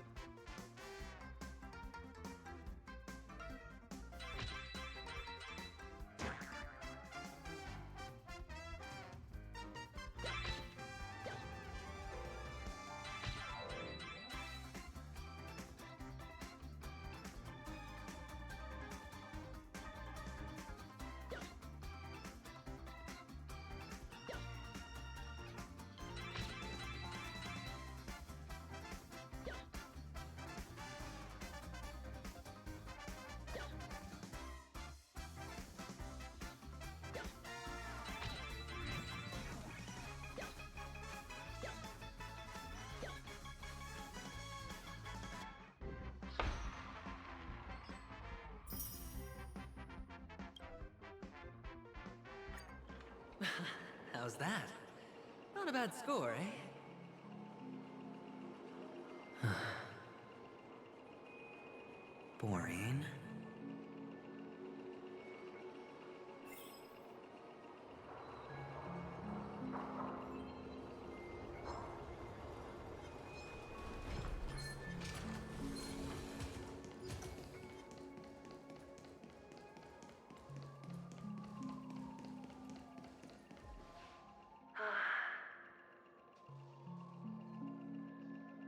Why aren't you talking? You've piqued my interest. I'll admit that there are still aspects of you that I don't completely understand. Well, you sound sincere this time, at least. Well, sincerity is one of my traits that everybody likes. And I have precious few of those. Moving on. See that maze over there? I'll know everything about you before you reach the exit. Our quaint journey through this amusement park still isn't over, and I wouldn't mind stretching this out at all.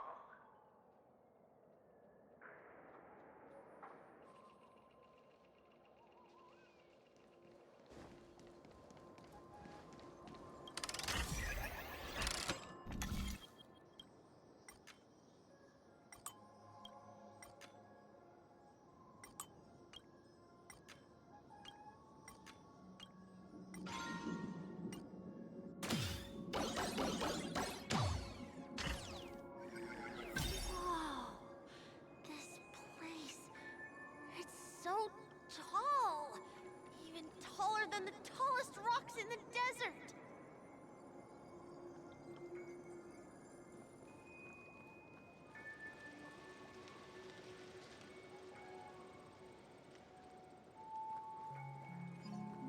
There are so many flowers here! Big Sis, this one's for you!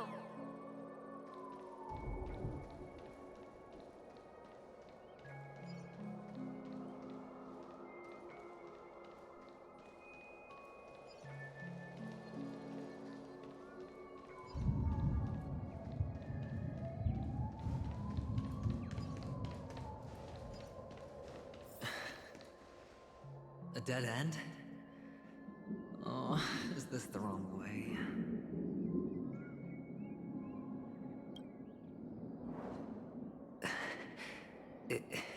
Is this... Oh, what's on your mind? It's got nothing to do with you. Do you need a hint? These are manacles on you. That man gave you your first job, and you made your first pot of gold. I remember it all too well. You wrapped that iron chain around your fist, for that is the only tool you could find. Then, in that maze, you... Shut up. Oh, you don't wish to face your past? Unwilling to admit that your life is worth only 60 tamas? Well, from what I see, you refuse to confront it, because it only proves your weakness. How could a weak person take such daring risks? Oh, that's right. You love the thrill of danger. But you refuse to let go of meaningless sentiments. Even in this beautiful dream, the only thing you dare allow yourself is death. In your hands, those who follow you could have become Joker cards. They're far more useful that way. It's not like this is the only place the family ever cut corners. You could have had tons of action if you weren't so all or nothing. All it takes is a meager sacrifice. I bet Opal would have resolved this without a fuss. A pity you're not him. Well, you wouldn't be in this state if you could just get with the program. And why couldn't you? Out of professional integrity? Those techniques you mentioned are highly efficient, but it's not that I don't know about them. It's more like I couldn't care less. Get it? What fun is it if the fight isn't fair? Fair? You assume your opponents would fight fair in the first place. The odds are obviously not in your favor, so how are you just breezing by? But did that masked fool's words awaken something in you? Well, she gave me an answer that could turn everything upside down. Everything? You mean it could make all the cards on the table just disappear?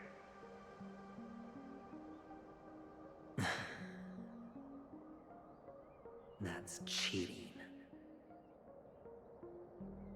If these leaves could be brought back, would they bloom into new flowers?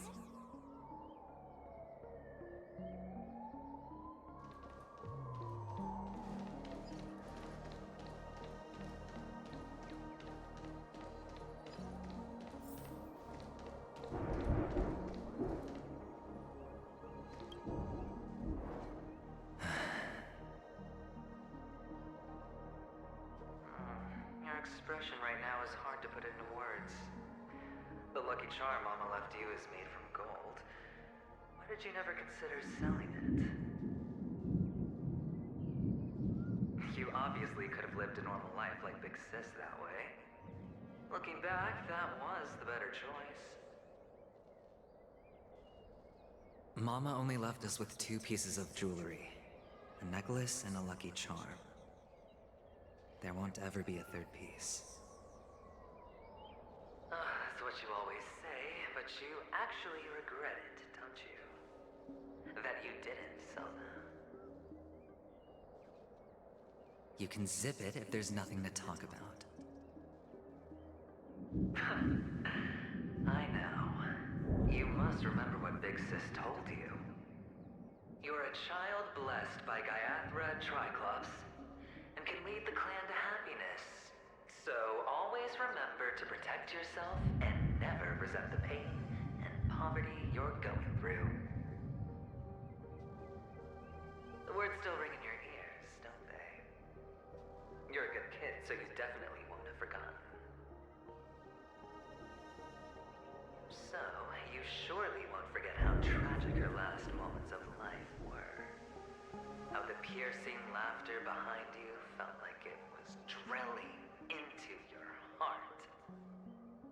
You ran away without looking back, just as she told you to. Tisk, tisk. A lifelong regret indeed. Enough! Do you not have anything better to talk about?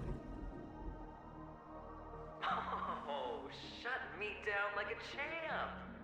Well, I guess when it comes to mind games, this isn't exactly your first rodeo. I think I finally get you. And woo! You are nuts!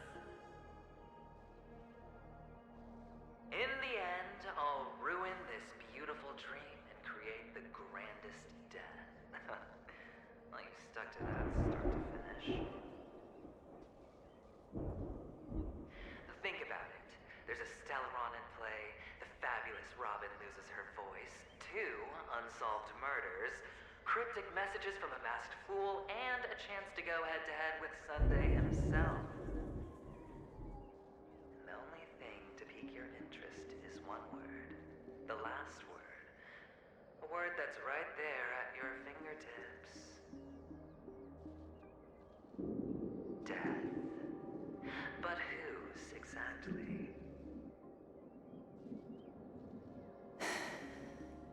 We'll know when the dice falls. All right then. Reserve a seat for me in the audience. I'm curious to see just how capable you are. Still, you never answered my question. If you could start over, would you still want to be the child who received Gaiaphas' blessing?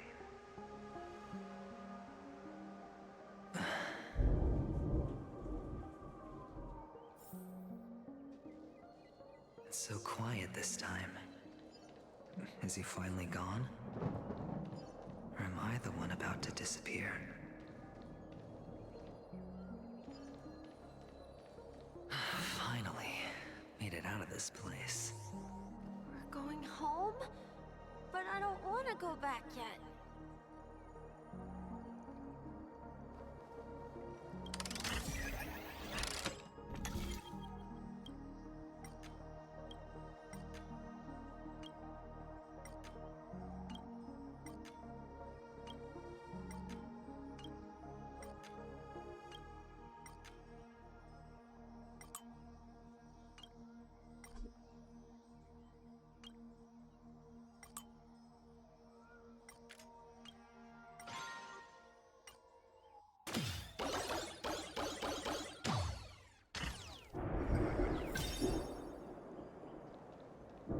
It's so fun here. I want to stay here forever.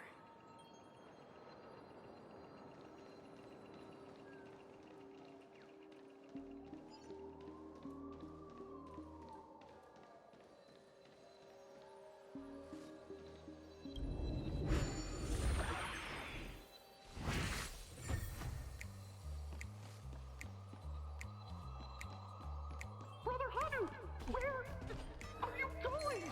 There's only one place.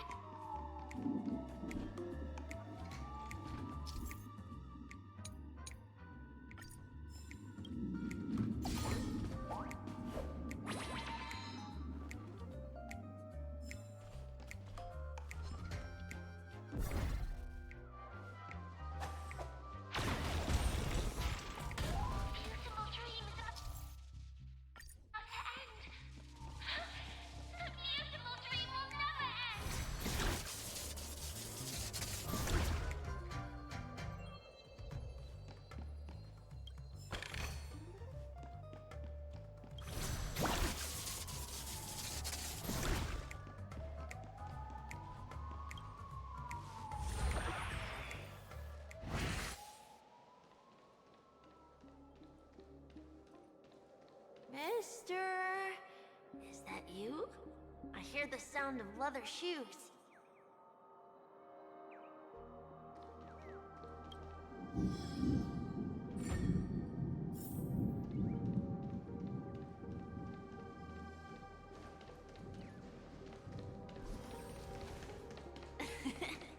Ah, it really is you.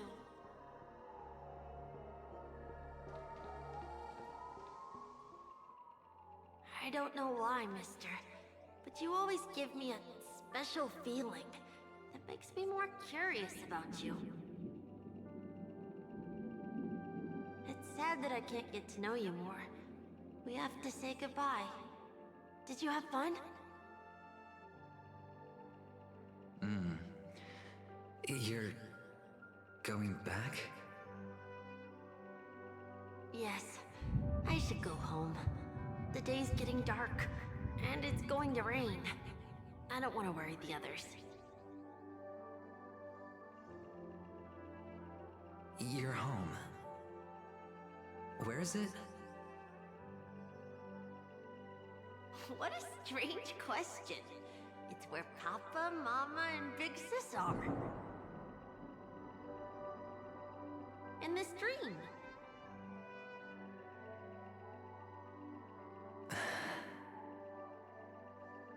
This amusement park. This beautiful dream. They really are peaceful. Everyone loves it. But, mister, why don't you like it? Because they're not here. Where are they then?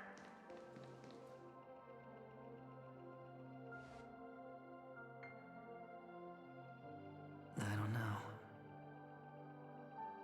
You do know. But there's no point pressing the issue.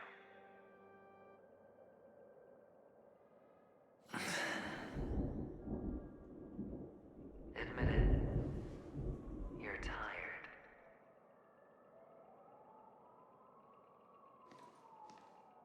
We all are. Which is why we chose to stay here. Me and him. Your past and future. How long will you stay? Forever. We'll be with you forever in this dream. This is the greatest honor that we can offer to those who hurtle towards death.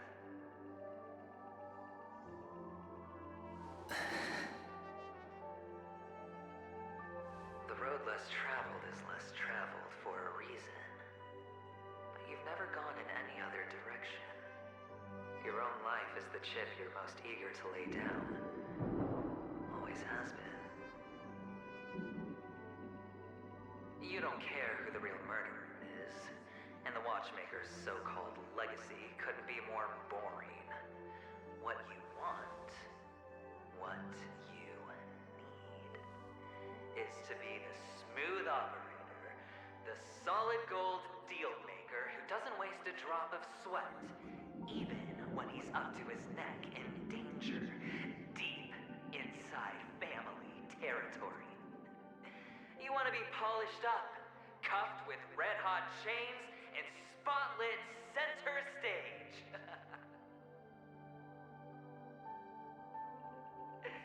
You'll be the closing act, the final sacrifice. I can do it. And it will be flawless. Of course you can. Your luck will help you at the right time. Stellaron and an emanator. It's that simple, no?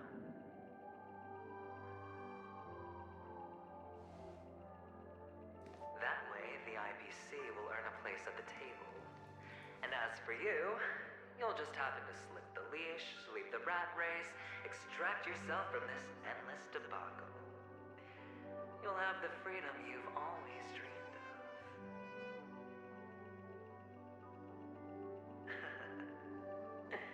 This isn't the first time. You've been an escape artist from day one. This fiasco started with a death, and its curtains will fall on another death. Oh. So that's why Diamond chose you. He's just after Penacony. No matter the means, no matter the price. It's not personal.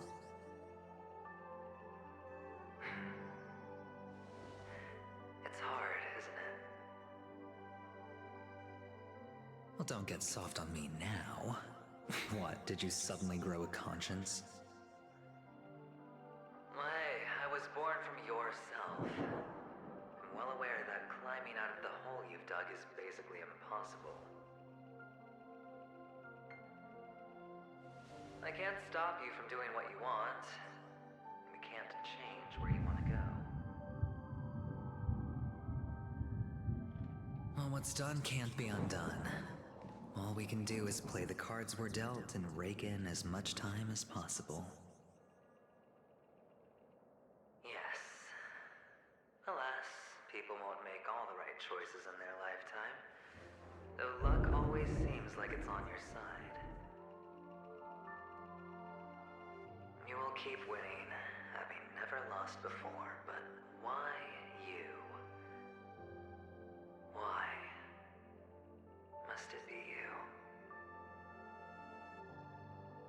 If all your luck is built on the pain of someone you love, on the loss of dozens more, if these windfalls, these jackpots, aren't a gift from Gaiathra, if all they are is a long string of meaningless deaths, then what did we do to deserve living in a world like that?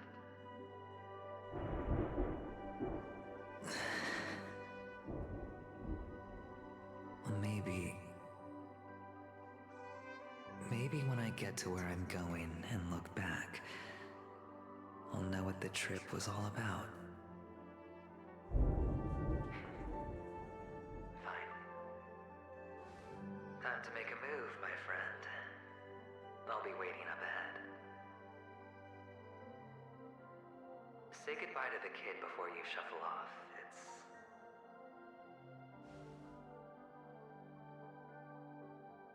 It's best to die without regrets.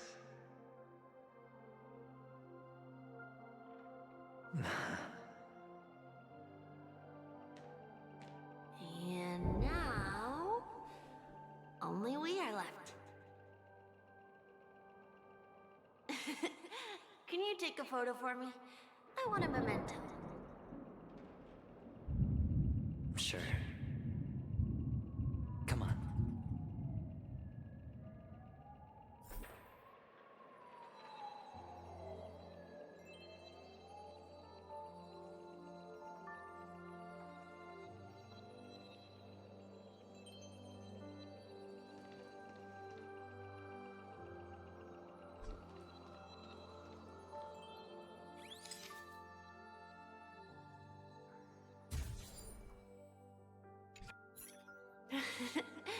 How nice. Now I can see what I look like too. Look at the lens when you're taking a photo the next time. Your expression will look more natural. Sure, I will. Then, mister, are you going back too? I can't leave yet. I still have a show to do. Oh, you're about to go on stage, aren't you? Let's go then. I'll take you to the stage. Sure. So you're an actor. No wonder your clothes are so stylish.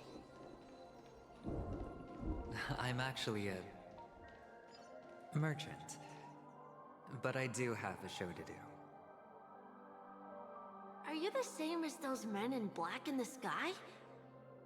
But you're not wearing black. Only ordinary employees have to wear that. My position is much higher than theirs.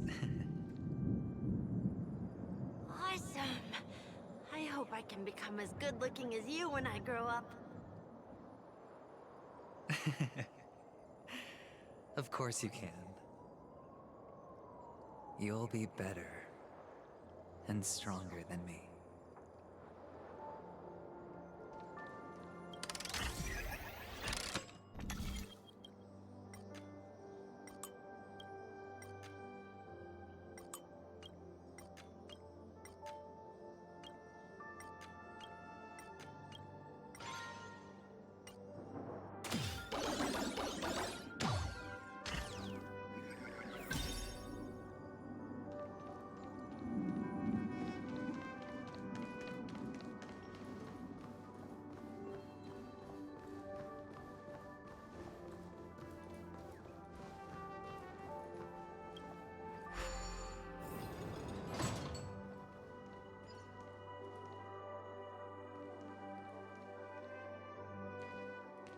Behind this curtain is the grand stage. It's almost time to go on stage. Are you ready? Good luck with your show.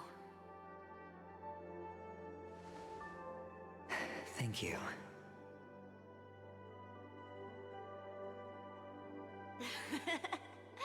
You still seem pretty nervous. Let's put our palms together. If you receive Gaiathra's blessing, you'll feel more relaxed. Putting our palms together is a simple ritual. By putting our palms together and reciting the prayer to Mama Funga, she will bless us. If you're not familiar, I can guide you. It's all right. I know how to do it. Of course I know.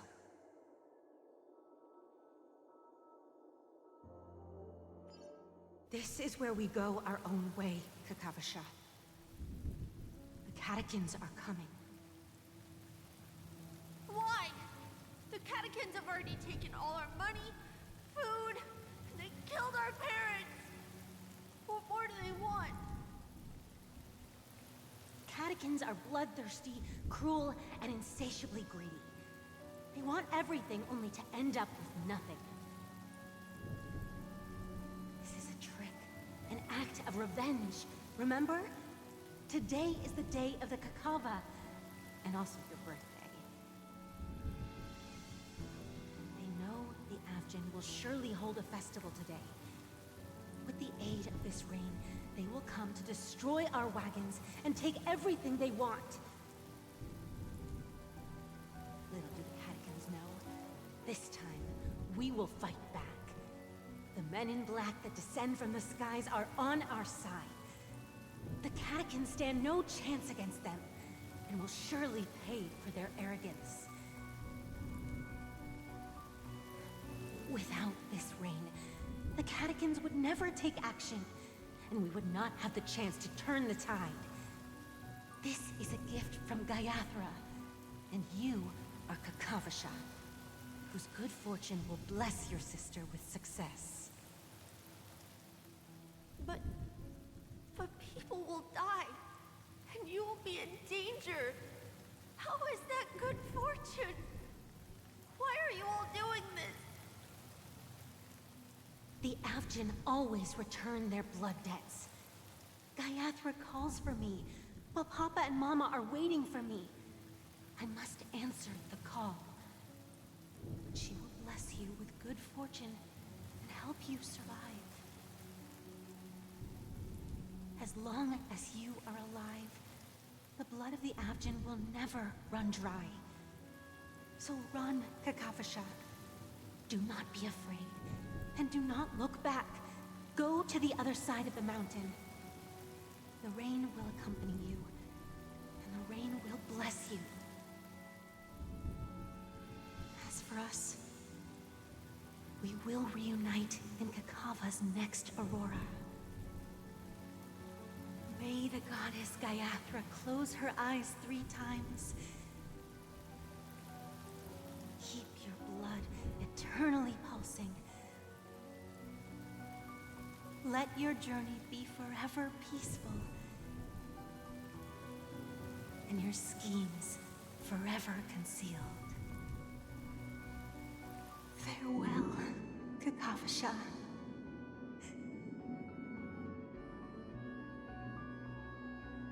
Newsflash from the Inter-Astral Peace broadcast. The IPC Marketing Development Department spokesperson confirms that a small-scale rebellion has broken out in the unclaimed region of Sigonia. The situation is now under control.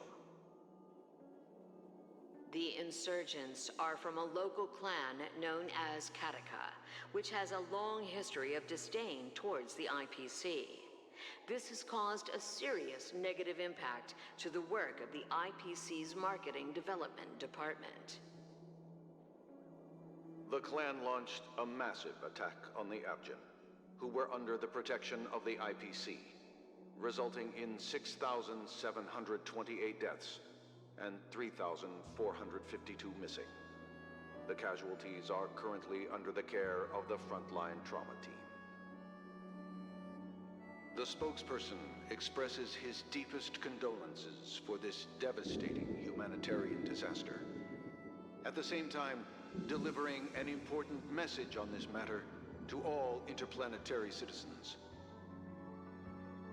Finally, he proclaims, the hammer of preservation will fall on all beings, regardless of life or death, regardless of race, regardless of ideology, to uphold the basic rights we inherently possess.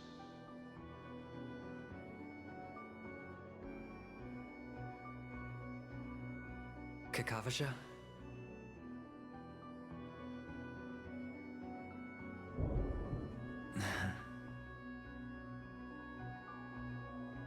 Bye.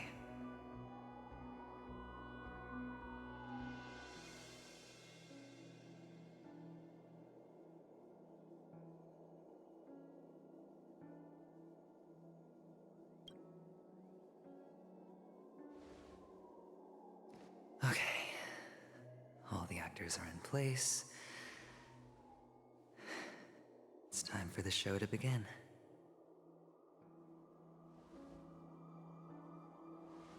This act is dedicated to you. I hope it'll be an unforgettable memory for you.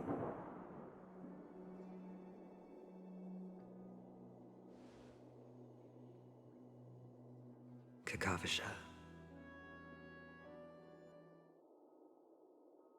By the way, before you go, I have a personal question.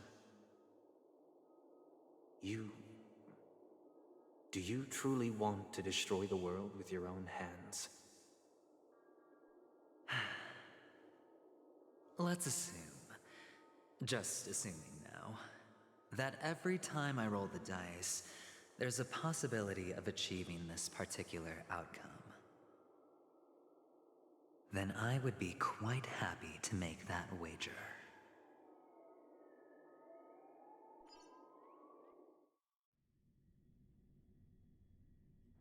Is this Miss Acheron? Hello, I'm Himiko, the Astral Express's navigator. Hello, I'm March 7th. I'm sure she needs no introduction, as you definitely know her. Hello? None of you seem surprised by my arrival. Since Welt has decided to travel with you, it means that he trusts you, and we trust his judgment. I envy your close friendships. Miss Acheron here doesn't present a danger, and she's of no threat to the Astral Express. Aventurine's prior accusation was based on nothing more than his own subjectivity. Which is why, before we continue working together, he has a duty to explain himself. You want to create a situation where all 3 parties are present? There must be some deeper meaning behind Aventurine's actions. I suspect he's been aware of Penacony's secret from the beginning and has been continuously strategizing to unveil it. In that sense, the Astral Express's role in his plans would be imperative. In the worst-case scenario, he may use us to do something unexpected. Assuming things do escalate to that stage, having an extra ally is a good insurance policy. Penacony has numerous factions, and the state of affairs is significantly more intricate than that of Belobog and the Xianzhou. She's right. No matter what, we cannot ignore the safety of Penacony. To solve the mystery of the Watchmaker, it is crucial to get the IPC's intel. The path ahead is fraught with danger. But what's trailblazing without a little danger? Sounds like we've reached a consensus. Now, Miss Acheron? I will accompany you, of course. Let's move out then! But where do we start looking for him? No need to rush. If he truly has laid a trap, he will definitely use every means to lure us in. Ladies and gentlemen, the most wondrous, most magnificent show in Penacony's history is about to begin. The IPC cordially invites everyone to Clock Studios Theme Park.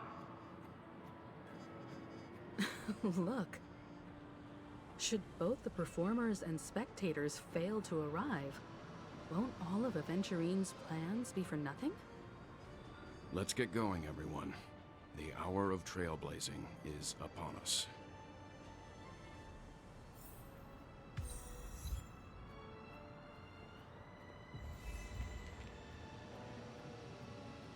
To solve the mystery of the Watchmaker, it is crucial to get the IPC's intel. The path ahead is fraught with danger. But what's trailblazing without a little danger? Let's get going, everyone. The hour of trailblazing is upon us.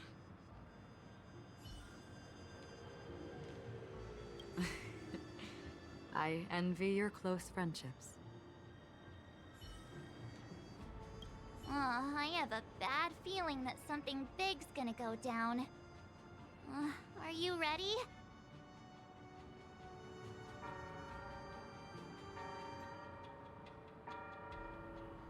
Let's waste no time and head to the theme park then.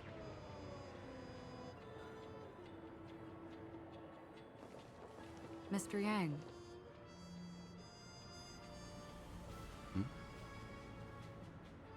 Why did you not tell your companions about my true identity?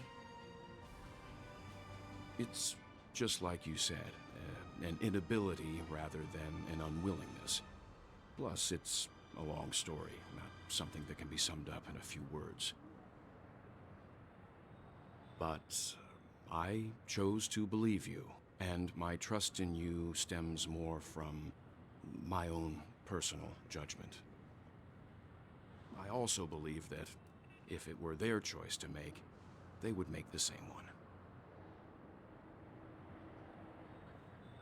Thank you. I'm grateful. To reciprocate, in the upcoming confrontation, if the odds aren't in the Astral Express's favor, I will stand with you, if my meager strength is required.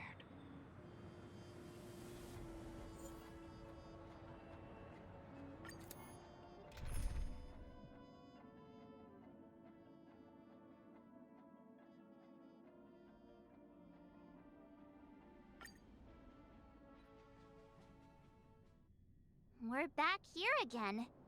Aventurine actually chose a really conspicuous location.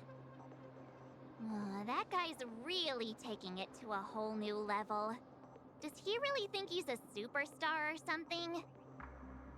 Not a soul in sight. The hounds drove out the visitors, and now their whereabouts are unknown too. Everyone, pay attention. The other party has obviously come prepared.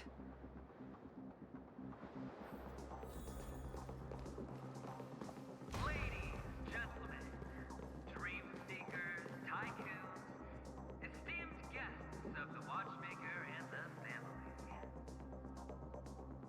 Also not forgetting the nameless of the renowned Astral Express. Welcome to the Interastral Peace Corporation live show!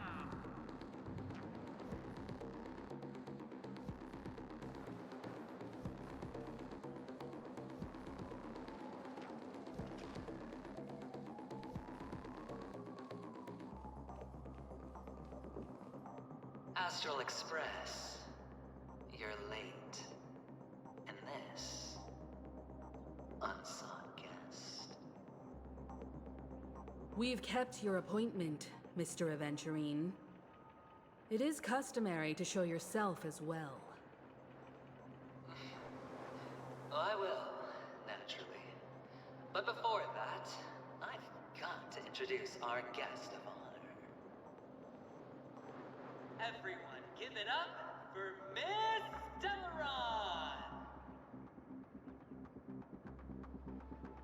Let me remind you that in all likelihood, this stage and her identity have nothing to do with the wanted murderer. Oh no, they do. Of course they do. Otherwise, why would I work so hard to gain your trust and then invite you all here? Because she's the only one who saw all 3 homicides. She is the key to proving that the family's death does not exist in Dream's promise is nothing but a sham! 3 homicides? That's right, madam. The 3rd one is about to happen right now, right here, in Clock Studios theme park. A truly grand death. You, and you. All of you are going to die.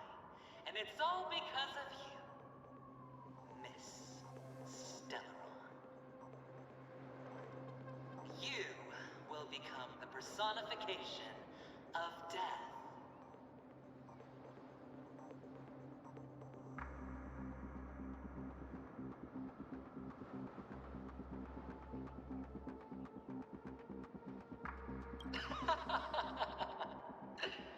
I thought my intent was crystal clear. Let me be a little clearer. I will detonate the Stellaron in you and cause a teeny, tiny accident on Penacony. BAM! The entire theme park will be reduced to a shattered dream. Then before the family can even react, I'll become the IPC fleet's navigator. Your bluff isn't fooling anyone. If you could really do that, you would have done so earlier. You wanna bet? Sure. I'll bet with you. I'm betting that it'll be a sweeping victory for me. By detonating an unprecedented explosion to prove that the vow of harmony is a complete and utter joke. You won't do it. Of course I can. It's just another gamble. I came from the wastelands of Segonia. For just 60 red copper coins, people paid to brand me. Put me in chains. Place me in the gallows and bury me in the golden sands. But the sun could not kill me, and the quicksand sent me back to the embrace of the Guild and the IPC. Bear in mind, my victory wasn't just a stroke of luck. No. I've never been defeated. Have you ever heard the saying, sleep is the rehearsal of death? Why do the living sleep? Oh, because we are not ready for the final rest. Every night is practice for the end. You and I are escaping into our dreams for fear of death at this very moment. And death will surface in our dreams. Friends, the game has commenced, and you cannot choose to decline. Nor do you have any reason or grounds to!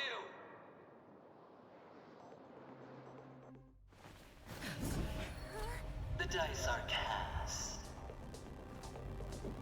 Ladies and gentlemen, ready to unveil your cards?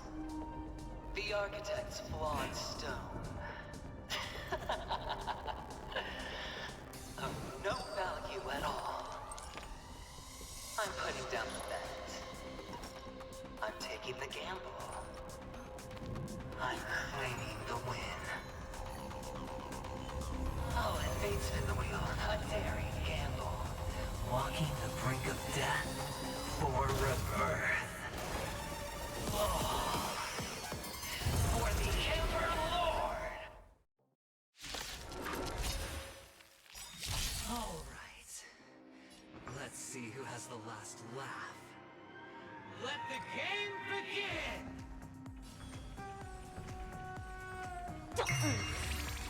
What a headache. Disappear among the sea of butterflies. Illusions of the past. Prepare for some hard. Can I have fun this time? Time for a fun. Don't mess with me. Who's next? Feeling spiffy? Together as one. All things in the human creations. A quick divination.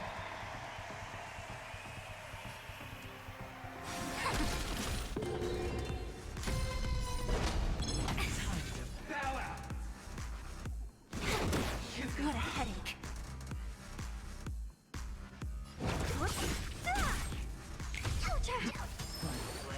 Down from the And yang.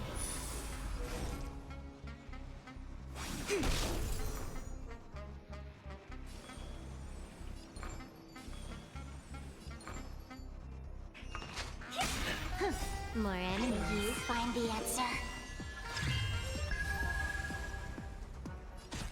Time for a fun. Don't mess with me. Did that hurt?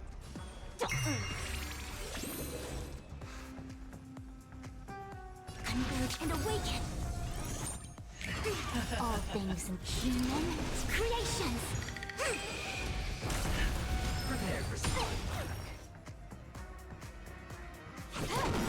This combat. This is double speed. What a headache. I'll go easy this time. Feeling spiffy?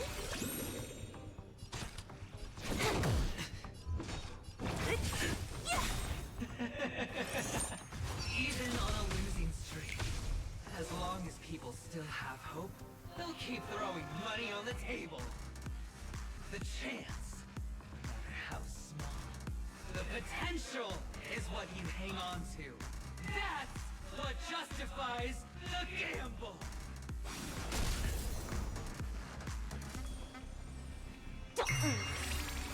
I'll free you. Disappear among the sea of butterflies. Illusions of the past. Let's play. Can you find the answer?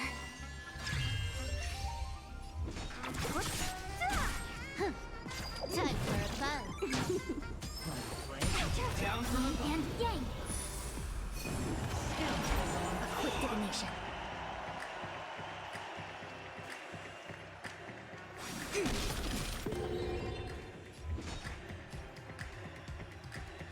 Who's next? Let's play for a while.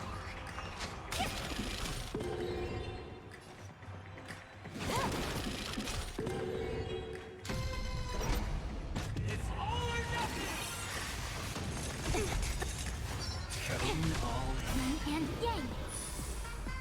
combat. This is double speed.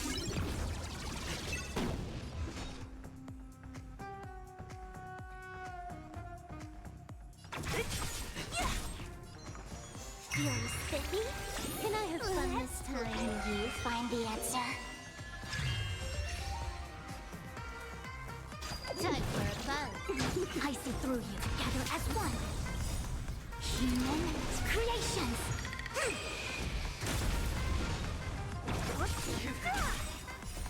Disappear among the sea of butterflies. Illusions of the past. Everybody's like that, down to the last player. So why can't I be happy too? Why can't I feel that free?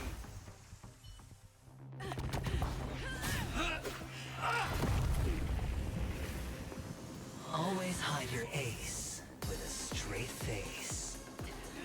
I'm starting to get a little impatient with you all.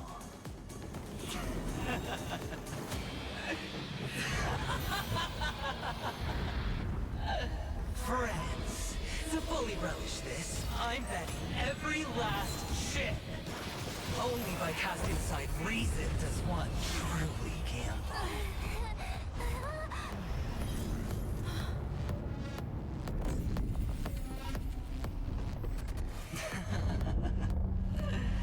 Emanator, I know you'll match my wager, right? You're leaving?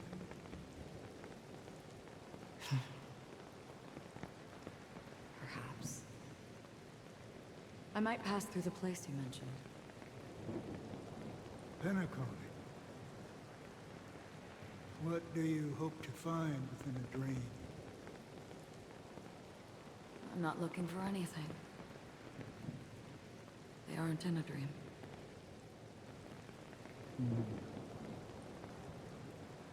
I'm afraid the family will not open the doors for you. Why? Because the path you walk is not accepted by the Harmony.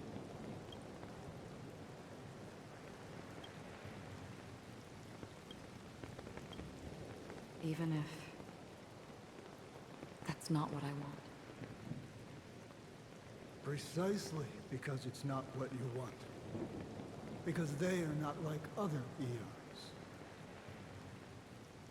They have never glanced at anyone, and they never need to. They leave woven strands of fate for humans to walk, and together, they weave a great shadow. And this shadow silently envelops them. There are always those who rise from the shadows.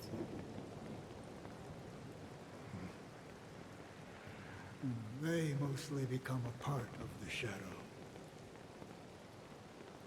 In your eyes, am I the same? You still have a strand of color. But not much.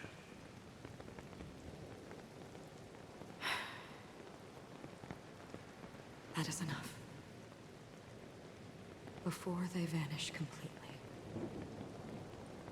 I will reach the Nihility's end.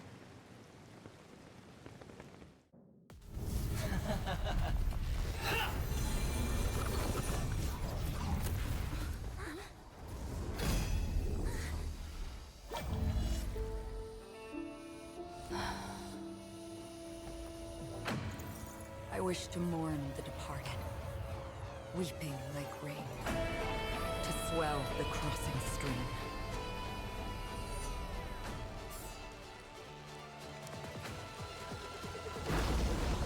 As the tide arrives, leading you back home.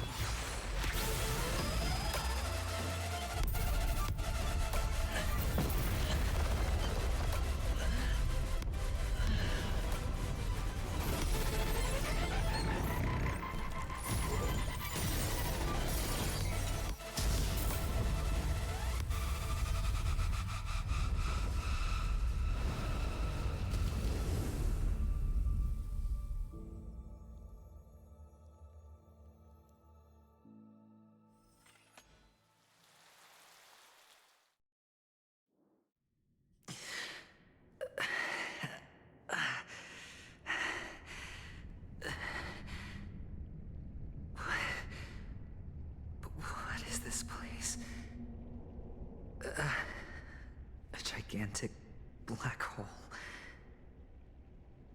And see... Have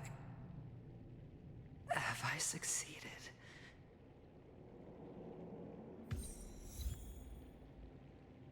Welcome to this sad world, Kakavasha. Your good luck is the most precious wealth we, all Avgin have. You came out alive after 2 days. It proves that you are the real deal.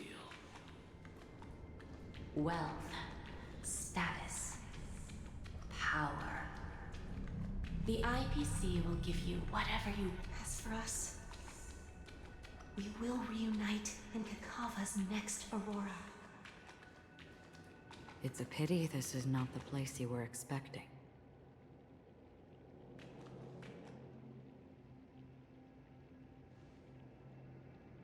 Melody. Is it? Perhaps to you, I am just an emanator who's hiding her identity. But the sleeping and shapeless never glance at anyone. They have no face, no form, and even less of a will to speak. The nihility envelops everyone equally. Only some who have gone under their shadow can go farther, tainting themselves with more nihility. That's all. That's all.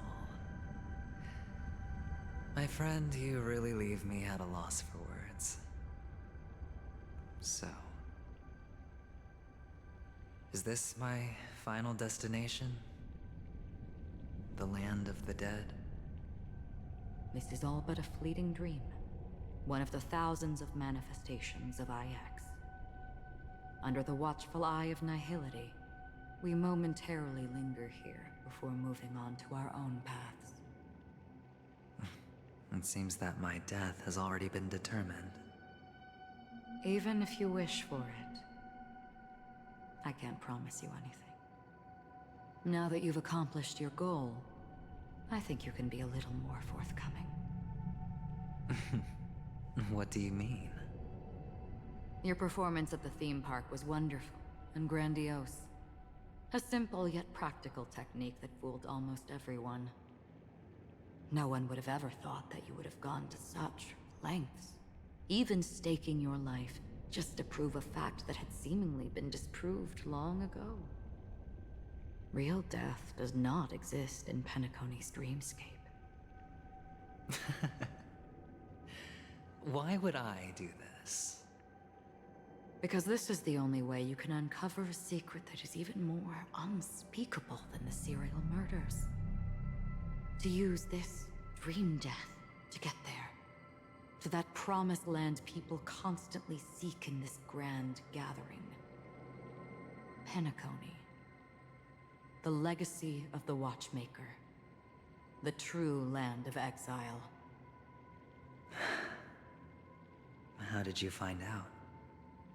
I never imagined that something I learned about unexpectedly would become the key to connecting everything.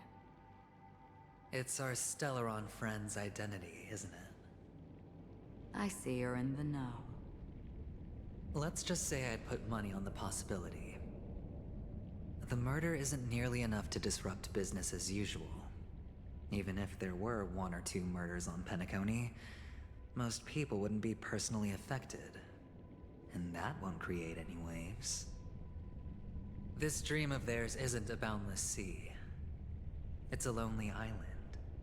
The family used the Harmony to build a high wall and isolate them from the vast and treacherous ocean of the outside world. That barrier they built keeps death out. But it also keeps the secrets that are lost in that watery abyss from floating to the surface. In a beautiful dream, free of suffering, who would want to go fishing for those secrets? No one. Unless someone goes to the other side of the barrier and lives to tell the tale.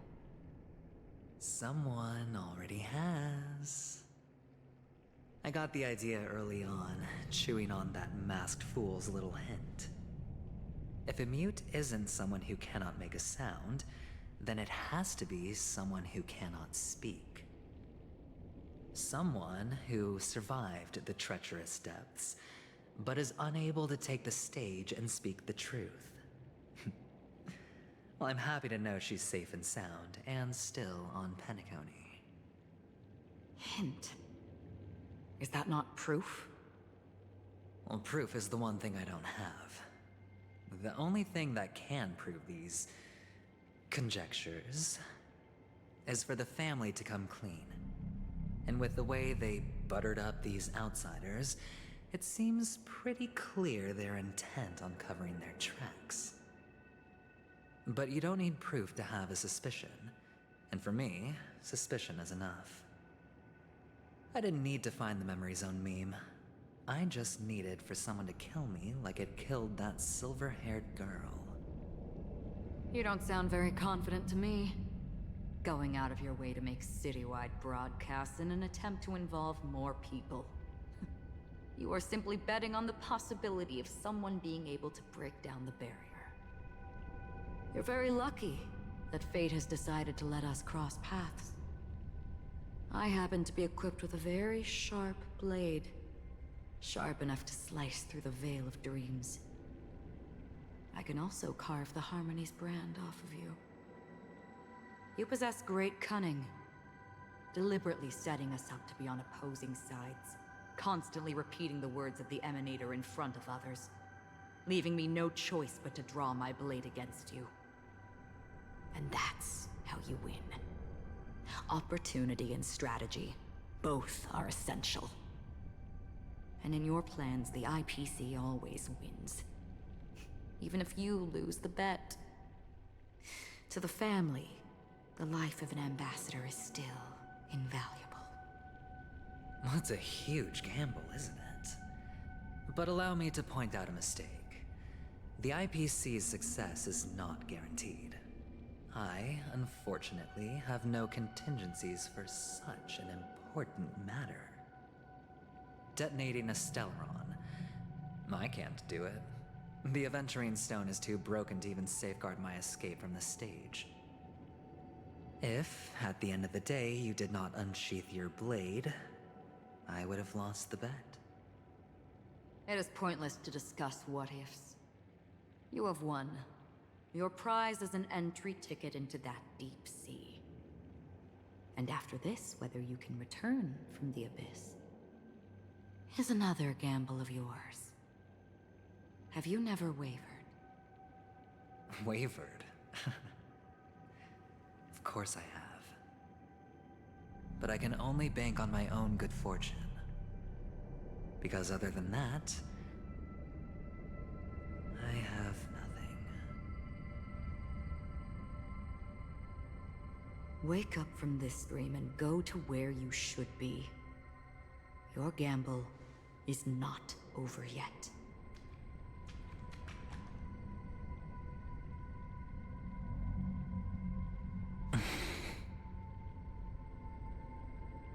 Before we part,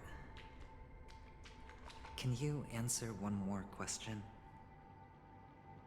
As someone who has traveled on that road, can you tell me, why are we born into this world? If it's just to die. I don't think this and never have. Nor do you. But the nihility envelops you and I. And everyone. And because of that, it's pointless.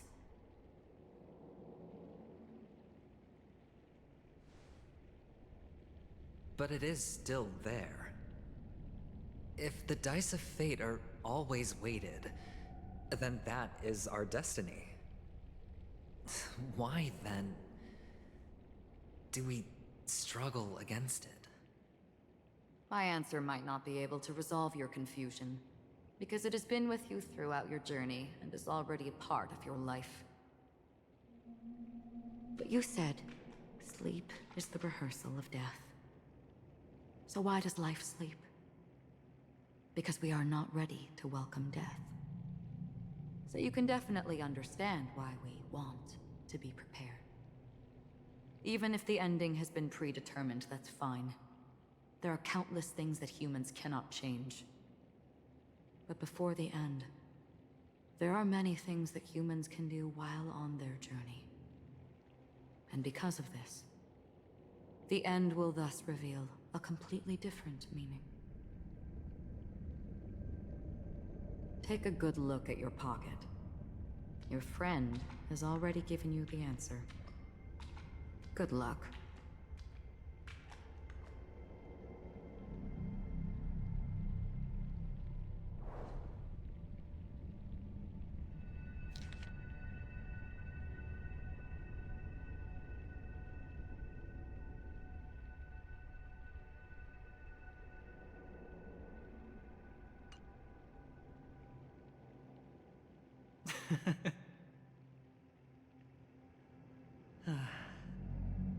Then I shall get going.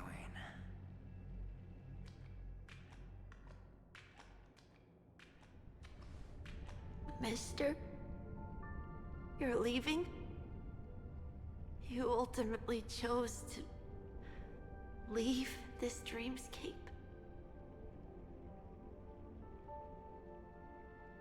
Yes. Because they are not here. My papa, mama, and big sis. Then where are they? They are in a place where everyone will go. A very, very distant place.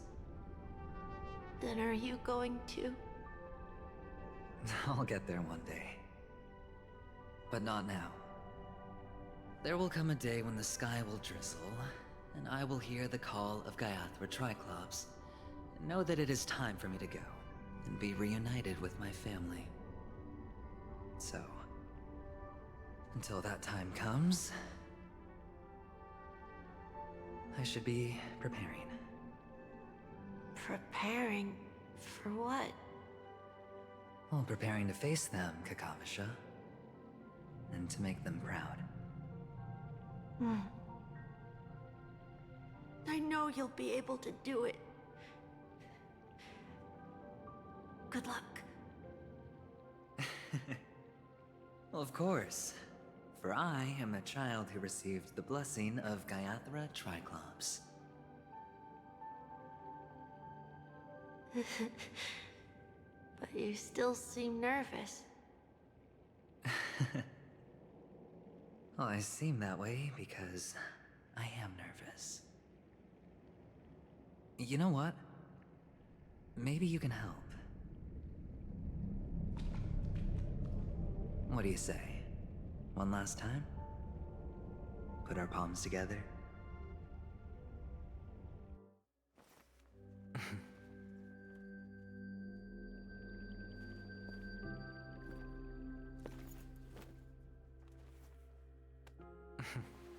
Are you going now? Yes.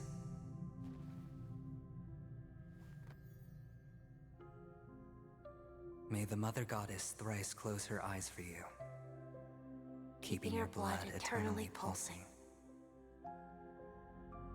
May your journey be forever peaceful, and your schemes forever concealed. Our paths will cross again beneath Kakava's shimmering auroras. Farewell, Kakavasha.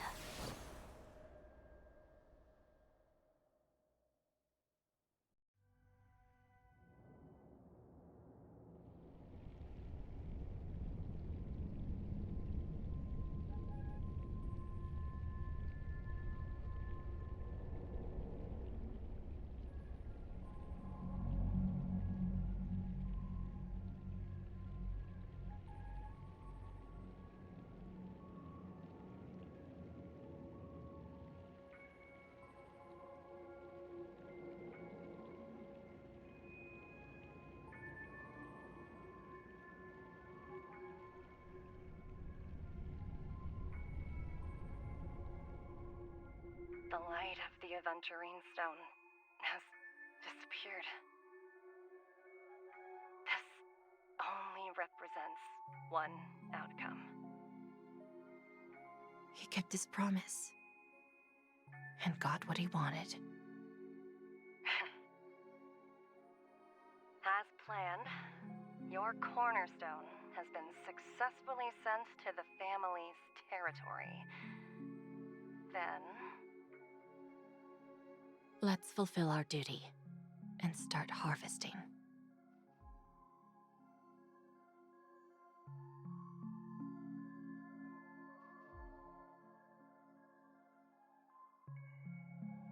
I come for an audience. I come to fill wine, and I come to claim. I bestow poison in the guise of sweet dew. Come the toil of spring and yield a fall. I patiently wait for the branches to be heavy with withered fruits. All for the Amber Lord.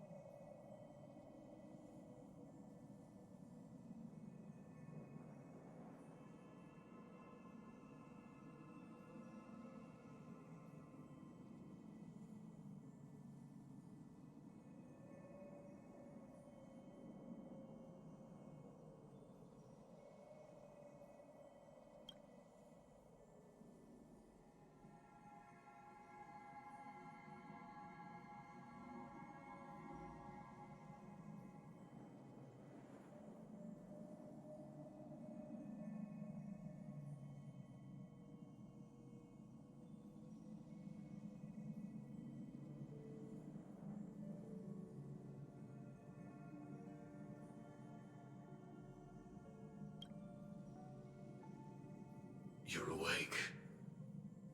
I've been waiting on you for quite a while. A crevice between dreams. You've met me before. I'm Sam, a Stellaron hunter. I originally planned on showing up earlier to reveal some truths to you. But I encountered more roadblocks than expected. 11 times I've tried, but ended in failure. Before I knew it, this world and I became too intertwined, and it became too difficult to escape the constraints of the script. Elio is right. In this land of the dreams, you and I will reap unforgettable gains. I don't know people's hearts as well as he and Kafka do. Nor do I have a specialty like Silverwolf and Blade. Most of the things that I'm good at only apply to villains who need no mercy. So, there is only one method that I use. This is to show you.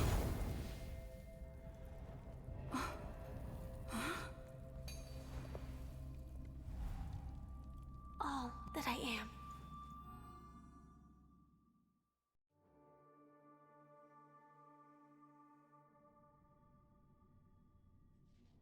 Labyrinth-like corridors and halls?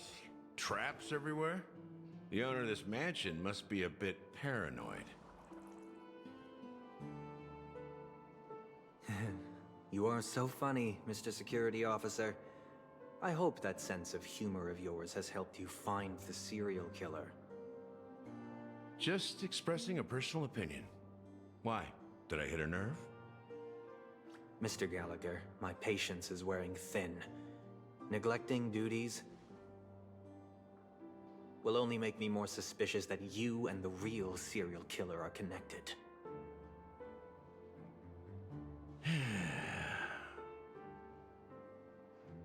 Scoundrel, punk, drunk, hooligan. I have heard this trash talk all too often. But I have never once thought that I'd be treated as an accomplice to a murderer. I take back what I said. Your problem isn't paranoia. You're just crazy, you know? Lunatic.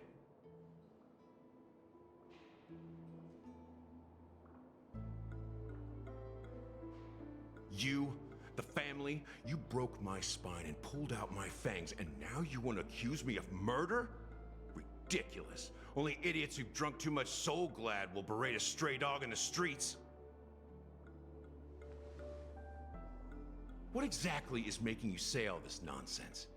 You should be more concerned about the Outworld visitors who are making a scene in the theme park than me. I don't need you to remind me.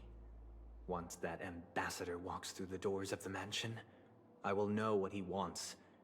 My servants see everything. His little magic tricks may have fooled me, but no matter. I'm happy to see how it's turned out. Why do you think that I just let him go? And why do you think I emptied the theme park stage? Because my target from the beginning has always been you, Hound. The more noise he makes, the more opportunities I have to make you and your true master pay in blood. If I were really the murderer, why would you need to be so secretive? Ha! I forgot. You also have a difficult master to serve, telling you to ignore the murder case and focus solely on that Charmony festival. Isn't that right, my brother? Looks like your disguise has helped you successfully understand every facet of the family. Disguise? You must be blind to be accusing me of being a fake. Open your eyes, take a good look.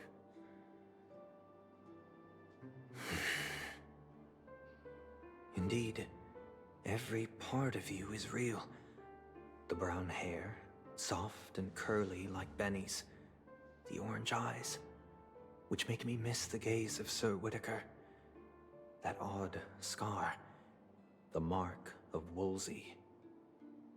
And the gray vest, tie, hound emblem, bottle, the bartending, and your role as a security officer.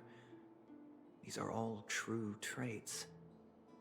From all 52 loyal family members. When they are gathered, countless tiny truths are woven together into a lie. You collected a small piece of each of them and claimed them for yourself. Then you invented this facade, a complete Gallagher. Tell me I'm wrong.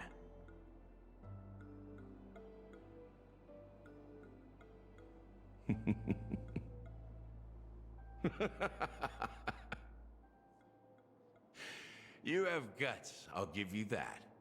Not bad. I severely underestimated you. Admirable. But so what? Can this prove that I murdered your sister and that stowaway? This proves that you and the Memory Zone meme death are linked. And that's enough. Listen up. I don't care how you did it. I only care about one thing. The answer to a question.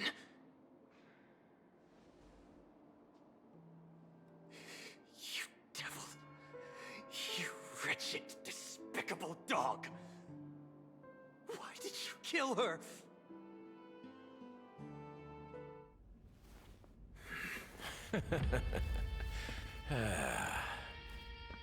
You know, in the thick of things, people are blind to the grit in their eyes. Yet they can always feel it scratch. Want the answer? I'll give it to you. The whole thing is just fate playing a cruel joke on us.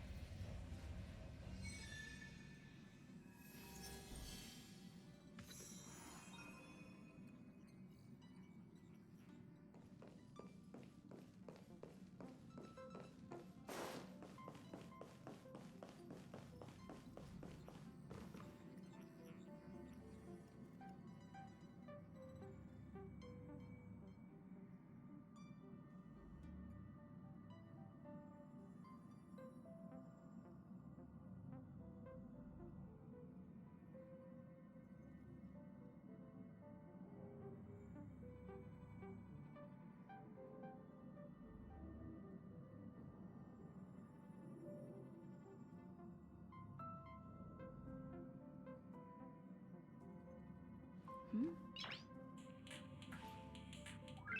Noise.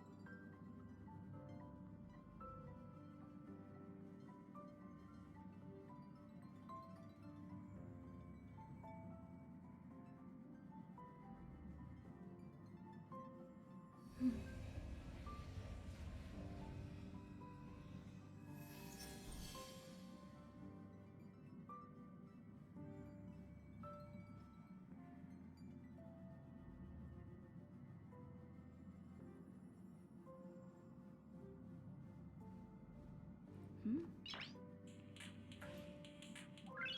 Noise.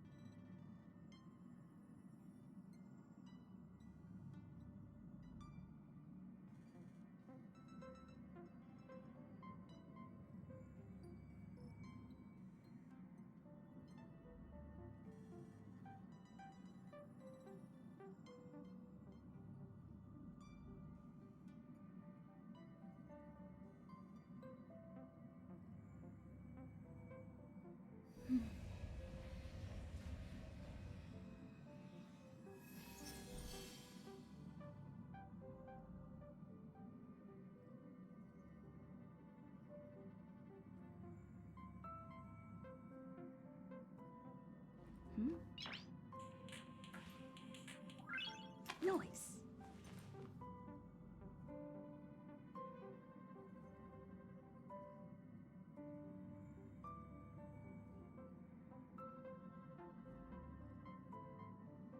Hmm?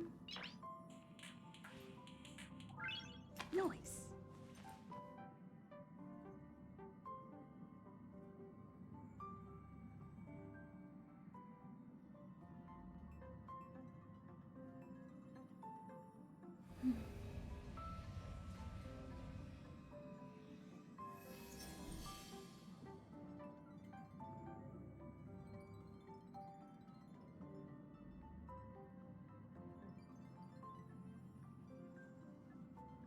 Hmm?